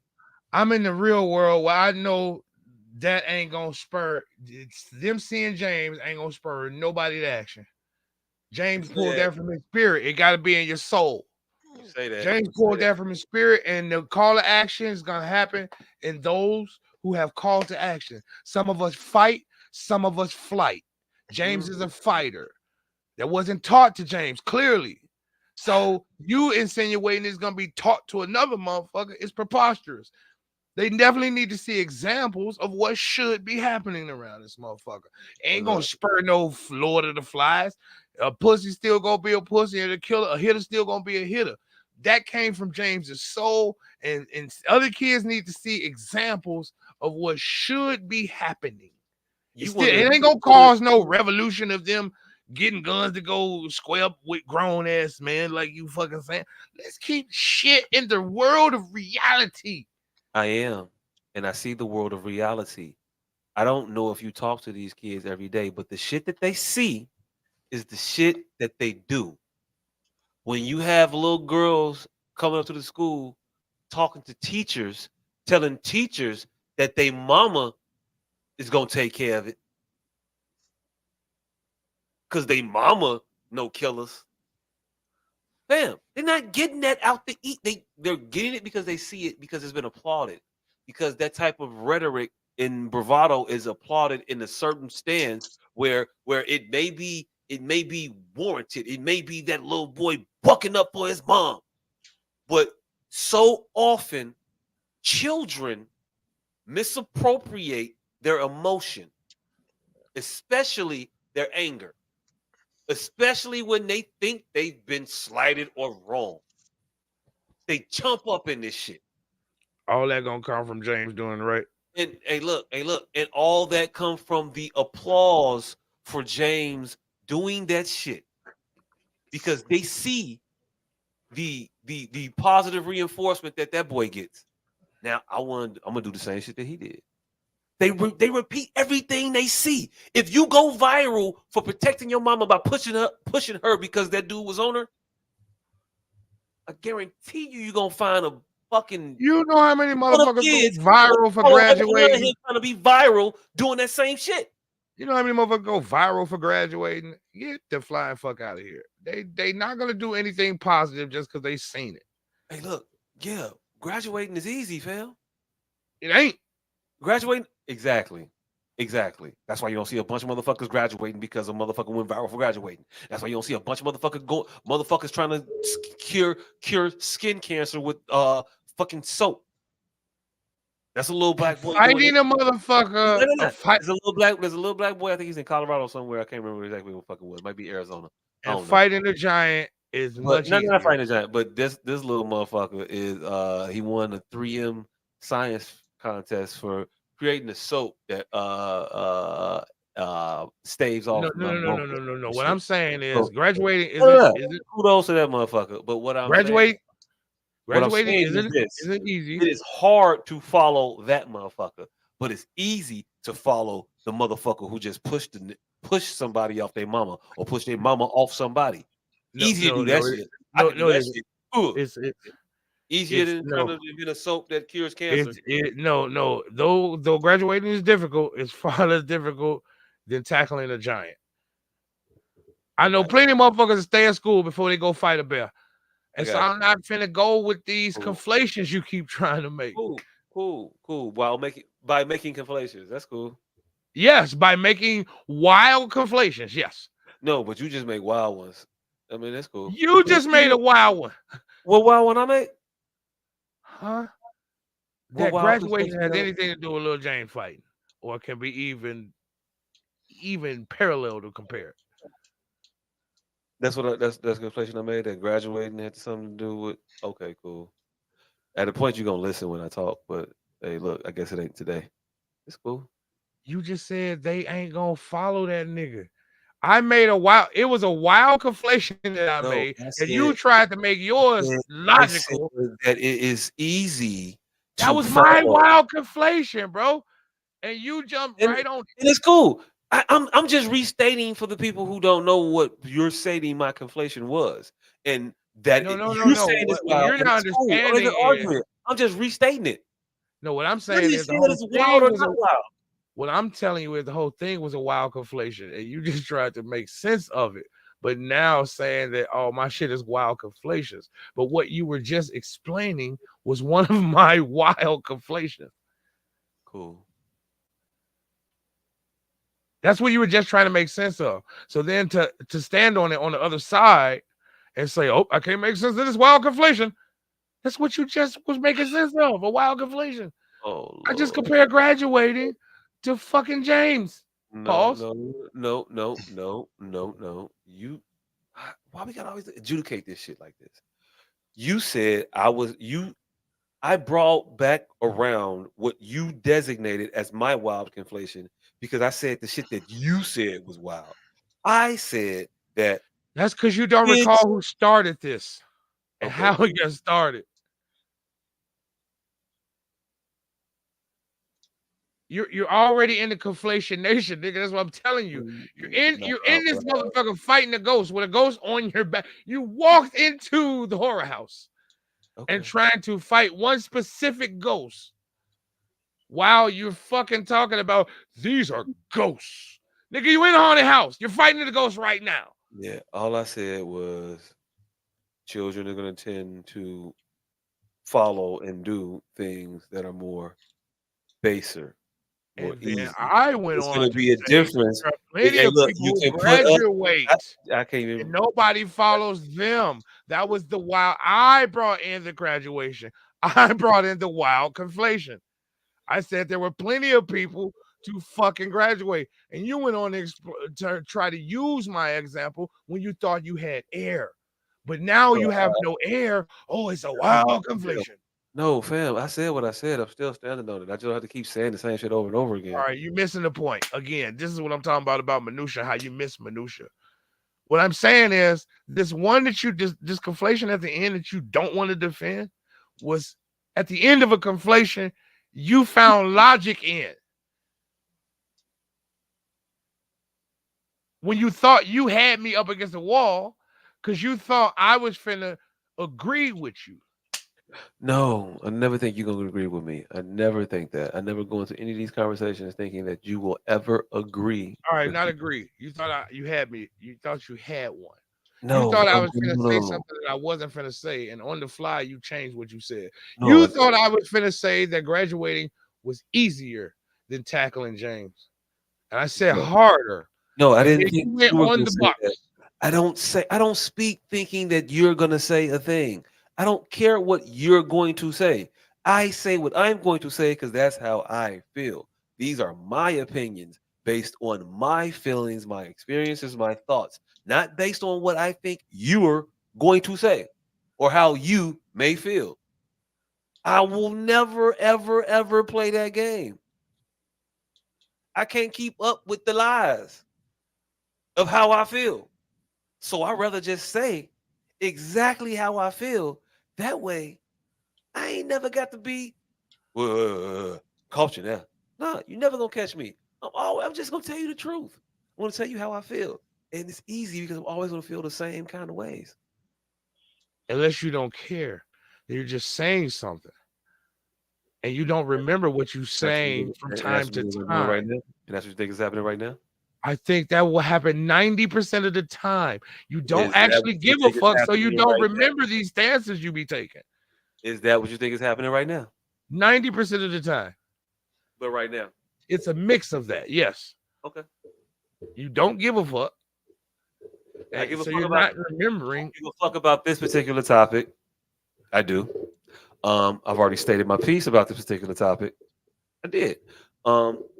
You can feel how you feel about it, and that's cool. I'm applaud James. That's the crux of it. applaud him. I'm applaud James for doing I what he just is, feel and he's differently. not going to lead a revolution of children I'm not even challenging mad at drug James dealer for his boyfriend. actions. I'm Like I just saying said, I'm not gonna all clap I'm his saying hands is for it. I'm speaking to the fact that you say you're not going to laud James. I said I'm lauding and applauding this kid and him more and him being a bastion of hope ain't gonna fucking challenge ain't gonna lead a charge of tiny children warriors against drug dealer stepdads. And I think That's all I'm saying. and I don't think that it might lead an army, but I think it will inspire children to follow those footsteps because of the virility of the moment and the desire for people to be viral. So if he did it and became viral, Imma do it too. That's why motherfuckers ate Tide Pods. That's why motherfuckers did all of these rather risque internet challenges. That's just my opinion, fam. I don't know what to tell you. Okay. Can we wrap this up?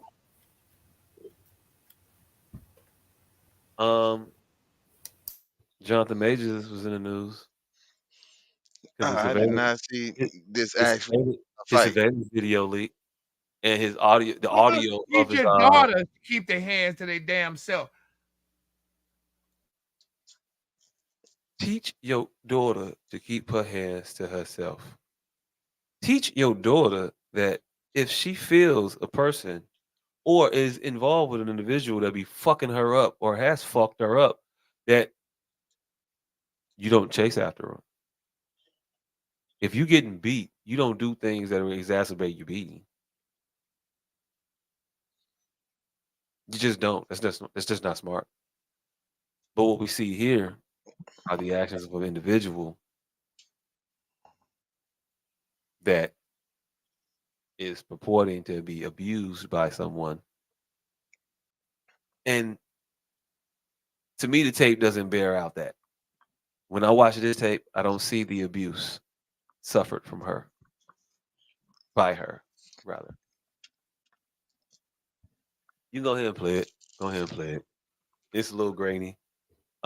We gonna talk through it because it's no audio in this motherfucker. So we can live comment this shit.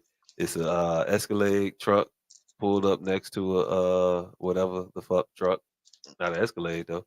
All right, now which of Well, these motherfuckers is Jonathan Majors in? he's in the one on the left. Mm-hmm. Tahoe, Escalade, whatever the fuck that shit is. I don't know. They the same shit. Same ass truck. Anyway, what you see now is Jonathan Majors and his girl, whatever her fucking name is, exit said vehicle, walk across the street. Jonathan is in front of her because Jonathan is leaving her. He's trying to get away from this bitch. He tried to put her in the cab, uh, back into the car. She's trying to get out with him. He's trying to leave. He said, "I'm done with this shit. I'm getting the fuck out. Trying to get away from you. Don't leave. Don't follow me." And she said, "No, I'm coming too, nigga. I'm coming." He begins to gallop and then run, full out sprint at a point. Yes, he's running Trots away from behind the him. fuckers. She Yeah, trots behind him. that's a sprint. This man runs in the streets of New York for blocks. I can only assume that these are blocks and blocks and blocks of surveillance footage of this woman running like a lunatic into traffic. She didn't look both ways when she crossed that street. That car had to see her and slow down. Because if it was doing the speed limit, it'd smack the ass. Yeah, But she her was chasing this nigga. in her pursuit of this motherfucker, throwing all caution to the wind, being reckless with her own safety, and that is the thing that we should keep in note for later. She is reckless with her safety, chasing this man through the streets. Then she finds some people coming out of a building to get a phone to do whatever the fuck it is she finna do. You gonna see Jonathan come back up down this block and walk past them. I don't know why he did that shit. That was stupid, Jonathan. Um, Producer, if you can you play this in like double time?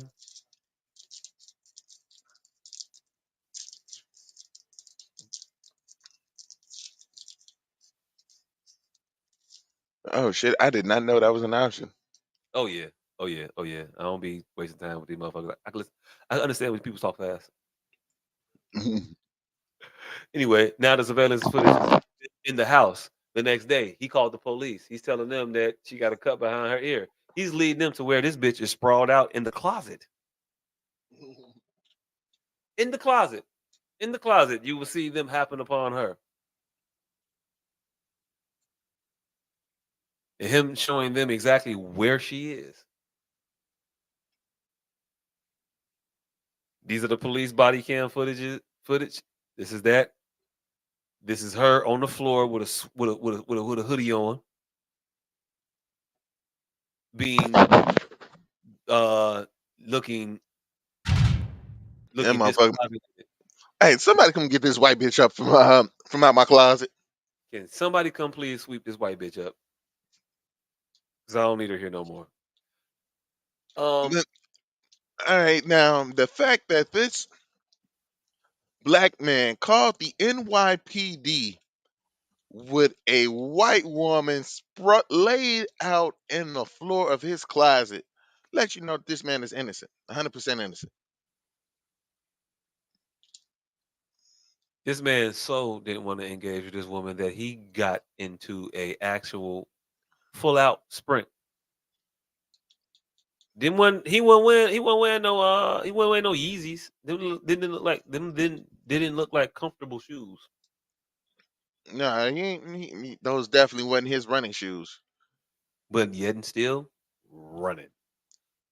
This shit ain't indicative of a motherfucker who beats you. It don't look like that to me. It don't play that way. It don't play that way that night he beat you. It looked like you fucking nuts. It looked like that man was running from you to not have to engage with you physically. And you were running through traffic to get at him. Throwing caution to the wind for your life, limb, and liberty.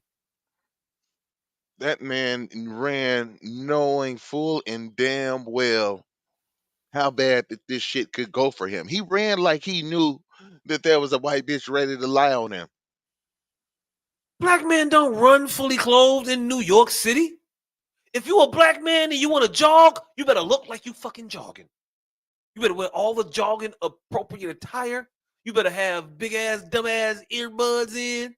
You better have one of them armbands with the water pouches around your waist and shit. You better look like you are at sport and not at convenience store robbery.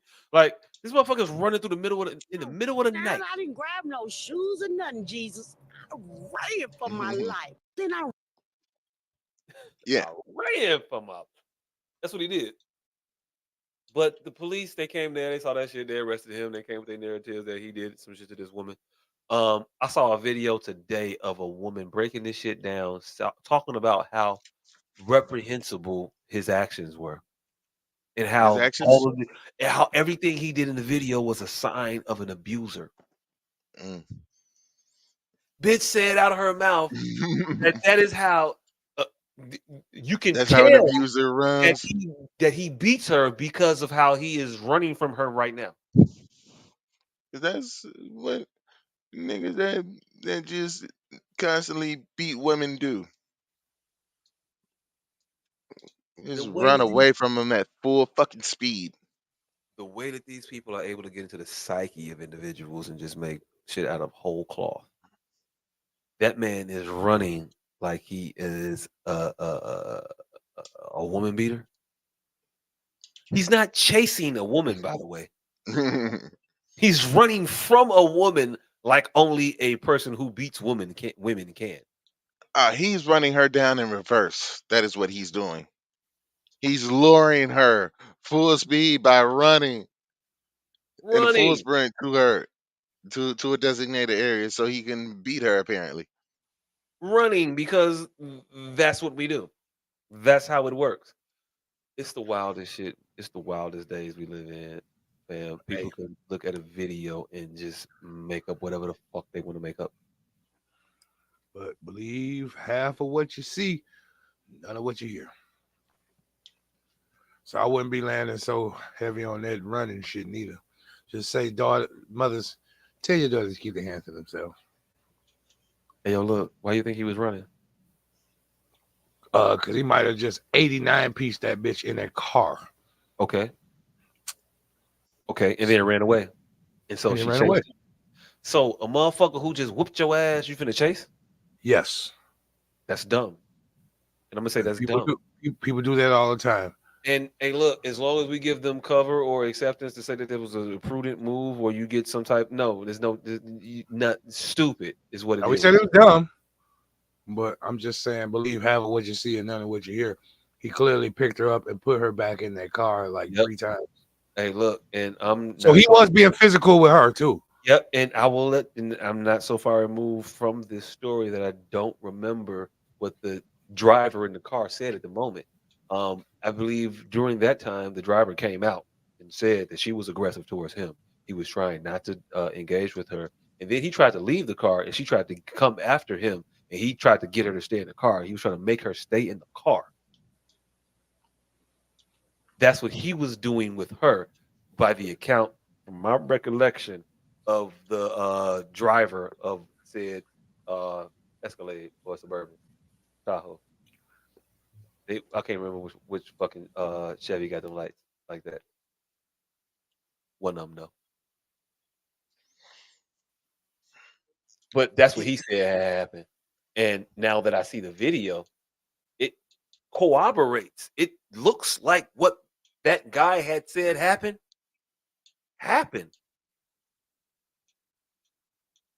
Yeah. I'm willing to give this man a benefit of the doubt. Hey, well, if somebody already corroborated, then there's no further discussion.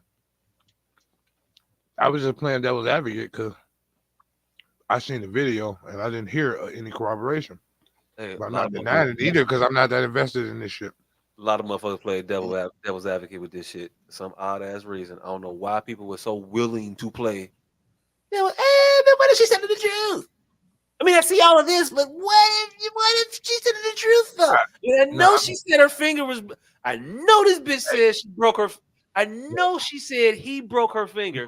No. That's That's not what happened with me. What happened with me was you were just too fervent. I'm saying you and this individual. You said why, nigga? Why? I'm telling you, because you was just too fervent about him running away. You, not people. You, Jacques, was too fervent about that nigga being proven innocent with him running away. That's why I said what I said. And see, I'm man enough to admit that. Nobody else be man enough to say that. Yeah, but hey, look, I saw that video with also the context of No, I'm talking about was I don't curtail my opinions for you. I don't curtail my opinions for you. I don't curtail what I say to you. I'm admitting I literally walked in on you just too fervently saying some shit, and I played devil's advocate strictly based on that. See, I'm man enough to admit that. Okay, I'm not knocking you for. I don't know what we keep going back and forth about. Nothing. We're not going back and forth about anything. So why won't you let me progress the fucking conversation then? I was just reiterating. Feel free. I know. The fucking problem. I was reiterating my apology. I was apologizing and you see what I'm saying? I can reiterate my apology. My bad. Fervently, loudly. My bad. You're right. I was wrong. We all apologize tonight. Both people. See how yours was somber and mine was fervent? I meant mine.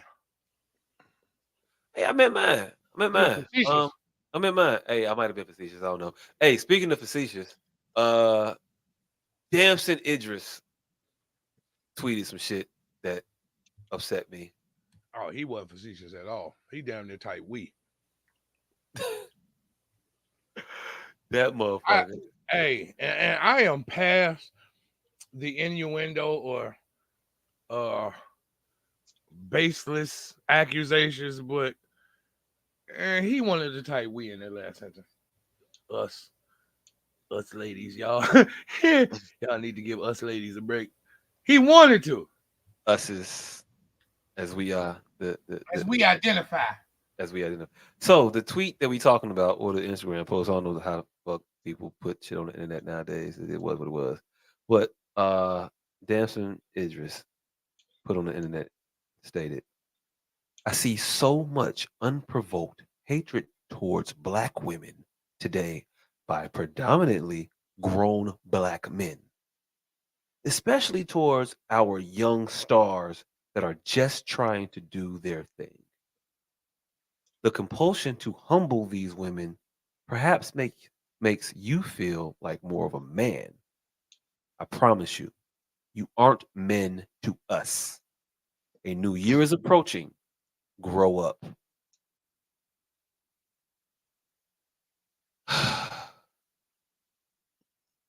Okay.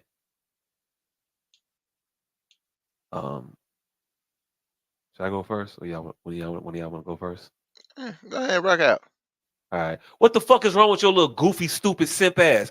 You ain't never gonna get this bitch back. She's not coming back. She ain't yours. She never was. You never gonna get another one like her unless you understand.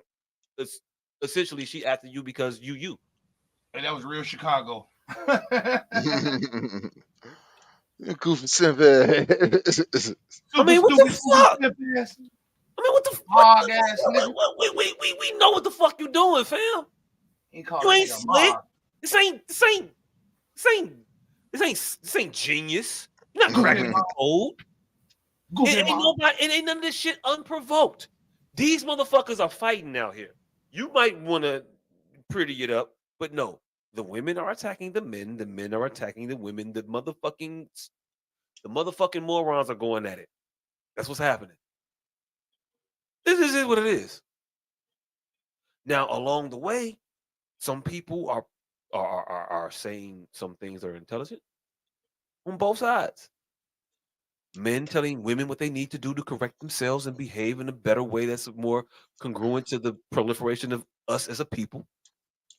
And women doing the exact same thing for men.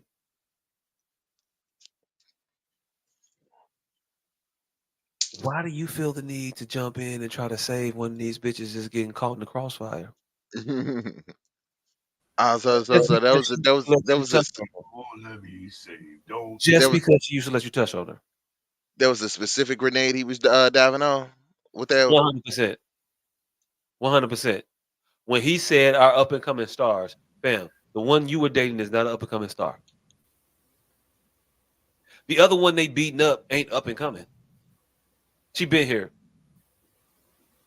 for a minute. But she is up and coming right now, though. No, she ain't. Who? All right, but who are they beating up on and why?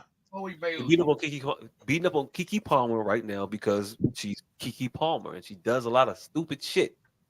And they are beating up on Lori Harvey because she's out here fucking with a lot of men and running through niggas, and we trying to tell her to slow down. Now. You're the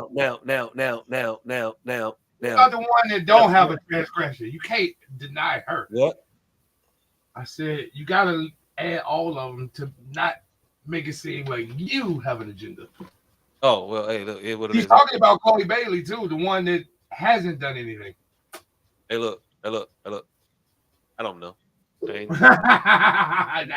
talking about the one that I know he's talking about, and I'm talking about the mentality of these individuals out here in the day today. She's not a star. She's a person that we know, but there's nothing about her that draws people to her in a way other than a car crash or a train wreck draws eyes.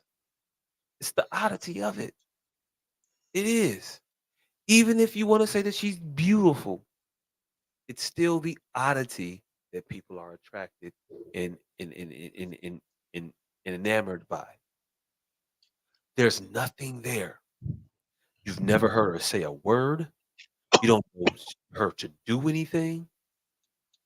And that is the existence of way too many women. And for people to caution other women that may perhaps try to follow in these footsteps is positive. They need to be telling these women not to be doing these things and following behind the footsteps of these motherfuckers to lead them astray. Because it worked for them, does it mean it's going to work for you?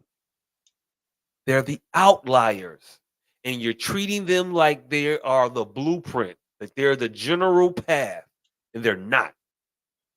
They made it in spite of, and people are trying to correct that, and you are actively trying to stand in the way of that. And I legit realized that I don't know what this motherfucker Lori Harvey voice sound like. I don't think I've ever heard her say a word. Because she won't. She has nothing to say. Nothing. And there's one set of people who want to warn individuals following down that path to say, don't do that shit. And there's another that is telling people that that individual is great and aspire to be them. No, no. I'm not being mean to her by telling little girls not to follow behind in her footsteps. It's a necessary thing that we should be doing.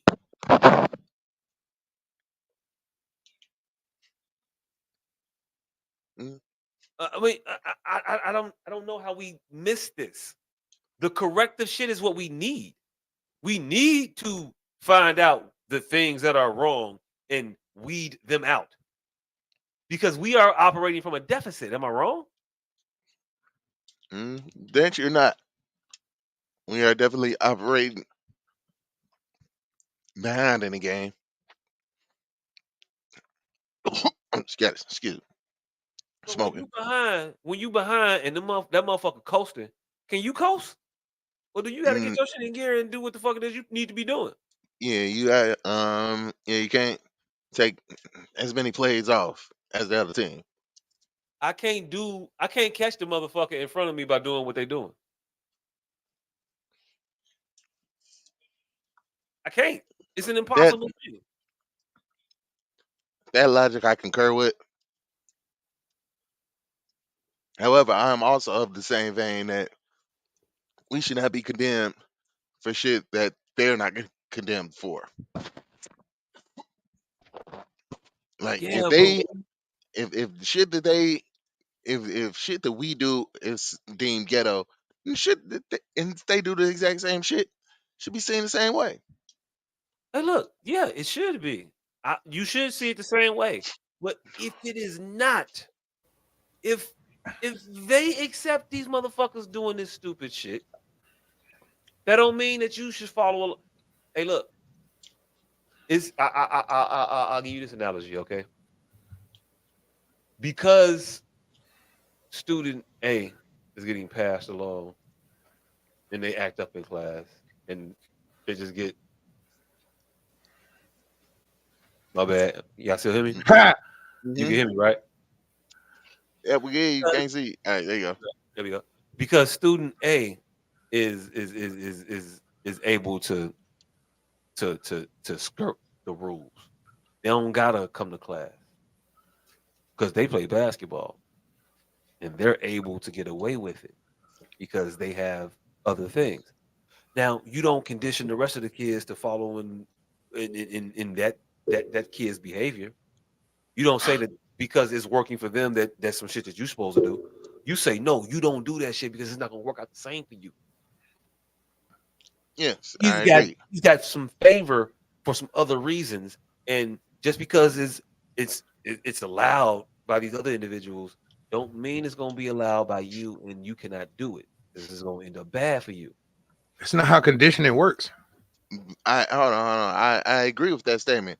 However, I also believe that you can't say that Lori Harvey is a hoe and can't but not say that Taylor Swift is a hoe. No, you can say both of them are hoes. Yes, you can say that both of them are hoes, You but you should. must say that both of them are hoes. You can't just say that one of them is a hoe and Yeah. Taylor Swift is this darling when Yeah. she has fucked 19,000 niggas just because she makes albums about them. Yeah, But you can. They do it all the time. But you can't also You say just that started this you're statement off. darling. But hold on. It's funny that you're saying that when you just started this statement off with what? What are y'all talking about? Who being what? Ghetto. We can't. Ghetto. That's not our word. That's not a word that describes us. Hey, cool. I mean, I'm not even talking to you. I'm talking to the nigga who used the word ghetto, who's also saying that we can't just call one thing something. Nigga, he just called one thing something that they just pointed out and named and switched the whole meaning of it to a whole different group of people.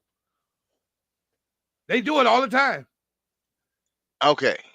Well, certain shit can't be looked down upon when it's done by one group and not the same way by the other. Since me using the word ghetto is it was just an example. And that's a Jewish term. But now it means what they told you it means. And it don't mean that for nobody else but your black ass. Okay. So, my point being the exact same.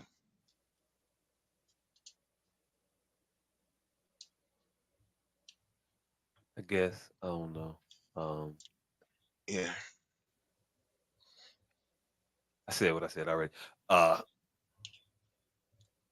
point wasn't that it's right. My point is that it happens, and a lot. And a lot, so that we can't just place our flag on this one is all I was bringing Nobody's that up saying that it for. doesn't happen. My point is that when it happens to the greater detriment of us, we are not allowed the ability to be laxed. We can't do what they do to catch them. We're behind already. We have to do something different, better. We have to be different in order to catch. We won't catch up by doing the same shit.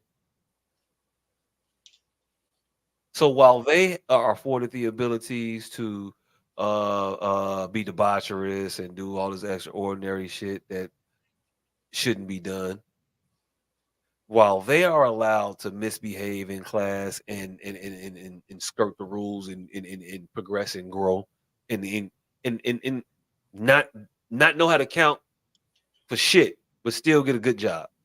All right, you missing the point. That's not going to work the same for you. That's not what I was You saying. gotta know how to read. You gotta know how to count. You gotta actually be smart because it's not. Hey, look, we can try to make it say, hey, look, everybody that don't know how to read should be able to get a job as a publisher. No, we shouldn't be fighting for that. We should be fighting for the stand. We should be fighting in the stance that publishers need to be qualified. Motherfuckers need to know how to read before they be able to do these jobs. Fuck the favoritism in these situations and shit like that. While educating ourselves, while making ourselves better. Hey, do you know that pompous ass stance? We only take that because we No, know it's we not have pompous, fam. It's got to be pompous. You got to have an air. No. Here's what I'm saying. Listen to the statement. This is the only reason we take that pompous ass stance is because we know they're not gonna let us get away with the nepotism. We don't believe that stupid shit neither. We want to give the jobs to our cousins and friends and uncles too. We don't want the most qualified motherfucker there. But since they're gonna make us jump through the hoops, we want the playing field to be even. Yeah. Like, can we have a real fucking discussion any week? Fam, I'm having the discussion. You trying to have some argument. The playing I don't want to argue. I literally don't want to argue. What I'm saying to you is the playing field is not even. It's not. You want to make it even? Cool. You got to get into a position of power to change it. But you just saying I want it to be even ain't gonna change a motherfucking thing. So get into positions of power. How do you do that? Well, you don't get into positions of power by being dumb like they dumb. Because you can't be dumb and graduate. You can't be dumb and elevate. They can, you can't. And we got to understand that as opposed to just fighting this, oh, I want to be able to be dumb too. Why the fuck are we fighting to be dumb too? That's my point. I don't think we're fighting to be dumb too. We got to change the mentality to. I don't think we're fighting to be dumb too. We're fighting for one set of rules for everybody. I don't think we're fighting to be dumb too. I think we're fighting for one set of guidelines for everybody. I think that's what it is. Yeah, and I'm saying that is dumb because you can fight for one set of guidelines and they ain't gonna give them to you because you're fighting from a position of non-authority. But you can get authority and they will change the authority, what authority means. What? But you can get a position of authority and they'll change what authority means. How do you get the position of authority? What I'm saying is that what you're saying No, I'm asking you a direct question. Don't tell me what you're saying. How do you get the position of authority? Follow the system. How do you? What's the system? A system of nepotism and perks and shit. And if you are not in the system, hey, you want to play this rabbit ass game? You answer my questions in a stupid ass fucking fashion. Fine, cool. No, hey, you just figured out what was happening way too all late. fucking night doing stupid shit. You just not. You just No, figured out if what you was want happening to way change too the late. system, you have to get into a position of power and able to in order to change the system. You can't gain power from a people that by doing the same thing that they doing. They're not gonna give you the power. And you fighting, you saying, well, you should just give it to me, ain't gonna work. It ain't worked. It ain't gonna work. You have to get in a position of strength to demand what it is that you want. If you are asking from some shit from a position of weakness, you are not gonna get it. Look, M'Baku, that shit didn't work in Black Panther neither. They will change the rules. You will follow all this soapbox shit you just said, and once you get to the top of the mountain, they will, we want to be at the bottom of the mountain. And with your ass up there at the top of that motherfucker, they will change the locale of the flag. It's all I'm saying. So all that soapbox shit, yet again. Well, you can't win the game, so why play? Your estimation, your summarization is you can't win the game. Nope. What? So what are you saying then? What did you just say? History. Taking it. History has proven taking it the only way. How do you take it? Not in a position of authority, from a position of strength. We go to the gym, not the school. How do you get the position of strength, fam? Go to the gym, not school. Okay, all right, cool. So you think that this shit can be born with brute force and not mental dexterity? The only way history has taught you that's the only way it's gonna happen. Brute. History has taught me that that's not the way any of this shit happens. History has taught me. History has taught me that without war. History has taught me that because hey, look, you want to know why history has taught me that shit? Because ain't president look like Arnold Schwarzenegger. Now, no ruler of a fucking country look like Ronnie Coleman. They don't look like The Rock. They don't look like John Cena. They don't look like the fucking Big Show. They look like Vladimir Putin. They look like fucking Donald Trump. They look like Joe Biden. They look like Vladimir Zelensky. They look like fucking Kim Jong-un. They look like Xi Jinping. None of these motherfuckers are physically imposing. If you got them at the last motherfucker in the Royal Rumble, you have it.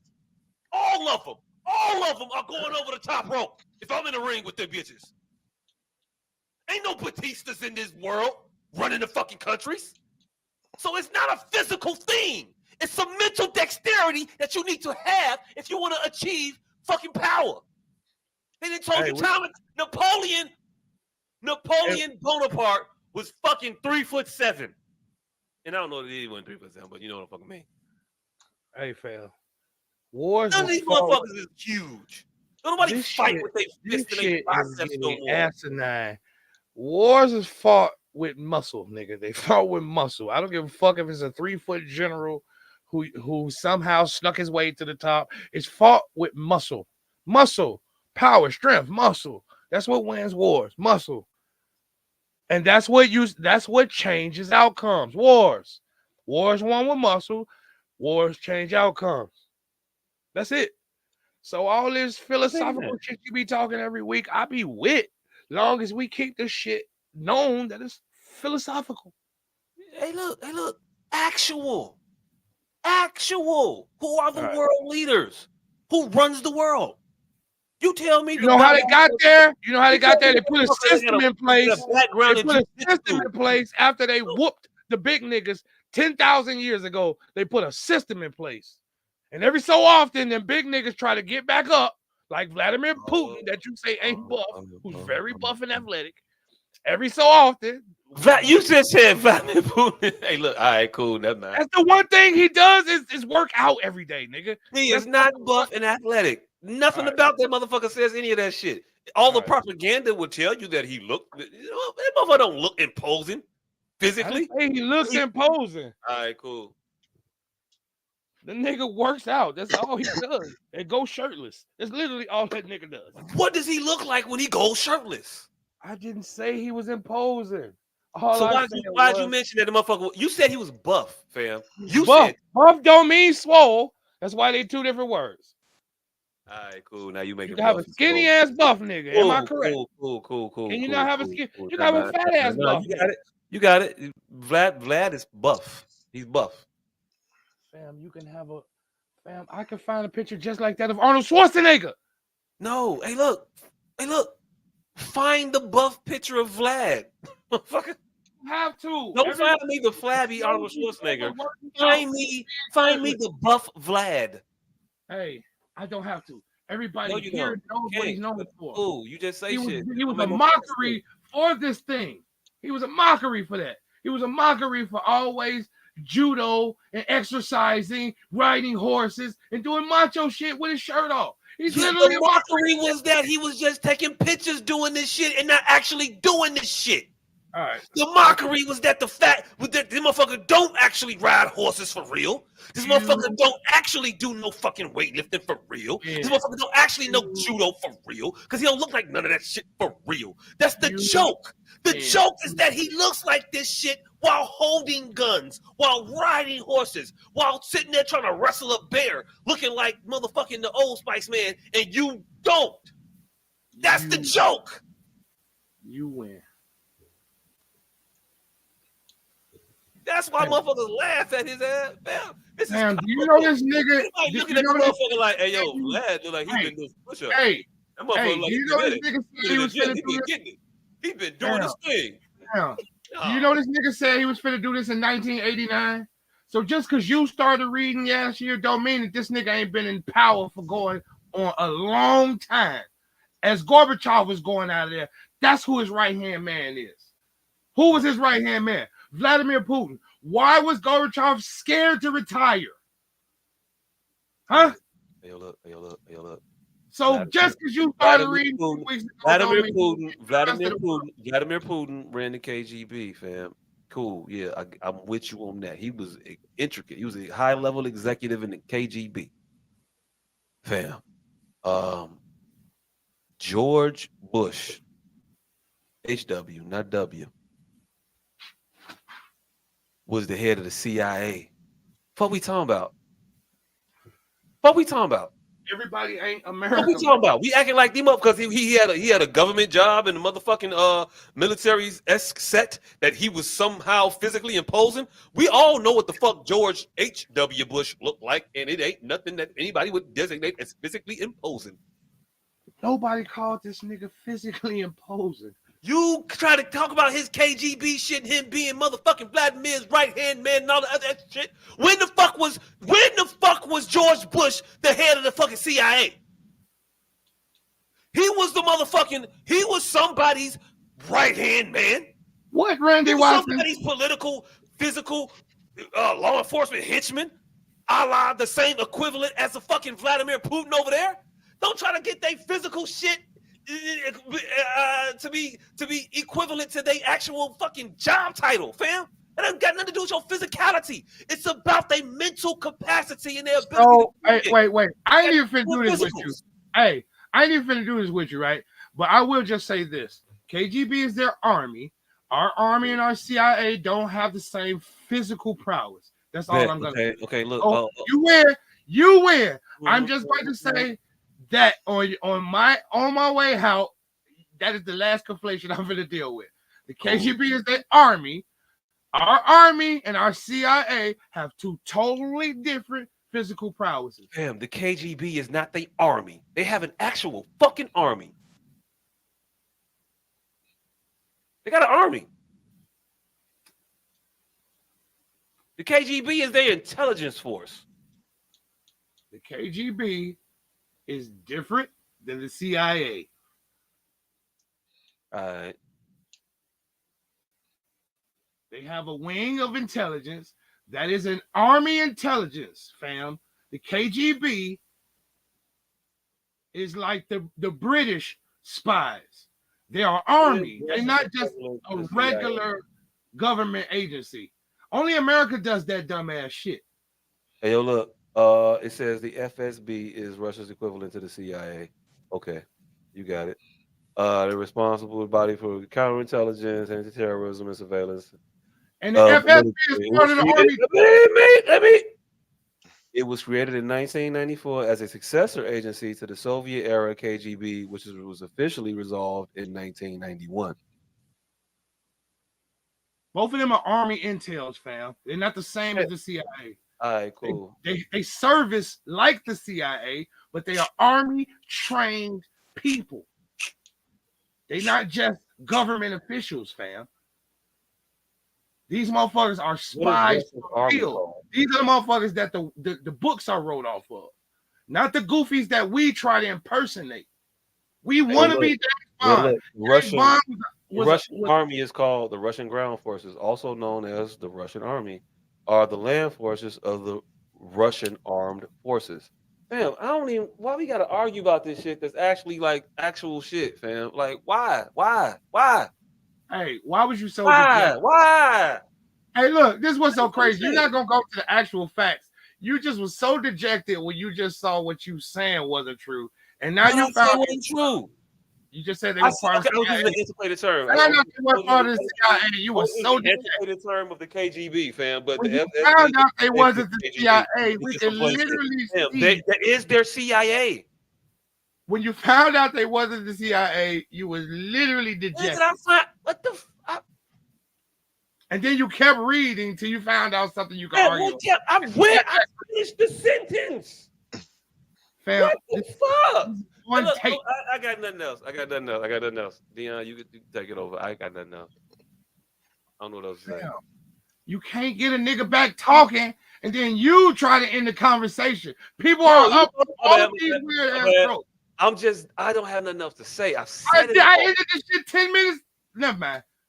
Fam, you can't. Never mind. God damn. Okay, you got it. My bad. You quit me before I quit you. You got it.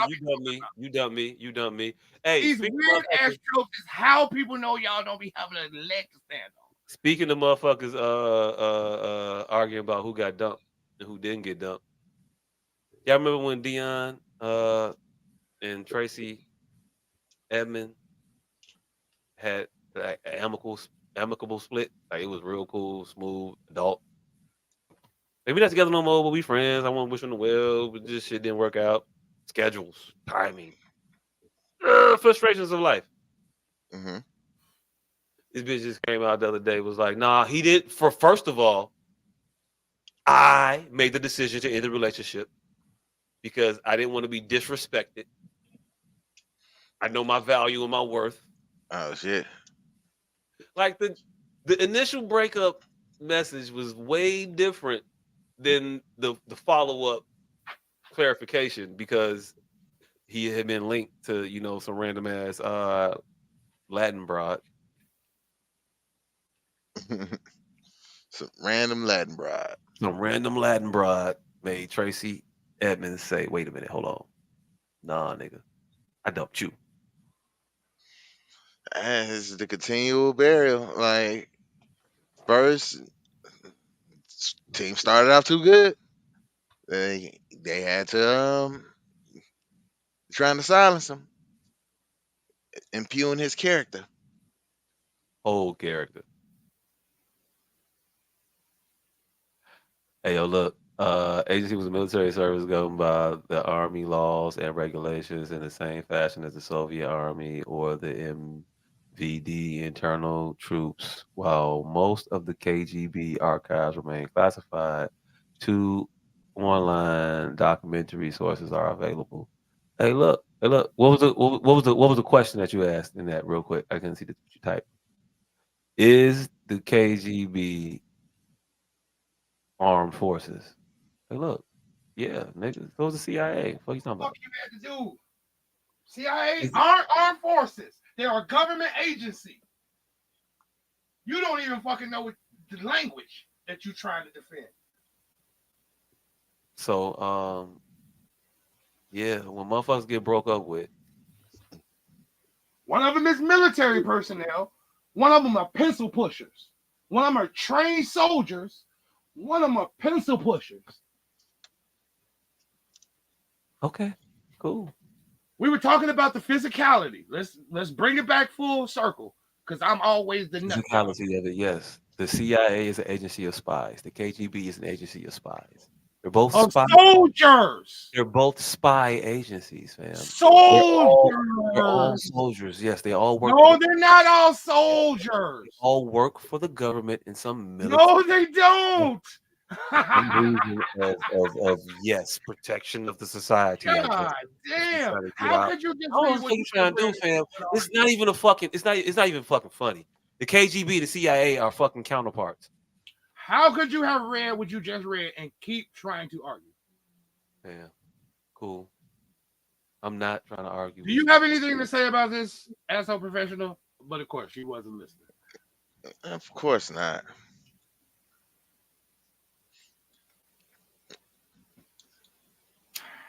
Hey, yo, look. Just Google what is the Russian equivalent to the CIA. We don't have to. All I said was I know you won't do that. I know you won't do that. I know you won't do that. I know you won't do that. That's not what we were talking about. You won't do that. And yes, they're all military organizations. Fam, the FBI, the CIA, the ATF, all of them. All right, hey, hold on, Pistol. Listen to this. Yeah, I'm asking you to listen to what he's going to say. Yeah, they're all. Well, the ATF is different. Matter of fact, hold on. None of those people are military personnel. Let me back up. None of those people are military personnel. Let me back up. They are all law enforcement, but in certain varying degrees. Okay, so for clarification's sake, because I got to be real clear with you. FBI, Federal Bureau of Investigations, will investigate domestic shit happening with us and things like that. They may also delve into some foreign shit, but mostly a lot of domestic shit. But they're an intelligence agency that's specifically, I think, for like domestic shit. CIA, the Central Intelligence Agency, that is an agency built, I think, predominantly of spies. They tend to skew towards the more international affairs, espionage for different countries and things like that, external threats for the U.S. Okay, now you have our other military branches or our traditional military branches: the force services, the Army, the Marines, the Air Force, the Navy. You have those military services, traditional armed forces. That's what you have with them. Now, every other major country has a mirroring agency. Mm-hmm. Russia has the KGB. Well, not the KGB, my bad, the FSB now. They took over for the KGB circa 1991, as what I just read out a minute ago. Okay, they have the KGB. That is their equivalent to our CIA. I don't know, or my bad, FSB. I don't know their equivalent to our FBI, but they have an equivalent to our Navy, and they have an equivalent to our Air Force. They have an equivalent to our Army. They call them the ground forces. There's a Russian Navy. There's a Russian. Actually, I'm not 100% sure if there's a Russian Air Force. I believe that there should be a Russian Air Force. How the fuck Russia don't have an Air Force? But yeah, they got motherfuckers that fly and shoot shit. They gotta have motherfuckers that fly and shoot shit. Hey, okay. It's times like this where I don't be knowing if you be serious, trying to prove a point, but just lying. But no, what lie? What lie did I tell? Right. So let me because you just took us on this big gish gallop that had absolutely nothing to do with the conversation we were having. So you were trying to disprove that Putin was physical. Yeah. And you did that by saying he was part of the KGB. And I told you the KGB was a military force. In the KGB as some sort of semblance to his physicality. That's not what I didn't. Which in KGB? You just said he was Gorbachev's right-hand man. I didn't say shit about the KGB. You brought up the KGB. I just brought that up to say he was physically a presence since a lot longer than those 4 flabby pictures whoever kept posting. He's been there for a while. You brought up the KGB. You brought up the KGB. And I said that matters not because the KGB is a military force, which it is. And we all know military has to go through basic training, physical training. Unlike the FBI, unlike the CIA, the military has to go through physical training. That's it. That's all. So the KGB being the Russia's version is moot and very immaterial. Now, either you know that and being disingenuous, or you slow as shit and we should move forward. Because none of that shit you just read got anything to do with them being a military force and having to do basic training, whereas CIA don't. They have to do more rigorous. We were talking about physicality. Physicality. That's it. Like literally, that's all we were talking about. And so the fact that they do similar work, one is a government agency, one is a military force. CIA and FBI have no physical requirements for their service members. That's not fine. like military personnel. And I think you know that. I was talking about Tracy Edmonds and Deion Sanders. That's what I was talking about. That's what I was talking about. I thought that's what was you talking about, Deion Sanders and Tracy Edmonds, Mr. Professional? Yep, that was the conversation that we were in the midst of. Oh, you were paying attention now. Oh, okay. Mm-hmm.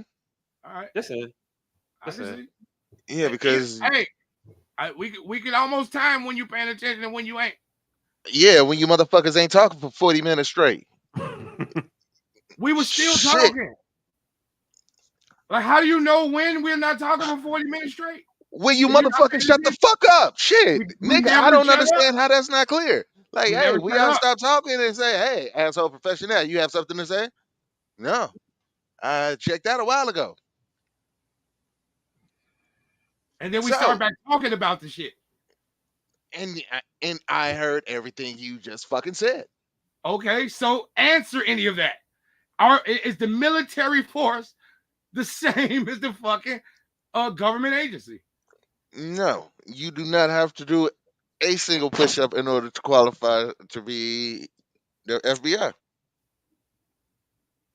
As opposed to... that's all I'm saying. Interjecting some of these conversations when one of us is correct. Hey, I think you are also wrong with if you say that you don't have to do a single solitary push-up to be in the FBI. I was going to scoot right past that, but okay, all right, cool. I know he's wrong. Yeah.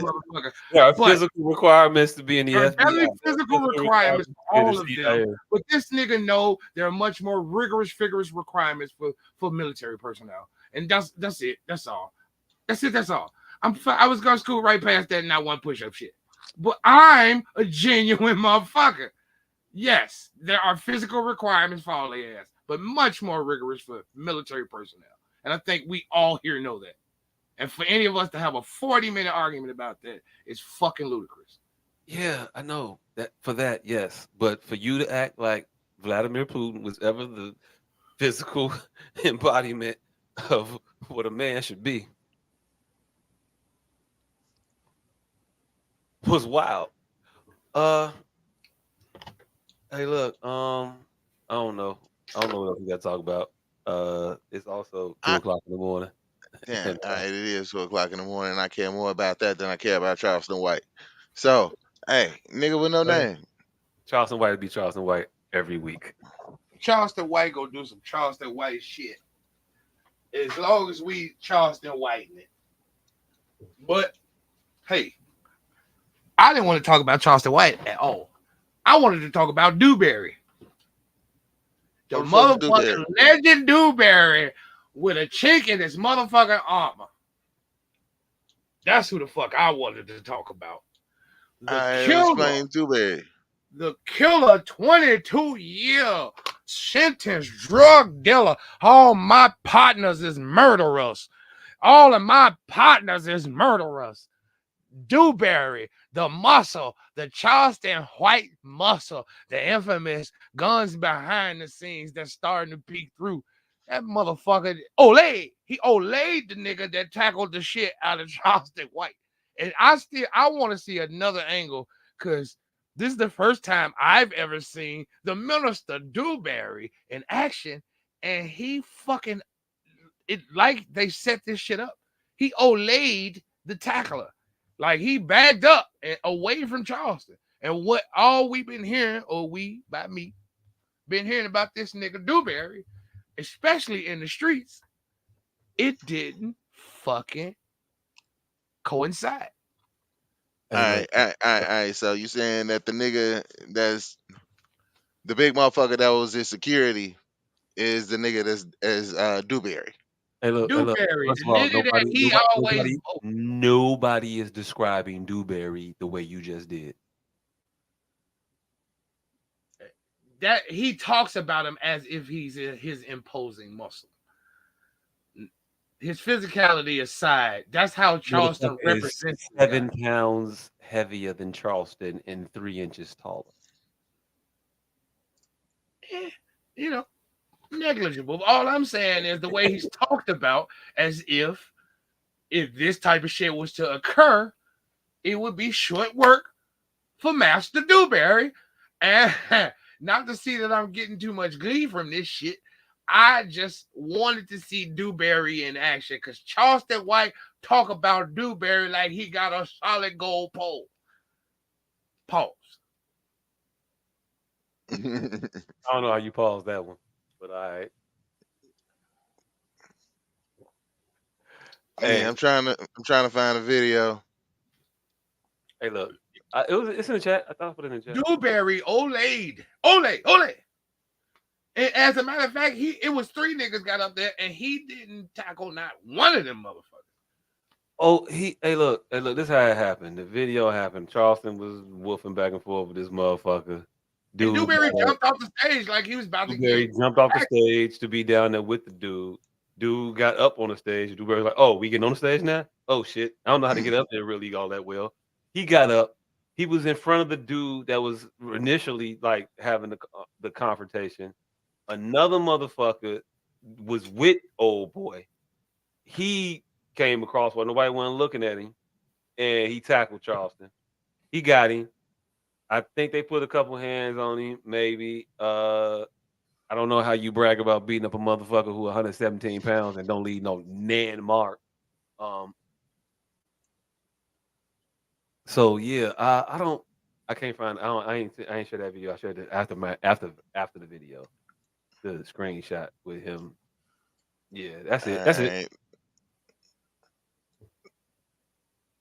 But yeah, it was just a sad. You feeling horny? In your ass, itchy? Pull out some money, nigga. I hit you in your goddamn head. Put your hand, nigga. That's Dewberry hopping on stage. You saw the motherfucker walk right past, right? The same size. Now, when that nigga hop on stage, Dewberry back on stage, right? Dewberry on stage. Dewberry. I can't see Dewberry. It's a closer angle. Yeah. It's another one that's way closer. Like, into it. I'll see if I can find that one. Yeah, Dewberry Olayed that shit. Okay. So yeah, this nigga Charleston White, though I agree with his stance on a lot of shit, his message is just getting too Charleston Whitey. It was funny at a point, but now it's like, all right, you proved your point that ain't nobody gonna do shit to you. Now move the fuck on. I think he did move the fuck on. I think it keeps coming up. What the fuck you want him to say? This is who he is. He's gonna say wild, accusatory, wild, inflammatory, wild shit. He gonna talk big shit like he the biggest motherfucker in the room. We all know he not. We all know he'll get his ass whooped. That ain't the question is what this man saying right or wrong? That's what it is. I don't give a fuck about his bloviating about his personals and what he can and can't do and how big of a man he is and what he will do to somebody. I don't believe none of That's that what I'm shit. saying he should move on from. I think that has ran its course. But most of that just comes when motherfuckers ask him about the shit. Literally, he just comments on things and says some of the same shit that I would say about Literally, he said, stuff. I got jumped and I would look like Finesse 2-time brother all lumped up. There was From no this video, it seemed like he's antagonizing motherfuckers. No, what I'm saying is when his report after the fact, he said should be lumped up like Finesse 2 times black. Yeah, he should have been lumped up. But like Finesse 2 times brother, there's no reason for that. I mean, yeah, I'm not gonna defend none of the extra shit he say. I'm not. That's all I said was the extra shit time has passed. That's all I said. Hey, I think he should end the extra shit. That's all I said. Look, again, I'm not even gonna fight you on it. I'm not. Cool. Too late. You already fought me on it. Oh Lord. Oh my God. You did. You literally. You could have let it pass when I said it. Whatever. Play the video. Reiterate it for the 15th time. You paid to see me. Lakers, Jazz, and Wern ass nigga. Pull out some money though.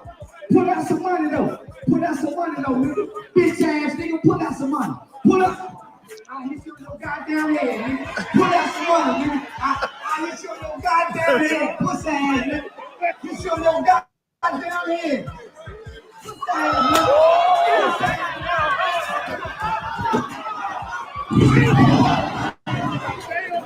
Now look at Dewberry.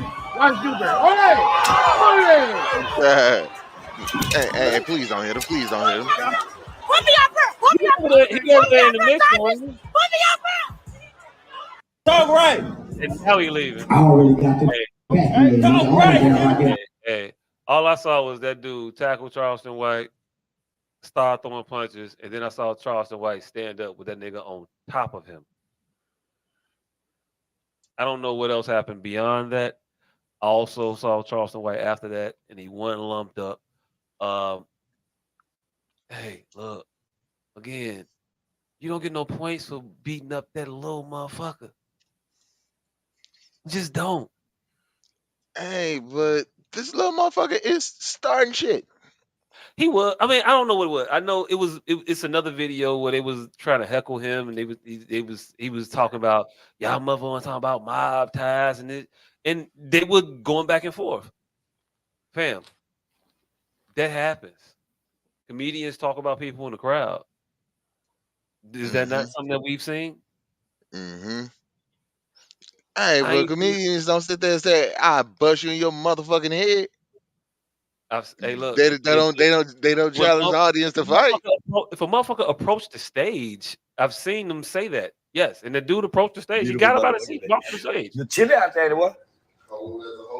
I just wanted to stand in front of the sunlight to let the nigga see, nigga, I'm untouched, I'm unscathed, and I'm We can't see it. We can't see it, by the way. I hear it, but I can't see nothing that's going on. Again, I was less interested in Charleston. My diatribe was more about Dewberry. Mm-hmm.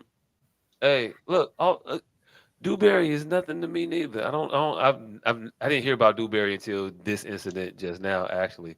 But to let the nigga see, nigga, I'm untouched, I'm unscathed, and I'm undefeated. We win again. The internet mad in the mother. The internet mad in the mother. They can't beat me.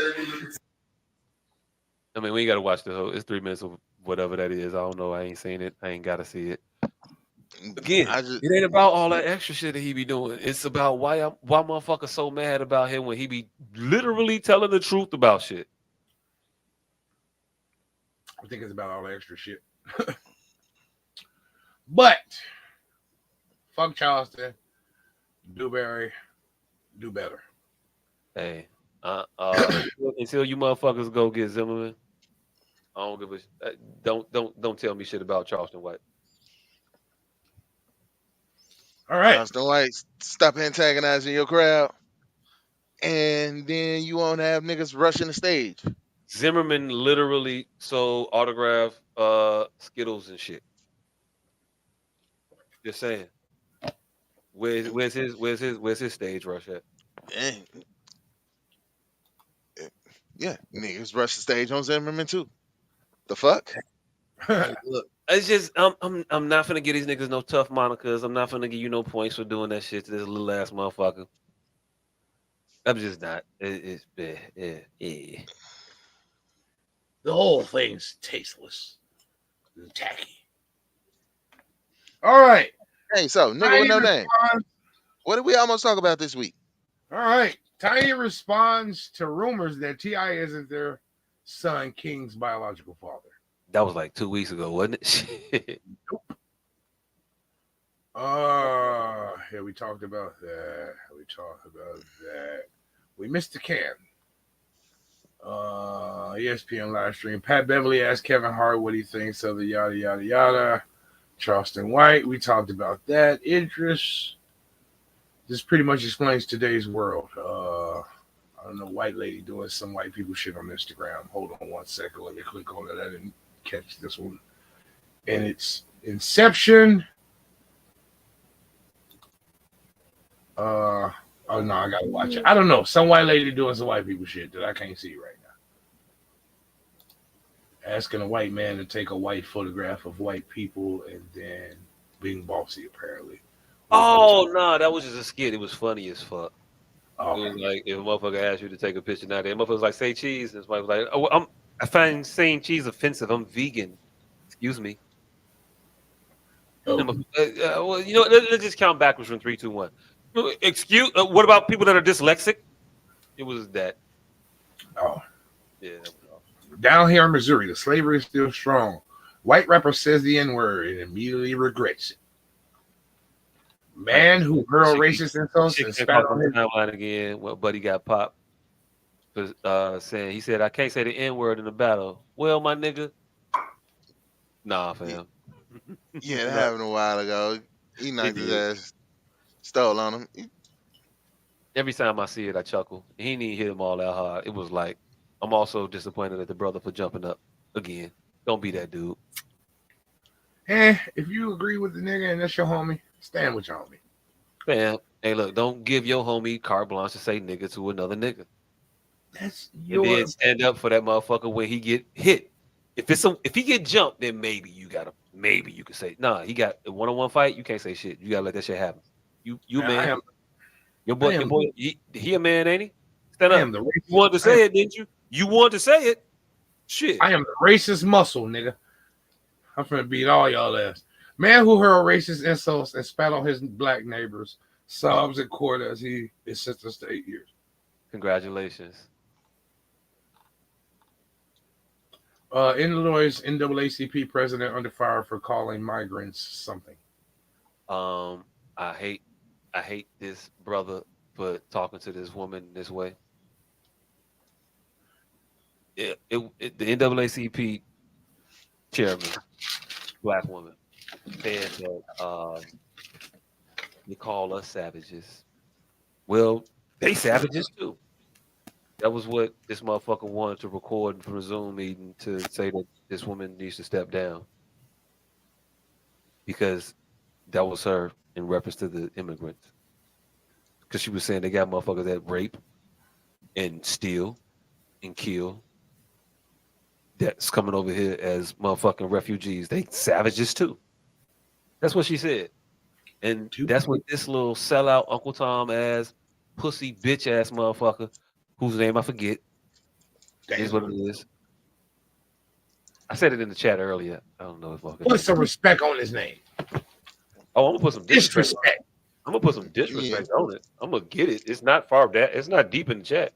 Put some respect on his name. Some disrespect. Watson. Patrick Watson. Patrick Watson, you a bitch. Damn. Period. Damn. Point blank. And you from here. And I know you gonna see this shit. You congressional bitch is what he is what he called him. He ain't even congressional. Legislative. Legislative. He ain't even legislative bitch. He's a bitch that was a part of the NAACP chapter in his fucking city and decided to step down from that because He decided to stop fighting for black people to start fighting for fucking immigrants because a black person in his group said that the immigrants were taking too many resources away from black people. That's what he is. That's what his issue is. He was down there part of the NAACP. That's what the fuck he's doing. So he a bitch. He a hoe. He a pussy ass motherfucker. I hope I run into him. I really do. And I think I might. I ain't finna touch him, but you a bitch. Some bitch shit. Are you gonna do the Jerry Springer? Just start pointing at him and hurling insults? Damn, I'm not gonna know. As long as you don't spit.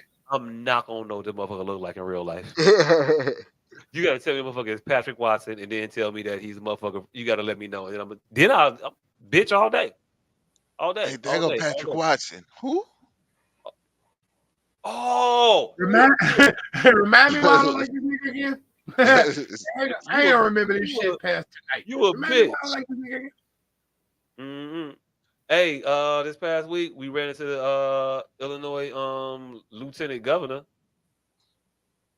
Hey, was he under a banner that said lieutenant governor? It's a woman. All right, was she under a banner that said explicitly lieutenant governor? No, she was not. I ain't know who the fuck she was. I was with some other motherfuckers. One motherfucker recognized her, and a bunch of niggas started taking pictures with her. I was like, wait a minute, I don't like the governor. Hey, I don't like the lieutenant governor. Can we talk to this bitch and air our grievances? And it felt like there was the moment that we could do that shit at Messler, which is like a bar and lounge. I forgot to tell this nigga about the pronoun shirt before the camera started rolling. Oh shit, yeah, I like that shirt. Hey, that shirt gonna make us $1 million. Yeah, but now, I'm solid in my track record with running into politicians from our city, political pundits or whatever. I keep that same energy, fam. I ain't taking no pictures with this bitch. I ain't called her a bitch or nothing like that, but I ain't really talked to her either. Hey, I call Daily ass a Hyde Park. I ain't over there and take no pictures with her. If I meet a motherfucker and I get a conversation with him, we gonna hold you to the fire. Oh boy, that's running for the motherfucking state's attorney. We had our conversation. You know where I stand on your shit. He know there's one vote he ain't getting. Whole time. Hey, he know he got to make some changes and figure some shit out for you. Hey, this nigga Jacques. This bail reform shit is an actual thing when it's not, and then try to run on it. Well, this bill. This nigga Jacques gonna have a whole group of motherfuckers. He gonna be the political smiley face band, and they all not gonna know they talking about the same nigga. They gonna get together once a week. This motherfucker called me down and jokes and notes. I was trying to have a motherfucker drink. This motherfucker walk up here talking about migrants and shit. Nigga right in front of my bitch and my side bitch. My bitch didn't even know my side bitch was there, and this nigga embarrassed me in front of both of them. Both of them. Hey, look. It's gonna be. Hey, look. I ain't saying. Motherfucker, long hair, dreadhead nigga called me a Harold's, nigga. I called 6-piece fried hard. Only reason I was in that motherfucker is because they don't fry your shit when you call in till you walk in the goddamn door. So he had called me. I went in there the second time. Motherfucker gonna pull up on me talking about, hey, you lieutenant governor. You goddamn right, I'm a lieutenant governor, motherfucker. I don't give a fuck.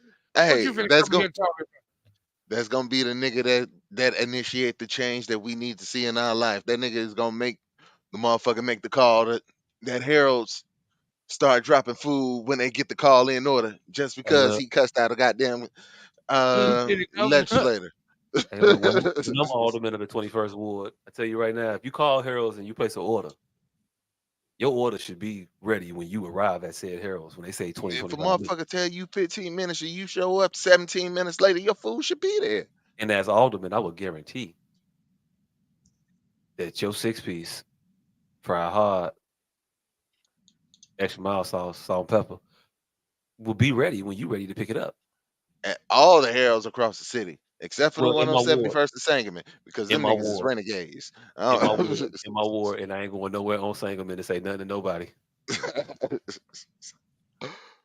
Hey. Hey, if you're from Chicago, if you visited Chicago and a motherfucker tell you and go to the 9. Any one of them motherfuckers. 79, 39, 49, 59, 69, 109, 119th. They say you 100 anything. They say you 100 anything. It's not a place you go to visit, fam. No, You better you go there motherfucker for a tell you reason. go to 104th, you might be all right. Motherfucker tell you go to 101st and Beverly, you might be all right. It's a couple little sparring blocks I'm sparingly saying right here. now. I'm saying right now. It is nothing on 101st and Beverly to go see. Unless Go you say know 107 in Longwood. 107 in Longwood. Ain't nothing on 100. You know what's on 107 in Longwood? A Starbucks. A Starbucks, right? You know how many motherfucker, you know how great this Starbucks gotta be? It's even the Starbucks with the floors. We have a Starbucks with floors in our city. There's a visitable Starbucks here. All Not the I'm one on saying, 107 in Longwood. all I'm saying Not is a that one. motherfucker tell you Not to that go one. to any Starbucks, 9. there's a Starbucks and a CVS, and then down the street from that a little bit is a fucking resale shop. And also fuck them because they ain't sell my mirror. So Raggedy bastards. I mean, I guess they was right. They put my shit in Hey. the back. When I went to go get my shit back, my shit was in the back. Like it was dust on it. Like they weren't even trying to sell this motherfucker. But as I was saying, also don't go on no street with 3 syllables. Sangamon, Paulina, Washington, no. Washington. Hey, you start adding Artesian. some, right? You start adding some to Claremont, Archerfield, Wood.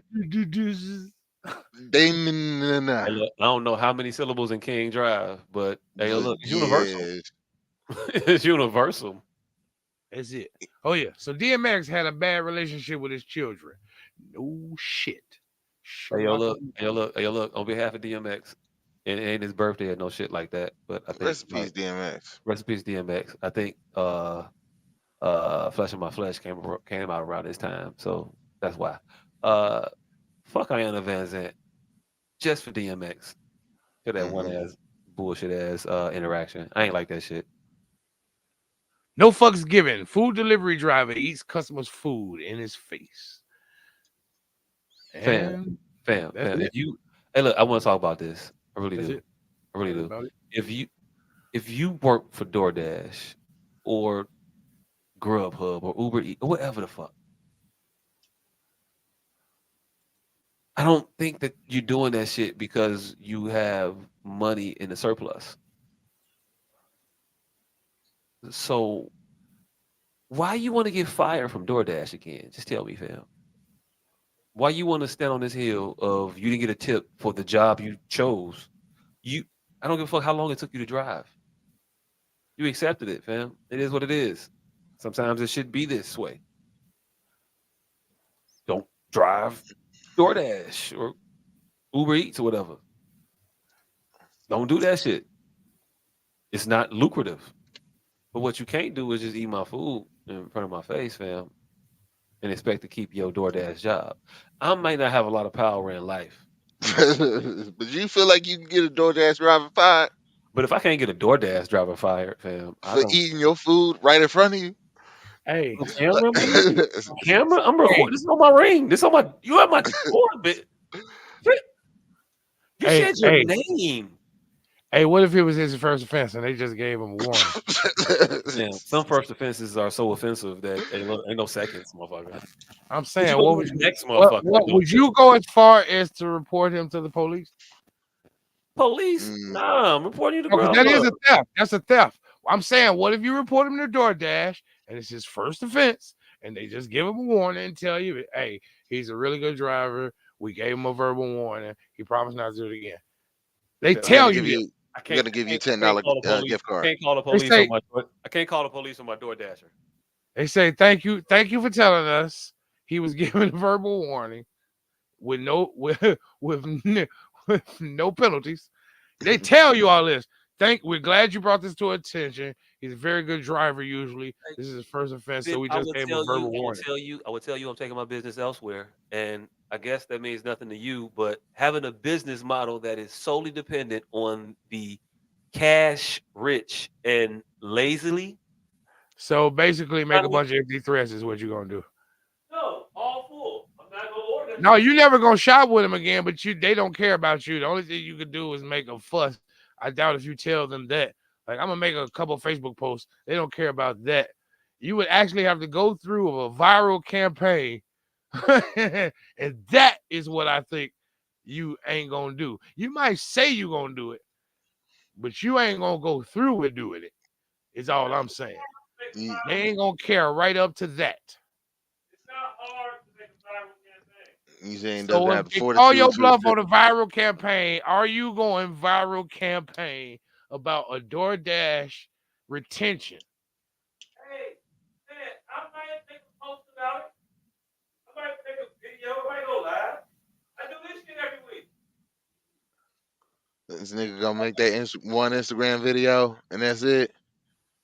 Hey, I think he'll make it, but I'm saying I don't think he got enough gumption to make cross-platform videos and constant share to get a fuss up and tag in pertinent people. I don't think he has the moxie to go through with a successful viral campaign launch, is what I'm saying. I think he will make a video if he's bored, maybe a post because it only takes 10 seconds. But if they don't get any traction, it's going to die there, is what I'm saying. You are 100% correct. That's all. That's it at all. I'm saying, do you have the moxie to get this nigga fired for real? But virility doesn't require moxie on behalf of the person that's making the. There's two ways to go viral. All I need is the hashtag DoorDash, and that shit get retweeted a couple times. But that's shared. luck. You know, there's ways to make shit go viral. It could be luck. I'm not gonna make it viral. That's what I'm asking. That's what I'm saying. Is recompense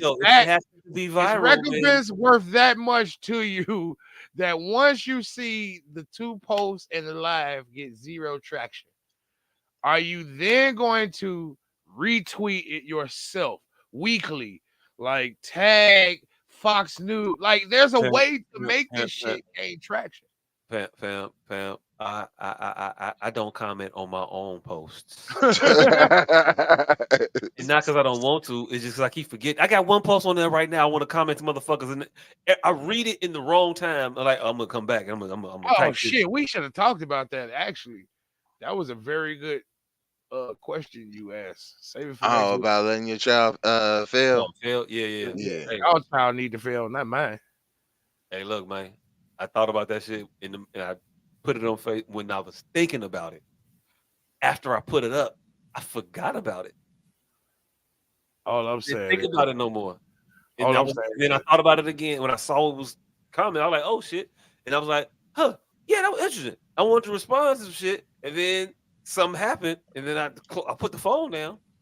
And there it went. And now I'm remembering that, oh shit, I had a post and I wanted to say some shit to motherfuckers. I don't know. Look, I don't know, and this is the funniest shit is I don't know why Facebook chooses to show me this nigga everything this nigga comments on. This all my fucking timeline is littered with his ass and shit. Pistol is liking and comment on. That's the only reason I saw that shit is because he commented on it. All it showed me was the post and his comment. And I got on it. It was plenty of motherfuckers that commented on the shit. But I didn't see any of that. Hey, my shit be days late, hours late. By the time I saw it, it was already 15 hours in, 8 hours in. I don't know. Hey, look, like, it didn't tell me anybody commented on my shit. Yeah, I don't get no notifications unless a motherfucker tag my name. I don't know what the fuck I done did to Zuckerberg, but yeah, I don't get a notification unless a motherfucker tag literal my name. They like, if this nigga don't see it, he can't argue with people. I just thought I was bad at Facebook. No, my shit don't. I get no notification. They figured out about a year ago. If I don't see a motherfucker saying some slick shit to me, I can't fucking wild out on their ass. And ever since then, I guess my Facebook FBI adjudicator has been happy. Cause I don't be arguing with motherfuckers, except you two niggas.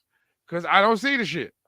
Now, if I remember and I go searching for it, like Now I know somebody said something crazy to this. And then I'll go back looking and I'll see a motherfucker that said something. But other than that, I'm like the Forrest Gump of Facebook. Life is like a box of chocolates. Fuck your mama. And I just walk off, never to be heard from again. Hey, look, I don't know.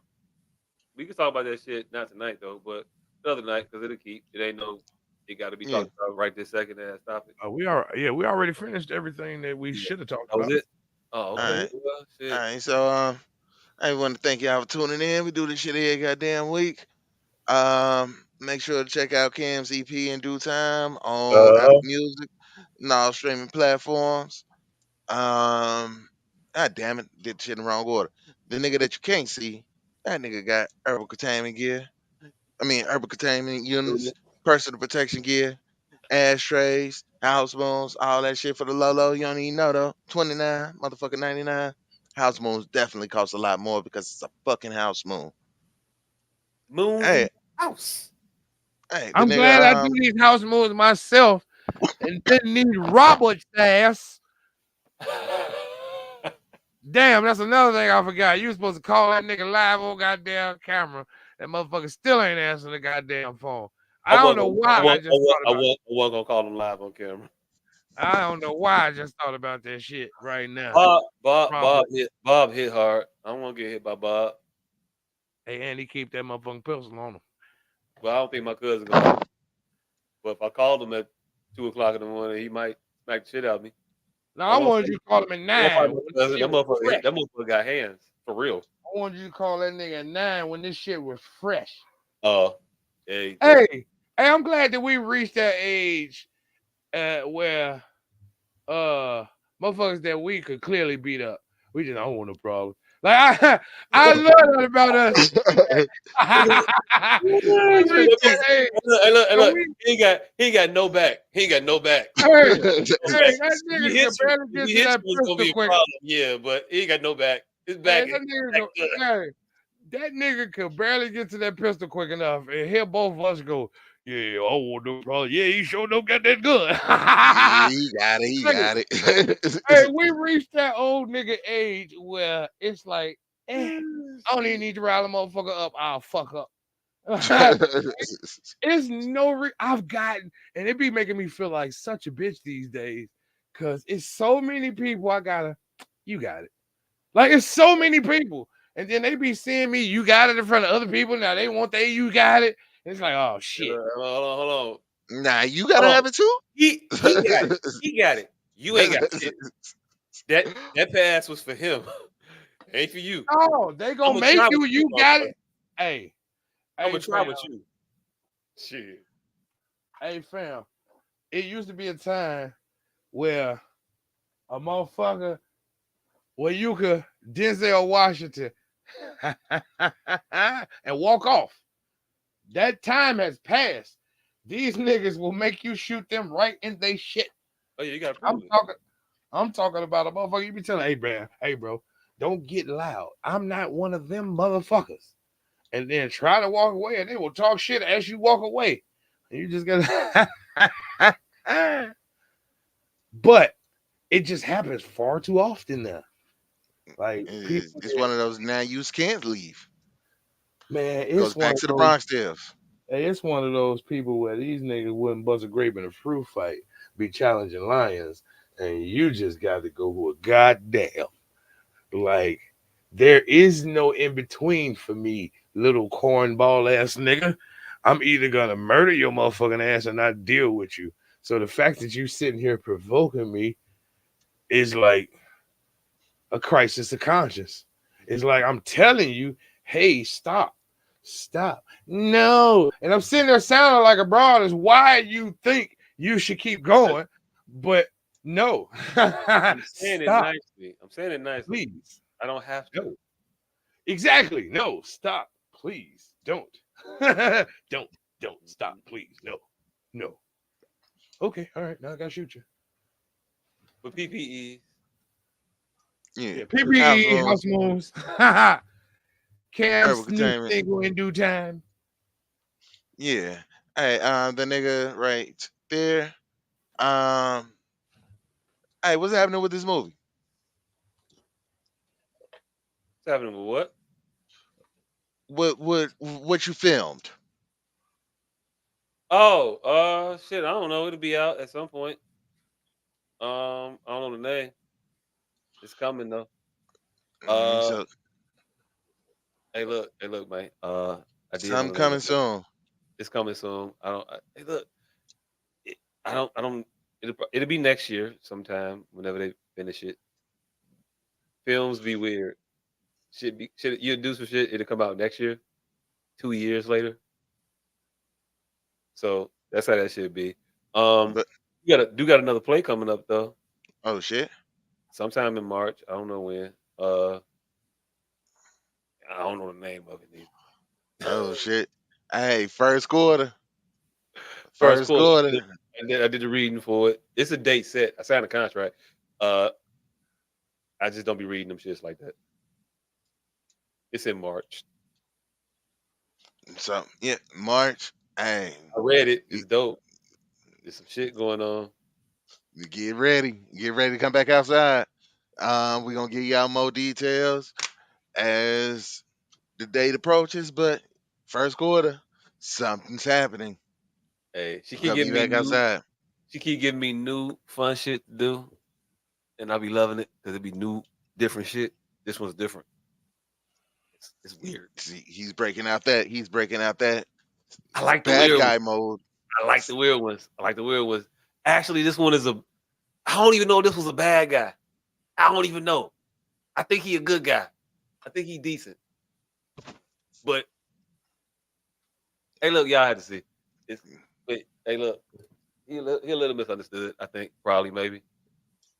Mhm. It's the Be thing. on the lookout. It's coming. It's coming in March. So get ready. And we are about to get the fuck up out of here. It is 2:40. I am about to go the fuck upstairs, go sleep. I was looking at this video that I recorded because I got this new camcorder. It's pretty awesome. I made a video of this wheat field. It was alright, but it's just really grainy. Hey, why every time we get to talking about a play, I feel like I owe you $75? I think we clarified this already. I think the 2 tickets were $75 total, and I thought I owed you another $75. No, I think we're all square on those tickets. I think you paid me for those. Pretty sure I'm you talking did. about every single time a play is mentioned, I get a panic that comes over me like, oh shit, oh this nigga $75. I mean, every single time, the shit is fucking bananas. Mm-hmm. It be what it is now. You don't owe me though. We swear. I don't know. It's about 3:00 in the morning now. Thank y'all for tuning in to the S.O.S podcast. We appreciate y'all. We 5 hours, 27 minutes, and 7 seconds in on this motherfucker. And That's if you've been rocking with us for this long, you must like us. Hey, Go ahead and actually like this. His wife killed his dream last week and dropped the bombshell on accident and ended the episode on a 00. I'm just trying to talk long enough to get him to remember and attempt it tonight. Oh no, I ain't gonna do that. She whacked his ass last week. Pause. On accident. Nigga been trying this shit for at least a year, and it has yet to happen. It's at the fucking 52-second